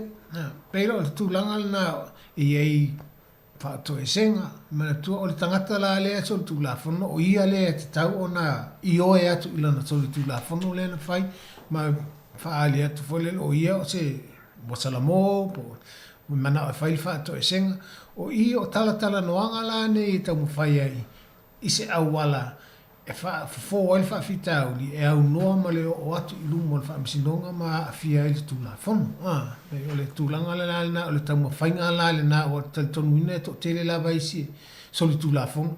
ono se mea mau po se fo ile taimi tal tonu ele a ngai ba ngai le so tu la fon nei to so tu la fon ta ya ele tu ala vale le a fo ile ne ula vale le ai lunga ya ngale le va ngai le il tu sai ai it's for our pele. So I just want to talk about the eligibility for the Te Pai Oranga and just finish on what it can do for our communities. So to be eligible at the moment, you've got to be 18 years and over, and you've got to admit to what you've done. You've got to accept that responsibility, and you've got to agree to take part. You have to be in agreement to say that, yes, I want to be part of the Te Pai Oranga process. You can't have any other charges before the court. And the offences at the moment, there's a maximum penalty of 6 months. So that's your low level offending. But we do have exemption criteria for special cases. And if you're in possession of utensils or drugs for personal use, that could be looked at in Te Pai Oranga. But it cannot be family violence related at the moment. But again, I say the exemptions that we can look at with special and experts in that field looking at these cases. It cannot be driving charges with mandatory disqualification or any firearms charges, and it can't be second-hand dealer offences. You know, the selling off to your property to second-hand dealing or things like that. Oh, okay. So, or the second-hand dealer offending. So that's your criteria. But just to say that there are still opportunities because it's about addressing the harm and it's about the person, what they're going through at the time that they committed the offence or did the harm or caused the harm. Okay. Ole tulanga lai mo ila to e mfai ona nga il pro kalamele. Le me mo la vetau o e sifuru val tau sanga pesilia tulo le matua lo soifo. E tau fo ila ona e I o e la solitula fono le na fai. Wa e I o e solitula fono le mai te tau fo ona e I o e ole a e fai uma ia wa ani tu unga mani vaenga le au mai e te ngalua e ai e whaale le ai e le whawhitau li ia mai le te tau ona I nisi au solitu alo a whono o lo whaatalia le I luma o le whamsinonga ta sida nā vaenga o le si vaenga e le tau di ai o I le polo karamele pa whapea I le tūlanga le o le sāwanga te tonu ainga ele tau dia ai la vaenga le tonu polo karamele e ai la ia vaenga fa pitoa e a tonu e ono mafai ai e tilo a tili ai le vaenga le ia le sawanga tonu ai nga pe tala fianga ai pele ai a o le tele la vai le mafai o le si vaenga le ia ele fa pe o fa ngai o soltula fono ia fa ngai no la malosi me fa pena ia ele a fo tele anga fa ala il polo karamele ia malisi vaenga la le o fa tawino o lo fo ia to fa tawatu ia malisi vaenga na le fa pele anga va ia ila soltula fono ia yeah. So just to finish up, I mean, in my years of policing, I see this as a really positive step for our communities. It's like a jump start to help people and make positive changes in their lives. Te Pai Oranga can be more effective than prosecuting. So it can do more harm than good. I mean, and that's what happens with serious options are involved. It does more harm than good for that person. But this Te Pai Oranga is not a soft option because the person still has to own up to their responsibilities, and if there are victims involved, you know, they still got to speak to their victim if that victim chooses. So it can be quite confronting, but it's a process as well. So I just want to finish off that an evaluation was done in 2019, and that Te Pai Oranga reduced harm from reoffending by 22%. So it does work. And it is for all of us.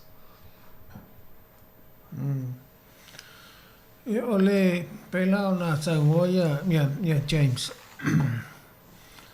Ole vaenga le uta ole Te Pai Oranga. Pe o se vaenga le esilia tulo na o ngā mo le community mo tātou uma.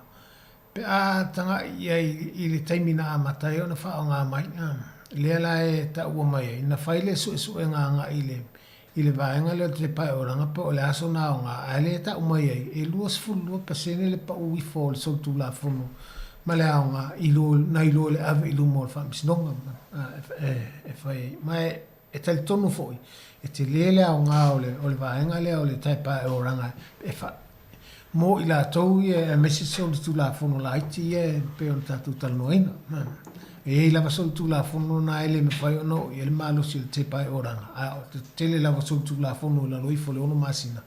I le sala I whalpui. O vaenga na le e ono mawhai ona wha o ngā ai e le polo kalambe le al Te Pai Oranga.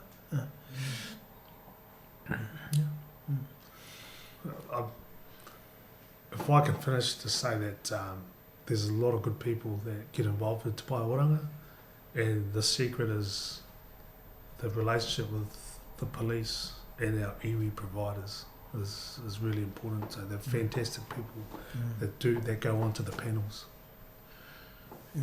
Ole to tele ole a ngā la para le ama le tā ua ole ngā lue wha tasila le ofisa o pole matanga lue ngā leo leo. Ma I la tau le I tutonu le community e ele ia vaenga le iwi a Māori. Le la tau ngā lue ngā le whai wha tasile ma whai e ona le lei ma o ngā ia le polo kalamele nei mō tātou tangata. Pe ona talanoina mua fo. O le polo kalamele nā mata mō I la tau o le vaenga le a Māori sa wha tau il polo kalame. A taru ai o le vai atu o le ao ngā le polo kalame. O le ua wha la wai tele ai mō so seisi lapa. O le ngata lai Māori a so seisi lapa. Le ao ngā tele la o le tau mwhainga lapa le polo kalame. Ia sui le tangata le soltu la whama. Ai le o le tau mwhai I whaasama. Tau mwhai ia sui le tangata le liu le mawhawhau le tangata le soltu la whama. Ia vea ia matangata le lei, matangata fisosoane I tono le community. Wa le tele o tūlanga le e na sala lava, loka leo, ave lumo le whamsinonga, e le I lava ni tala noanga, e le I fo I fisosoane le tangata lea, o la e tū mau le ito le tangata lea, ma le mawhawhau e sau tū la wham. Ia, mai le whaasalanga mai o le whamsinonga, I le fia, e wāti le lava na malo le tangata lea, ma tilo lava le sau tū la wham, ai pei o le polo kalamele nei. O le mai whaatala no le leia le tangata ma ba ai po ani me au ala e mawhai ana whasosoane e ai matanga lo engal malu. E whaafo ia le tangata le anga lea e mai whafo le tangata le lei. Wa tatonu tātou umalava e le tangata le lei le tatonu o tātou. Ai whaingatana o mai whafo e nisi. Le mwhai fo i ona so atu po wheo. O la e o le tanunga lava tofu lava tātou umale le lei na i tatonu. Ai ma faila o ngā luel poro kalamele e mai whafor tangata leina. Ia o mtua file mua lalang. Ia,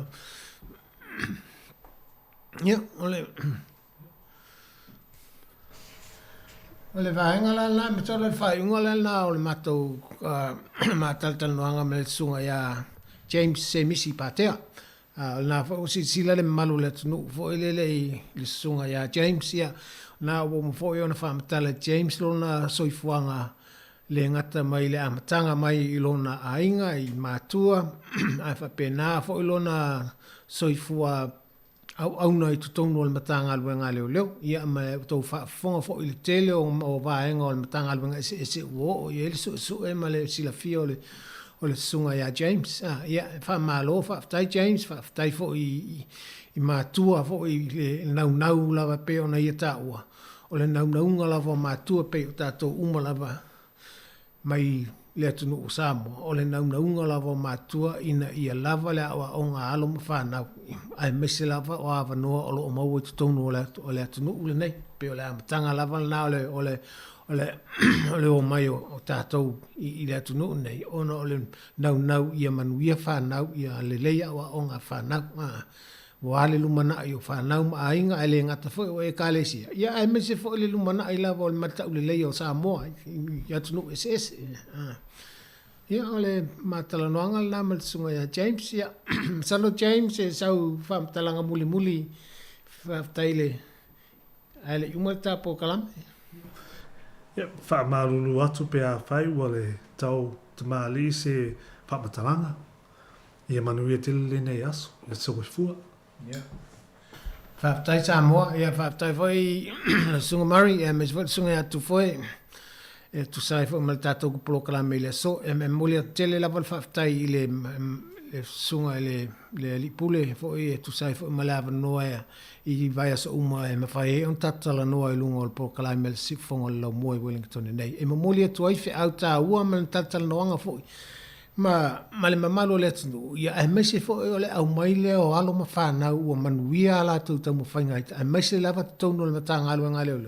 e tau te sila fo i mtau fonga fo i la tau fo i tamu fainga mainga le amatanga na o mai e wae e le fainga fie fo i tulanga e mese lava tonu le matanga alu ngale nei leo ia ole naunga fo i sa i li tele o tau sanga o tuna ia tele alo matama fana o Samoa e ngalu lue atu tonu le matanga alu ngale nei leo ia leo tatou baba ia le manuia o tamu fainga fo ia anisi fo tamali i wa o tuana ia tule la to ngā luenga i tonu sa ia i tonu le matanga luenga la tu tamu fainga lava le ia to tele mai ia alum fana o Samoa e ngā lue ngā matanga luenga leo ia fainga fie fo i ona tatou ngā lue fa tasima o tatou tangata o le ala e pei o le sesi fa ta inga le leile o le sunga ya James se misi patia ile maulunga fo ile tulanga wo yai pei fo sa to sila fo o le vai aso no te le lua vai aso talwai sa nei fo sunga ya David pule mangafa fo io se tasi fo io alo sa mo o maulunga fo ilo na tulanga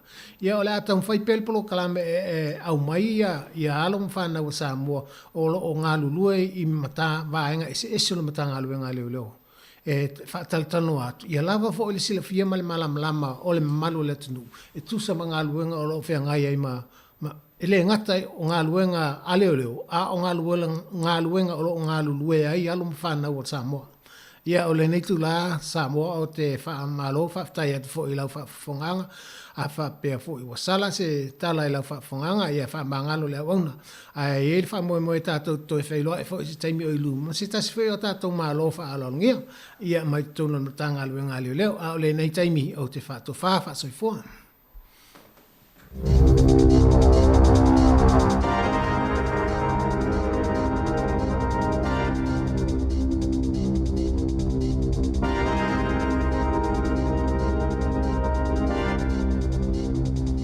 E te whaatalo whaatol whaapoponga o talafou mai le si ufonga le lau mua mo le nei au auli. O le whai unga le masino i ulai o le a whaase e sei Dr. Ashley Plumfield mai le tofinga o le whaatono sile le soifua malolo i na New Zealand. Pe ona whaase sila i le komisina mo au nanga le malo. Peter Hughes i le tai awa na leila. Safa ailo e Bloomfield i le komisina i le whai. Te whaatalo whaatol whaapoponga o talafou mai le si ufonga le lau mua mo le nei vaenga o le au auli. O le finangalo se polo fe saifa ama ipipisi mai le University of Kilani e te tau lava ona whai e whale talavai. Suenga o rapid antigen test mo le virusi ina ia whaalelei ai le sao lelei o whai numero suenga ma sao ai fo ili whai numero tangata o looa a fia i le whaamai o loo whaapopoina ripoti. O tangata e maua i le virusi, peita ai e li poti e whaapea e leo a fia i le virusi, o nisi e le whaatasi. Na ta ua se tasi tamaita i kala i stete, o ia sai se whaipoiponga, ma o le to ofitu se fulu o tangata wala aulia mai le to oiva se fulu lua na iai, sa a fia i le whaamai. O ana wo umana a fia le virusi, peita ai e lua na suenga le rats, e leo maua lava i le virusi, na nga ilo le no whanga i e whai suenga le PCR. O ina na whaamao ni ai, lo na a fia le virusi. Na ta ue polo Fesa Rod Jackson, E ono o atu le 50% o suenga o tangata o loo a fia le vairusi, ie whai le fale, e le o mawhai o na mawai tangata o a fia. Na ta wele li polo fesa o pisinisi e whaalangolango i le whaia e le tangata whaingaluenga o lana lava suenga ina ia mawhaia na o atu e whaingaluenga o lo o whaia lava e la tau le tūlanga e la matia ai o na ele o whaatua tua ina tele ia suenga peita ina ta uenisi e matua le lei lava lo la tau whaonga aina o suenga nei o le rats mo le vairusi o lo o whaia i totono a inga na whaalia le minsta mo le tali atu le COVID-19 fluiva Chris Hipkins sai loa lava i le malo ina ua nga i le whaonganga rats e tele lava nisi tangata o le ale mawhai ona maua i suenga ma o le ala lea na leo na whaatulanga pea nisi fōwhanga le soifua maloloina pei ona iei nei ai o le whautuanga lava mō tangata uma ia nonofo i le whale pe a whai e le malolosi. Ma ia mata i tū fo ini a unga, ia whai pea tali puponi o fufonga, fufulu ma lima, ma ona i whelata i maisi, whaatasi ai ma fuafuanga umar soifua maloloina lau tele, o nei le ai lava se lau pasene a toa o le puipuinga o tangata uma. Ua whaaleoleanga whaafitai o tangata whaingaluenga soifua maloloina, i lo lātou whaatonosili Dr. Ashley Bloomfield. Mola na ngaluenga tele le tau fingo se tūlanga whaale tonu tele e ono o ile polokalame o au nanga soifua maloloina ona o le whaamai. Whaatase ma le whaasauina o soifua tangata o le atunuu. O la lātou whaamatalanga e mtoa fso tai lavalo lātou manatu malangona o Bloomfield ile fia malolo. O le masino i ulai e malolo i Dr. Bloomfield ai toi sifululua masina le umi o lana kone karate. Ona ole tele o le tūlanga vai ma le lela wā maili ngā luenga i le lua tau sanga utua nai e le to tele ni tangata whai ngā luenga le malo e lau i loa whaapea la tau au nanga e pe ona tā ua. Mo le lua tau sanga, sawa ai e tutono whale ainga ta itasi ala i whaatala noanga matus tala ia sa uma, le whaatono sili, whaatasi ma le pāle mia Jacinda Ardern, ina ua amata pepesi le vairusi le corona i le atunu, na whaalia John Bonning o le taitaifono le Council of Medical Colleges. Sa mawhaio na talitonuina i le atunu o Bloomfield, ma sātu māti le tila fo'i ana ngā luenga na iai mua atu, i le ngāta o se tasi na avia mafo mai, na ngā lue mo le whaala potopotonga le soifua maloloina lalangi, ma sa whaaululu fo'i ei se pule ngā whaafale mai, ma sa whaasota i pia i le tele o taimi ma whaala potopotonga. O tangata whaingaluenga o soifua maloloina, na whaalia fo'i le taitaifono le whaala potopotonga o fo mai, Pasifika a pitale mai tonga, e laki lava ni usila, ona o se whaatonu sile e mawa e ona to mai sa whaatino i le taimi sa pito sile ona mo umia e nai. Na sauno fo ile minsta mo le tali atu COVID-19 fluiva, Chris Hipkins, o fautuanga Bloomfield, sa wha o ngā totonu i whaai unga le malo, ma sa wha sawi nei Bloomfield le whaita wafe maafe o soifua o tangata o le atu noo. O le aso sfulma le valo iuni o le whaataunu uina i le whainga palo tala i titia le ito malo o tauranga, pia na whaasisila le pale mia Jacinda Ardern i le aso ananafi, o maafua na whaia le whainga palo tala i titi, o na ua whaamawai le whaipule o le umia le anofoa Simon Bridges o le vaenga whaia le National. O le tūlai lima i le fiafio le aso no me e amata whaongaina i le whaamawai Bridges, pia na ta ua le pale mia, o le auli o le aso luas fulfito me e whaangata isu i whaatatu, mo le whainga pālota.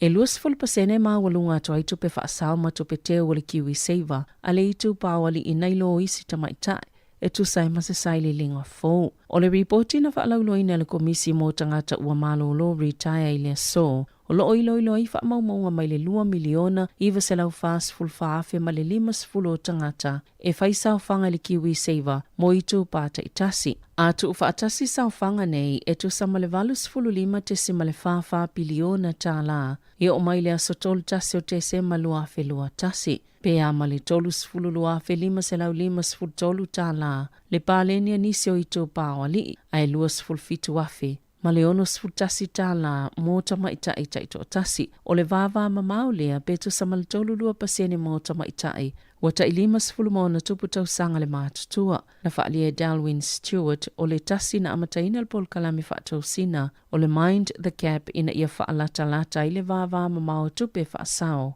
O le ua tau mai ia foi numera. Le tūlanga matua mo umia vave lava le whaio se fofo. I le ese mamao tutongi le ngata mo tamaitai o lantu soifuanga yaso taitasi, a ia whaamautino ai foi, e lava na ia lātou tupeteo, a wala taimi e malolo ai ua le toi whainga alwenga. Na ta West Stewart, o lea foi ua whailoa mai lava e nei whai numera le pa uo totongi o tamaitai. Na iloa lii, ma o le atele ai foi a fianga le tu pa vai i le lumanai i taimi e malolo ai mai ngā alwenga. E mo mia lava nisi whaatala noa ngai te le au o na whaia e winga le soifua malolo ina o le tu pa o tina i te tono New Zealand. Pe o na whaalia nisi o whaala potopotonga. O le mafuanga numero mo le maliliu o tamaitai maitanga, po o tamaitai whaato a whana na o lato pepe i te tono au te aroa, o le pule i le ola se itolo. I whaafitu ina le mawalunga tol whai numera o tina po o tamaitai maitanga, ma tina whaato a whana na o lato pepe e pule i le ola i te tono New Zealand na i loi lato i Beretania, ma e 5% o tamaitai Maori. Mai le whai numera ato tina e pule leo lai te tono au te aroa na ta ue se tasi o whaatau sanga. O se fuluwalu tau sanga o ngā lue mo le au nanga. Pau lava le tūlanga o loo mana o iai o le whaatala noa atili o nei mata upo. O le aso mo me o le aso fitu e whaamamalu ina i le vai aso le nofu sila fia. I le soifua malolo ina o le mawhau tina maitanga ma tina whaato a whana nau a lato pepe. O le amata o nā ngā waa i lātou ta isfulu ono ma le ta isfulu fitu tau sanga le mātutua mo le tuilo na tolu po le pusta o le vaila au le whaisa mo le COVID isfulu iwa mai le so. Na wha maonia le fuafanga le minista mo le tali atu le COVID isfulu iwa Chris Hipkins i le awaulia na nafi. Mana ia ta ua mafua le tūlanga o na ua wha maonia le met safe le pusta mo ia tupulanga e mawhai o nā ngā i lātou ia amatatu le so. Ino whanga e whai eitu i pui e whai ei o lātou tuilo na tolu, e au noma le whai o ni awanua peita ai whato awanua le polkalame le book My Vaccine, mai le asos fulmalwhao aperila, e whaatonu ai o lātou awanua mo le tui whaau popo, e tolu ono a feisi tupulango le anga waa i le tui whaau popo, pe ona saunoa Hipkins. E lima afe lua se lau limas fultala, ua whaasala ina i se taulele a tauranga, i lona tau mawhai au mai whaananani la au mai Thailand, Beretania ma initia, e au noa masipe me tai whaatanga ina ai o ia, e tolu tau sanga le matua o Scott David Peters. Na whaasala ina le whaamasinonga whaitu malo au kilani le asoana nafi. Masaya tau mawhai au mai ia la au le atunuu, ai le isipe me tai mwhaiona ia au mai ia la au te tono New Zealand. O le au mai a whaana nao ni la au wola le ini pe mita, e ona mawhaiona au mai e mani manu ni i wha la fua, po oni wha mai, e ona matua a fia i lava wha atoanga ma le si o manga le atunuu, pe ona ta ua le vaenga o suenga a le matanga luenga o Primary Industries. E ta alonga, e tolu vai aso whaasala ina i le wingi a le Blues o Caleb Clark, ona o se ta alo le tala whianga ina mafuai, ona le mawhai e tō masi alo si o le moana Pasifika ona whaawa wina le ta alonga, le ana manu malo i le Blues se whaas fulu ono i le se fulu male ono, o le pole asolulun tula i e Clark i lo mo le Sansa, e tali i lona morianga ma le whaanaunaunga e le mawhaiona whaasalaina peitai sa le imanuia, ma o le ale mwhaineona ta alo isi ta alonga e tolo le Blues, le ufa atulanga ina ma le Chiefs, Crusaders, ma le Fijian Drua, o nepo laulala le isita mo le awa le Blues, le a foina whaasala i le tolo o vaiaso, e le mawhaiei ona ta alo ona o se pu e na whaonga i le tau au i se tamal moana Pasifika i le asolua. Tala whauia ma le si ufonga le laumua mo le nei vaenga o le awa uli.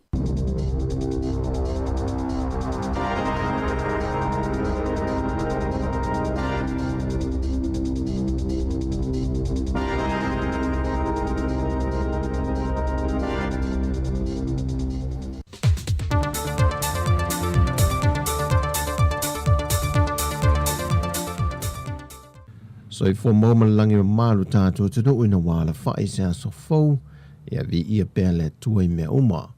Ai ol whaupoponga o tātou tala fau al siu fonga le laumua, mailu tātou te no i Samoa.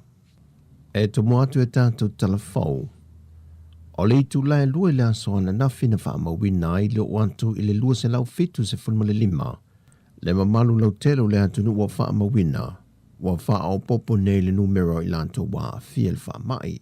Ma wa si tia ile o wha o tangato le atunu wa fia tala mai le aso se fulma le fitu o mati, e le lua fe iwa se lau iwa se fulma le fitu, e le foi numera to e to a fe lima se lau valu se fulma le tolu, o i lanto o lo ia e pesia mai o mai le tebi nei. Wa to se fun male lua ila to wa pesia o lo ta fiel fale mai mto tua. Ai wa yai leisi tina valu se ful fitu fo i tau sanga le matua. Wa fa o popo le to lua sa yai mo wa mausoi fua. E le fa mai o COVID-19 fo lo wiva. O le teimi mo le fa maunga tu ina mai pe ia so te tasi le atu no. Wa fa mawinai ni tangata sto tolu. Wa tau fia ne le potu tinga ina. Mai i leisi lua se fulfai tu lai tuatu, la aso ana nafi, na wha mawina i le to afitu se fulo i lanto mai le motu teli sa la fai na fia. Ai wha maumonga la ta mai le tu lai lua ana nafi, wa to se lau se fulma le valu. O polu le pito i seli o na to tele i lanto wa a fia, le wa lua afe valu se lau fitu se fulma le iwa. O vai monga wha mawhaleata wha, o i tu malo i e luolo pito i sili o na tō tele i lanto wa a fia mai ai. Ai o le temi nei wo o atu i le luas fulfitu wa fe valu se lau tōtu se fulu. Su enga o po le rat test na sa whaia mo le mamano le atu nuu. Talu o na pipisi i tua le wha mai. Au i lanto wa a fia na wha mawina na malanga mai atu nuu i fafo. Wa to ono se fulu. Peita i le ono se fulu. Wa sili atu ele to tele le mamano lau telo le atu nuu wa a fia. Na i lo le foi numero i lanto na a fia, na malanga mai fai ngā malanga mai atu nui fafo. Wa wha mawina le tūlanga le lei o le wha ngā solonga o le tuipui le atu nuu, leo lo wha ngā solo nei wha solo i a onga ma fio anga te tasi, e te tono i tu malo o le ngata i upolu, ai u wha pena fo i sa la whai le teimi e tasi male nei fo i vai yaso. E le fua foi numero ma wha maumongo lo tu ina mai, mai tuinga na amata mai le asonga fua le vai aso le nei, wa mai tawina ai le tūlanga le lei ma le maua lunga wo o atu iei pasene, o tangata wa mai ale tui mua, tui lo na lua, ai wha pena fo e on se solo atu ai ma le tui lo na tolu po le posta. Wa na o le pauleo le tūlanga o lo wha moe ma wha lango iei Samoa, e malu pui ai le malosi o le pepesi o le wha mai, e na ia ato atoa le tui pui e lua po le tolu. E tolu a onga le a wha solo atu iei le tua whaleata i le so, le a onga vai loa o vai nganga, ma le a onga vai yusu. O lo tu mau pia isi no whanga e whau whatu langa le soifua maloloina. E iei le ofiso tui pui a le EPI building, whaafsanga e masepen renis mutu tua. O le whale a onga whaapitoa le soifua maloloina, ma le la soifua maloloina e matangi ala lua. Whaatasei ma whale mai whaai tu maloi upolu. O tui alo whaanga solo e au fia i le posta po le tui lo na tonu, mō nātou mai le se fulmal valu tau sanganga i atu i lunga, wa nā o i lātou ia wa mwhai o nā angawaa i na wasilia ma le tolu māsina, talo na mai a le tui lo na lua. Whatesei mai lātou o le tui mua ma le tui lo na lua, mai le tau sanga se fulu valu tau sanga i o atu i le mātatua. O tui pui a le whaisa, mō le whanau se fulu lua tau sanga se fulu fitu tau sanga le mātatua, mo le tui mua ma le tui lo na lua, e anga waa ieiso se no whanga i le so. O lo tādia pēr, se tui pui mo whanau mai le 5 tausanga, a ngai e le se fulu maltasi tausanga le mātutua. O le aso nafi na tui na mai se poloa inga le toi a mata ina leo ngā ruenga wha atino, a le mtanga ruenga le wha masinonga mo upolu masawai. O le toi tala ino tau le manga wha masinonga i muli no umatua sivi, o le a muli ta ia lava ia teimi wa whaata oto mai, mo teu ngol polo a inga o la sanga le numero lua wa se e iai le antunu. E a mata na whaam sinonga mai leiva, ai wha mai ai le lua i le auli. O le toi te tala ai o le wha wino ngā ruenga le whaam sinonga, e mō mata opu sa tau fia o no vavao sa whiangai ma le antunu. Mamata opu whaana tinati maonga. O mata opu e wala a wina mo le whaam sinonga sili, o whātu langa whaamsinonga mō le isi whāwa yaso i luma, i le aso tofi aso fitu a perila, i le afoliva i le tae au. Peitai o isi mata opo so ala upu lengo whaatanonga whaamsinonga whanua maswafa, ma mata opo so tae pālota ma le au nofo wa aia, e leo mawhai o na whātu langa e wha au wau, se ia toi wha sila se isi teimi tala whiangai. Wali liulu mtanga luenga le suawa e whaia se isi ana o nanga e wha awawai le tutongi na wha awawa pilion malo le antuna o le suawa i. Talwai le tāpunia o na ofisa au tui pia, e aso na tāpunia ai le atu nuu. O le awa unanga wa whaia le sua vai o na se tālo sanga mai nisi o mamanu le atu nuu. E se awale tutongi ai a lato pili le sua vai. E se maia i lato lo whaonga aina le amtala le au unanga a le company telefonia le Vodafone. Le ua mawhai ei on tutongi sa o atu ai pili o le moli whaata sei mal pili vai. E whaonga ai le au unanga. Wa te tala ai nisi au unanga po ofisa a le whaala popitonga le sua vai. E vai tele o muli whanua. Sa lolonga māsau, mai na o le iwa le tae au, se i o atu i le lua i le awa uli. O le whaai ungo le aso le atu i loa ai nisi a fio anga. O le a wha se e Jesu i le wha la tonga, mo le wha awa wina o le tutongi na o pili o le sua vai. Ua wha tele ina le wha fita au i lo tula i mai pēi whana wa onga, ma maoli mawina i mātua. Le lema whailea o na whaatasi atu le toa tele le whanau i alato wa sengo lo whaatino. A mata mai lava i a onga a mata, a onga tulanga lua o a onga maua le lunga. Mo lava i Universite Hawa o Samoa. Whaafita auli o le le maua pe i aso uma. Le tupe whaata wai le tata mo mea onga whaawau. Pe tasi foisi telefone whaaso soa mo le toa whaato 5 to ono whanau sa ainga tasi. Ao nisi no whonga. E le efeso o ta inga wha interneti. Ma ua aveo se wha whitauli i alo ma whana wa onga e o lava i whaia onga. E na ua ngā lulue mai te tonu a inga. E wha wawele au o nanga. O le isi lova yasu a toi wha o popo wa wao polo inga. O lo tau fia i lava le toi ai ato o whaia onga ma whanau ia onga. Se ia iai se isi polo inga. O tala fawia mai sa mo le so manuia le tātou te nuu wha soifoia.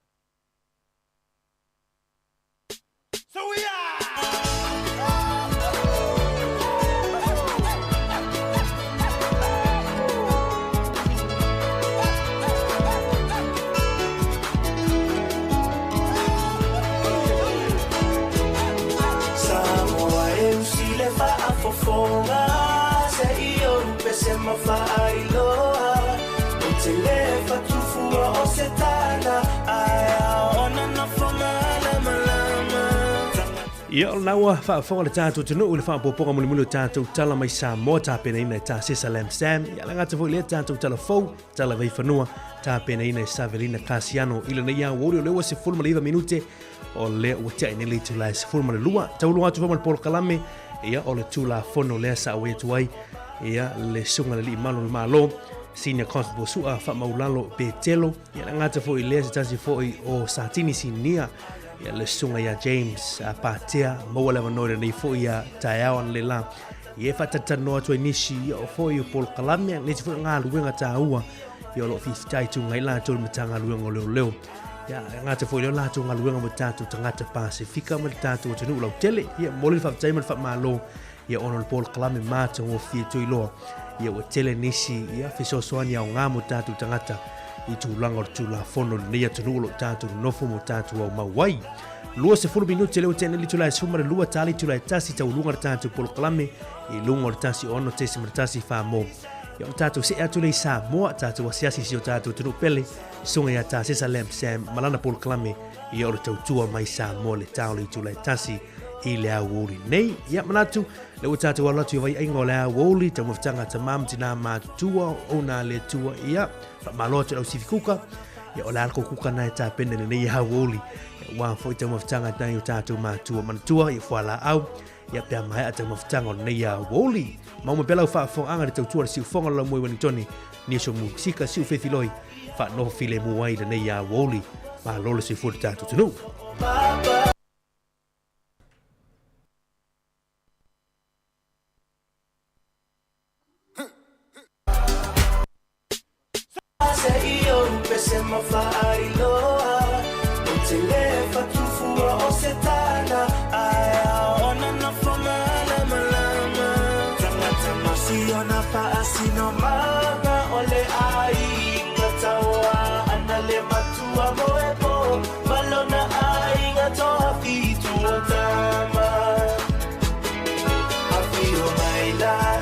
Oh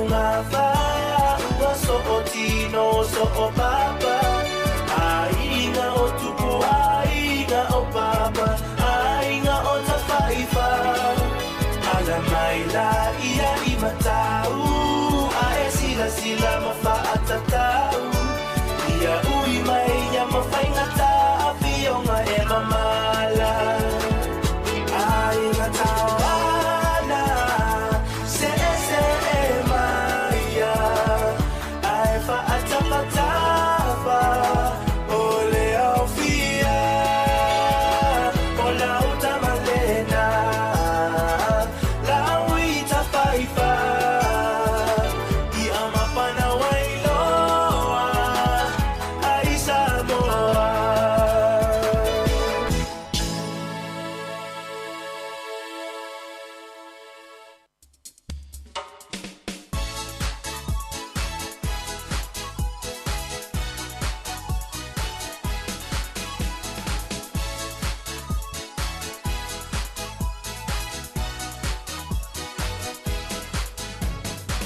La Samoa ea, wana o e lava.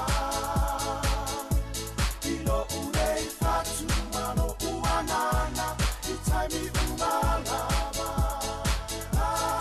Ei titi o e ile faa fanua, e te faa mua pele atunua.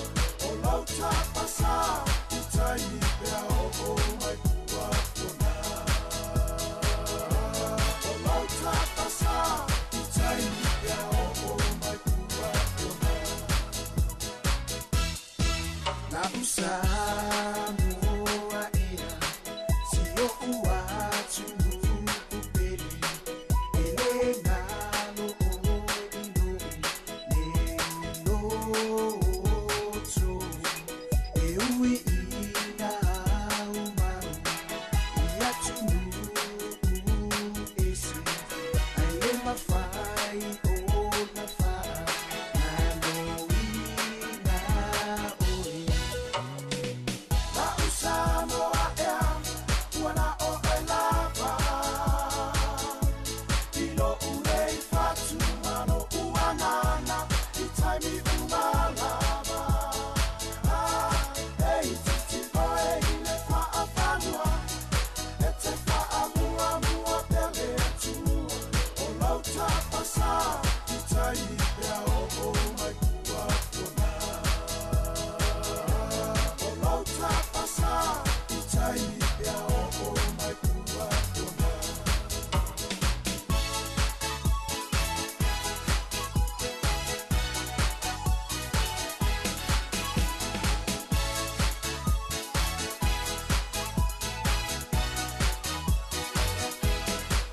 O la vanua la nulau anga, e si o mia I ne sami tio ata.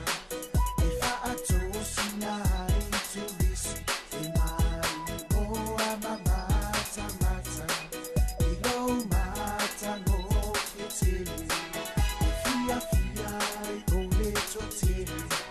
I lo la lele Samoa, I le lalo la ni atoa. La Samoa ea, wana o e lava.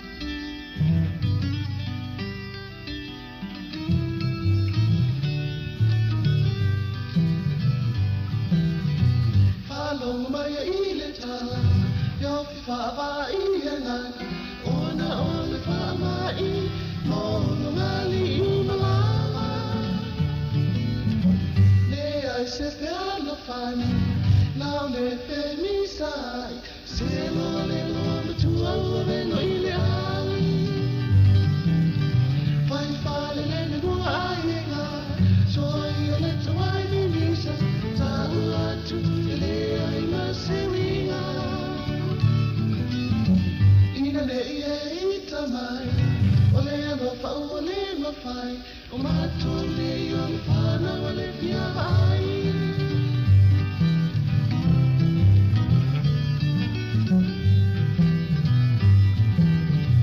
ale ita otina o ami o ale toya ina e masa salo na loto uai elis ma musa ate fo ile no matua peise mantulu ia ifanua we toe mana ona fo fo faua ai fale le no ainga so ia le tuai minisa ta uatu ile ai masewinga ina ne ia ita mai ole lo fa ole ma fai o matune ole fana ole fia vai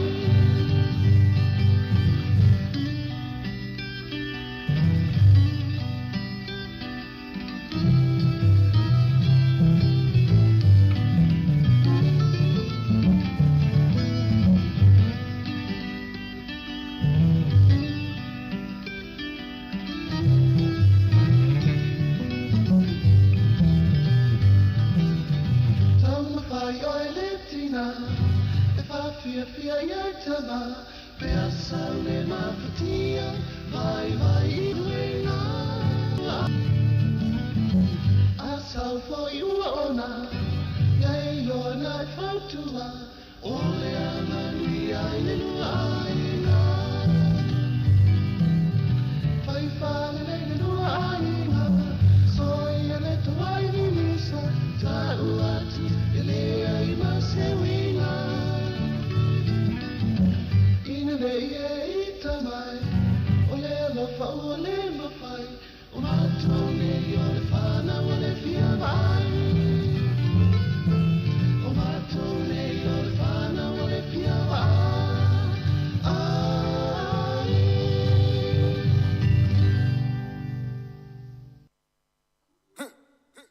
DJ Bravo DJ Bravo DJ Bravo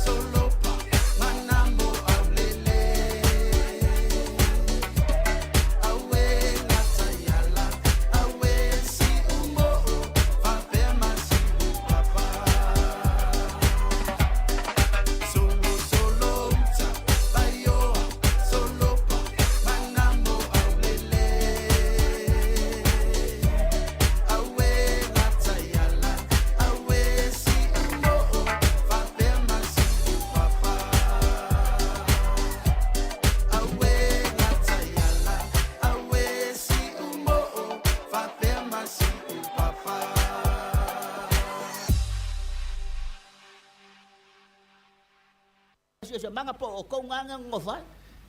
Oi. Le ai.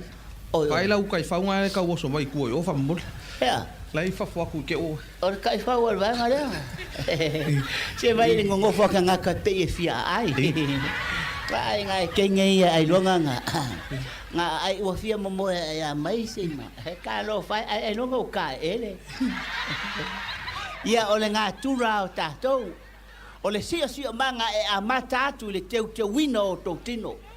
Io a leo che vai a quelle ca ele lo uso le ngofo mai ku ka lo fa ia ngofo u ai pe nga a ola masan ia ila tangata ona vea lava le mana mio pe ole a ola ila vai le fa penge de ka ele ia sa wa ale ku mu fa kasi ia makanga ka wa umba ona fa mai na ola halu ya fa oso le mai le siko inga Halu. Kau fia ku lau kai fau fa mo. Ele o se kai fau ali fa mo. Le yo lau. Pa malia ku ya ke ko inga langa o vai ko ka o so mai lau kai fau. Ele o se kai fau o. Ya ai o le taimi nei. O le a kaka langoa i kulanga kongwa o le mea wa laina maua nei upu o le sio mana. Po le sio miang. Pei ona saunoa le sunga il palmia nafi. Ole a sau fatu sa taina o le sio manga ma le sio ina o le tatou malo ele lanu lau ava o na lau fanua. Ole sio manga i lo uloai e lua upuna e fausiai. Sio ma le manga. Ole ngobinga o lau tala le manga e tele manga awala o manga tolu mea fa pena ai atu lo le fatu spaia o le mana mai lunga wala yo na ola le mene pe la tale atu le lauso o le ale faia le mana mai lunga ma le tupu e o lau fanua lanu lau ava o Samoa ale ai le mana mai lunga le ola mene ese mala mai ai nei mea wa o le mana e fesoasoani le mafaufaunga ia te waia o le mana o le nganga e fesoasoani mai o mafaufaunga ona o alwai lea e tuwa e melelei e faatupu ai le matango fia o le atunu la fisile ya ke o la usunga o fe silinga e lofa ai e ke alofa le sisi o manga pe ke alofa lo tolua o te alofa i lo tolua wa e tau ona o alwatu i lo tolua fesoasoani mate o e fatau no fuafanga nei Io e te alofa la ilo tolu pe te alofa ile sio manga. Ona o le fai se ainga. A ke alofa le sio manga. O te alofa fo sio manga. O le winga moni o la saunanga po te alofa ilo tolu. Ono talu ai la ta wa umba le tolu. Ai e te alofa la i sau fa nau pe a fai o le a fai so tolu.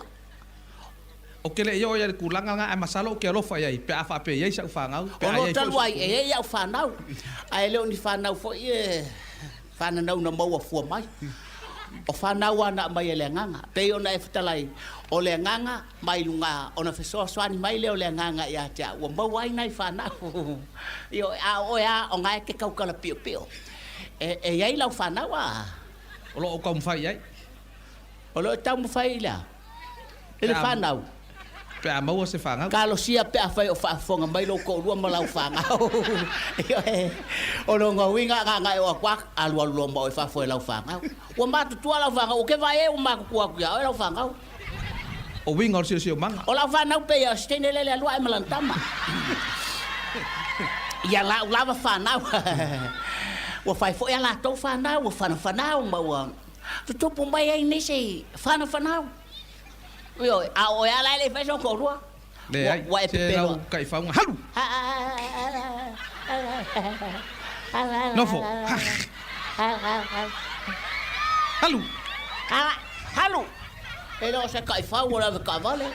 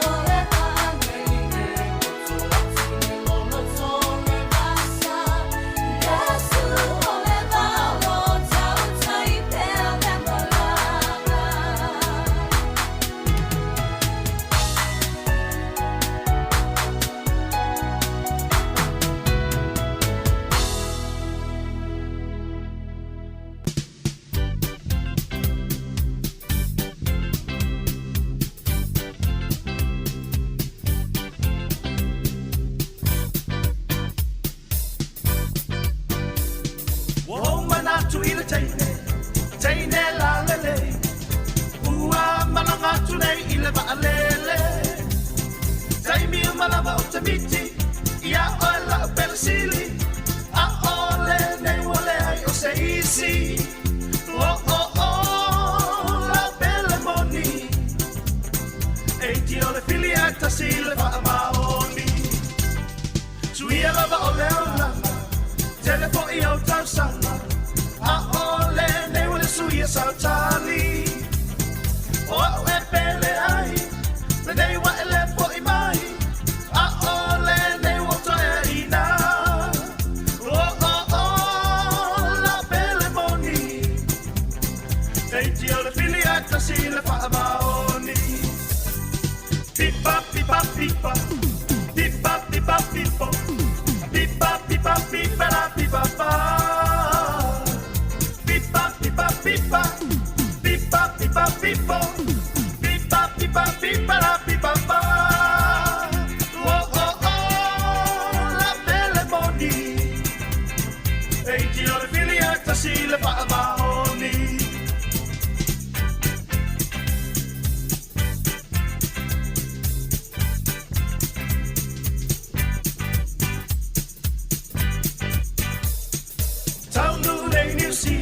Toi malanga fo I America Elenga taile sui o le ma ai sui fo I fōlinga Awana ingala mai hamo Toi fo I mai I se aso Malanga nei au kilani toi va ai au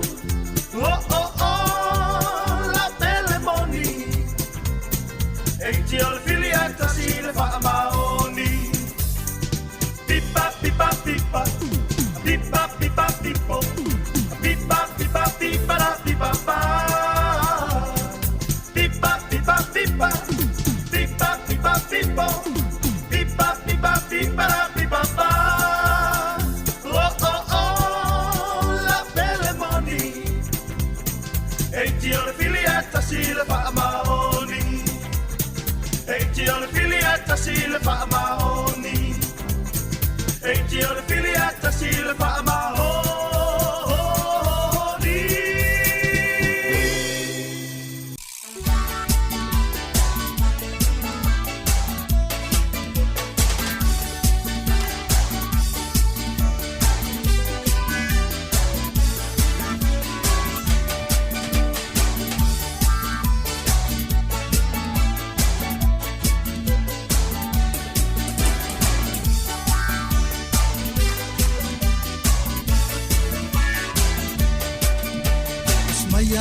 Fonga se yo pese fatalo fa como rosa to foi mai le talonga Tere fa ma wanuma fa mai ya fatuma wa tata atu mai huma Maya le fa fonga se yo pese fatalo fa como rosa to foi mai le talonga Tere fa ma wanuma fa mai ya fatuma wa tata atu mai huma Hula hula uma awala ia ete ula ulai mamalalo ua mali e ola talo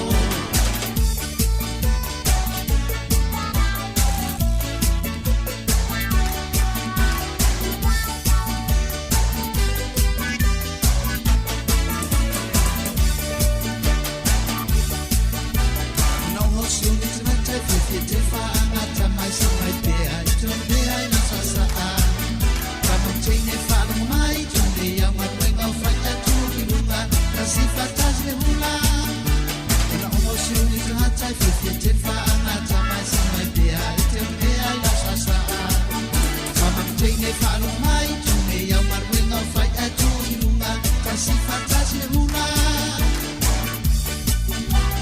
hula hula awala ia ete ula ulai na malalo ua mali e ola talo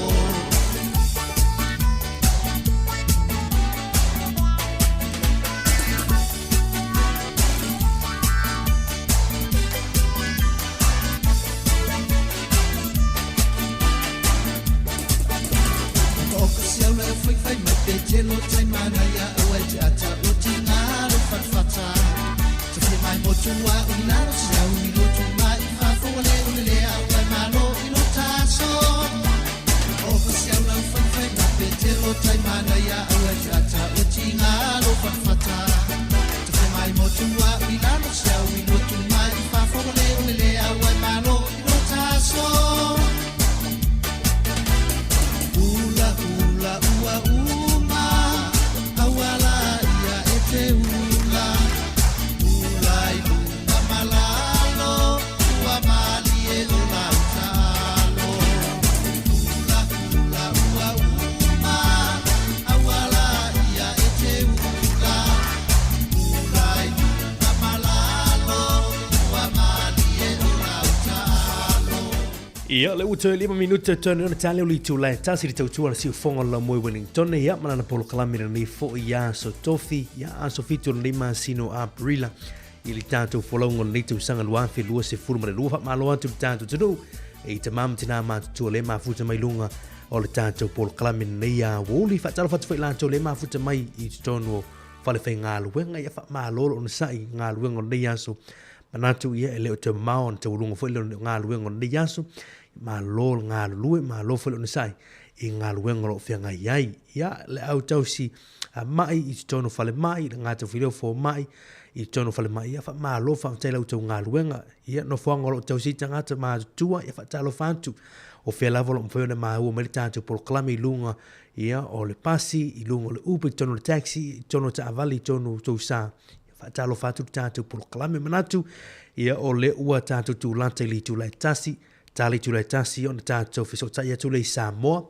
tā pena mai le songa ia tā sesa lem sam wara tau tuino le tātou tunu ia si pa ia fuisi teimi o lea wuri nei ia moli whaafutaima le whaamalo ia iso tātou tunu le maafuta mai lava le tāon le lai li tū lai fitu ia o le ua tātou o mai le nei teimi o lea wuri whaafutai le maafuta mai le tātou tau tua tātou tue whatapa i le aso a tāo le teimi maasani li tū lai fitu ia le aso a tāo tau lava li tū lai lima le tātou tau tua ia le tātou tue whailoa e fo i rungo pēr ngalu le ea i polo kalami maasani ia le tātou le tio ia le nei aso Samoa ia se upo se talo se ngana o le tau te mali i lau whaafonganga ia mātou te matua atu i nā la fo inu le aina se whai le tono le tātou o unanga nei aso ia manatu ave se mea ngā ia a wale tātou atinu ni fi au tāua ia ni vaenga au ngā mo tātou le ana i polo kalami tu la fono i polo kalami nei aso te leo na fiso soani mo tātou. Manuia tele nei a woli e lava singo lo tutelo tātou tunu. Manuia foi ia le alo atu le afia na nei tātou tue whelo i tāo a tāo. Mtemi nei whātou wha soifua.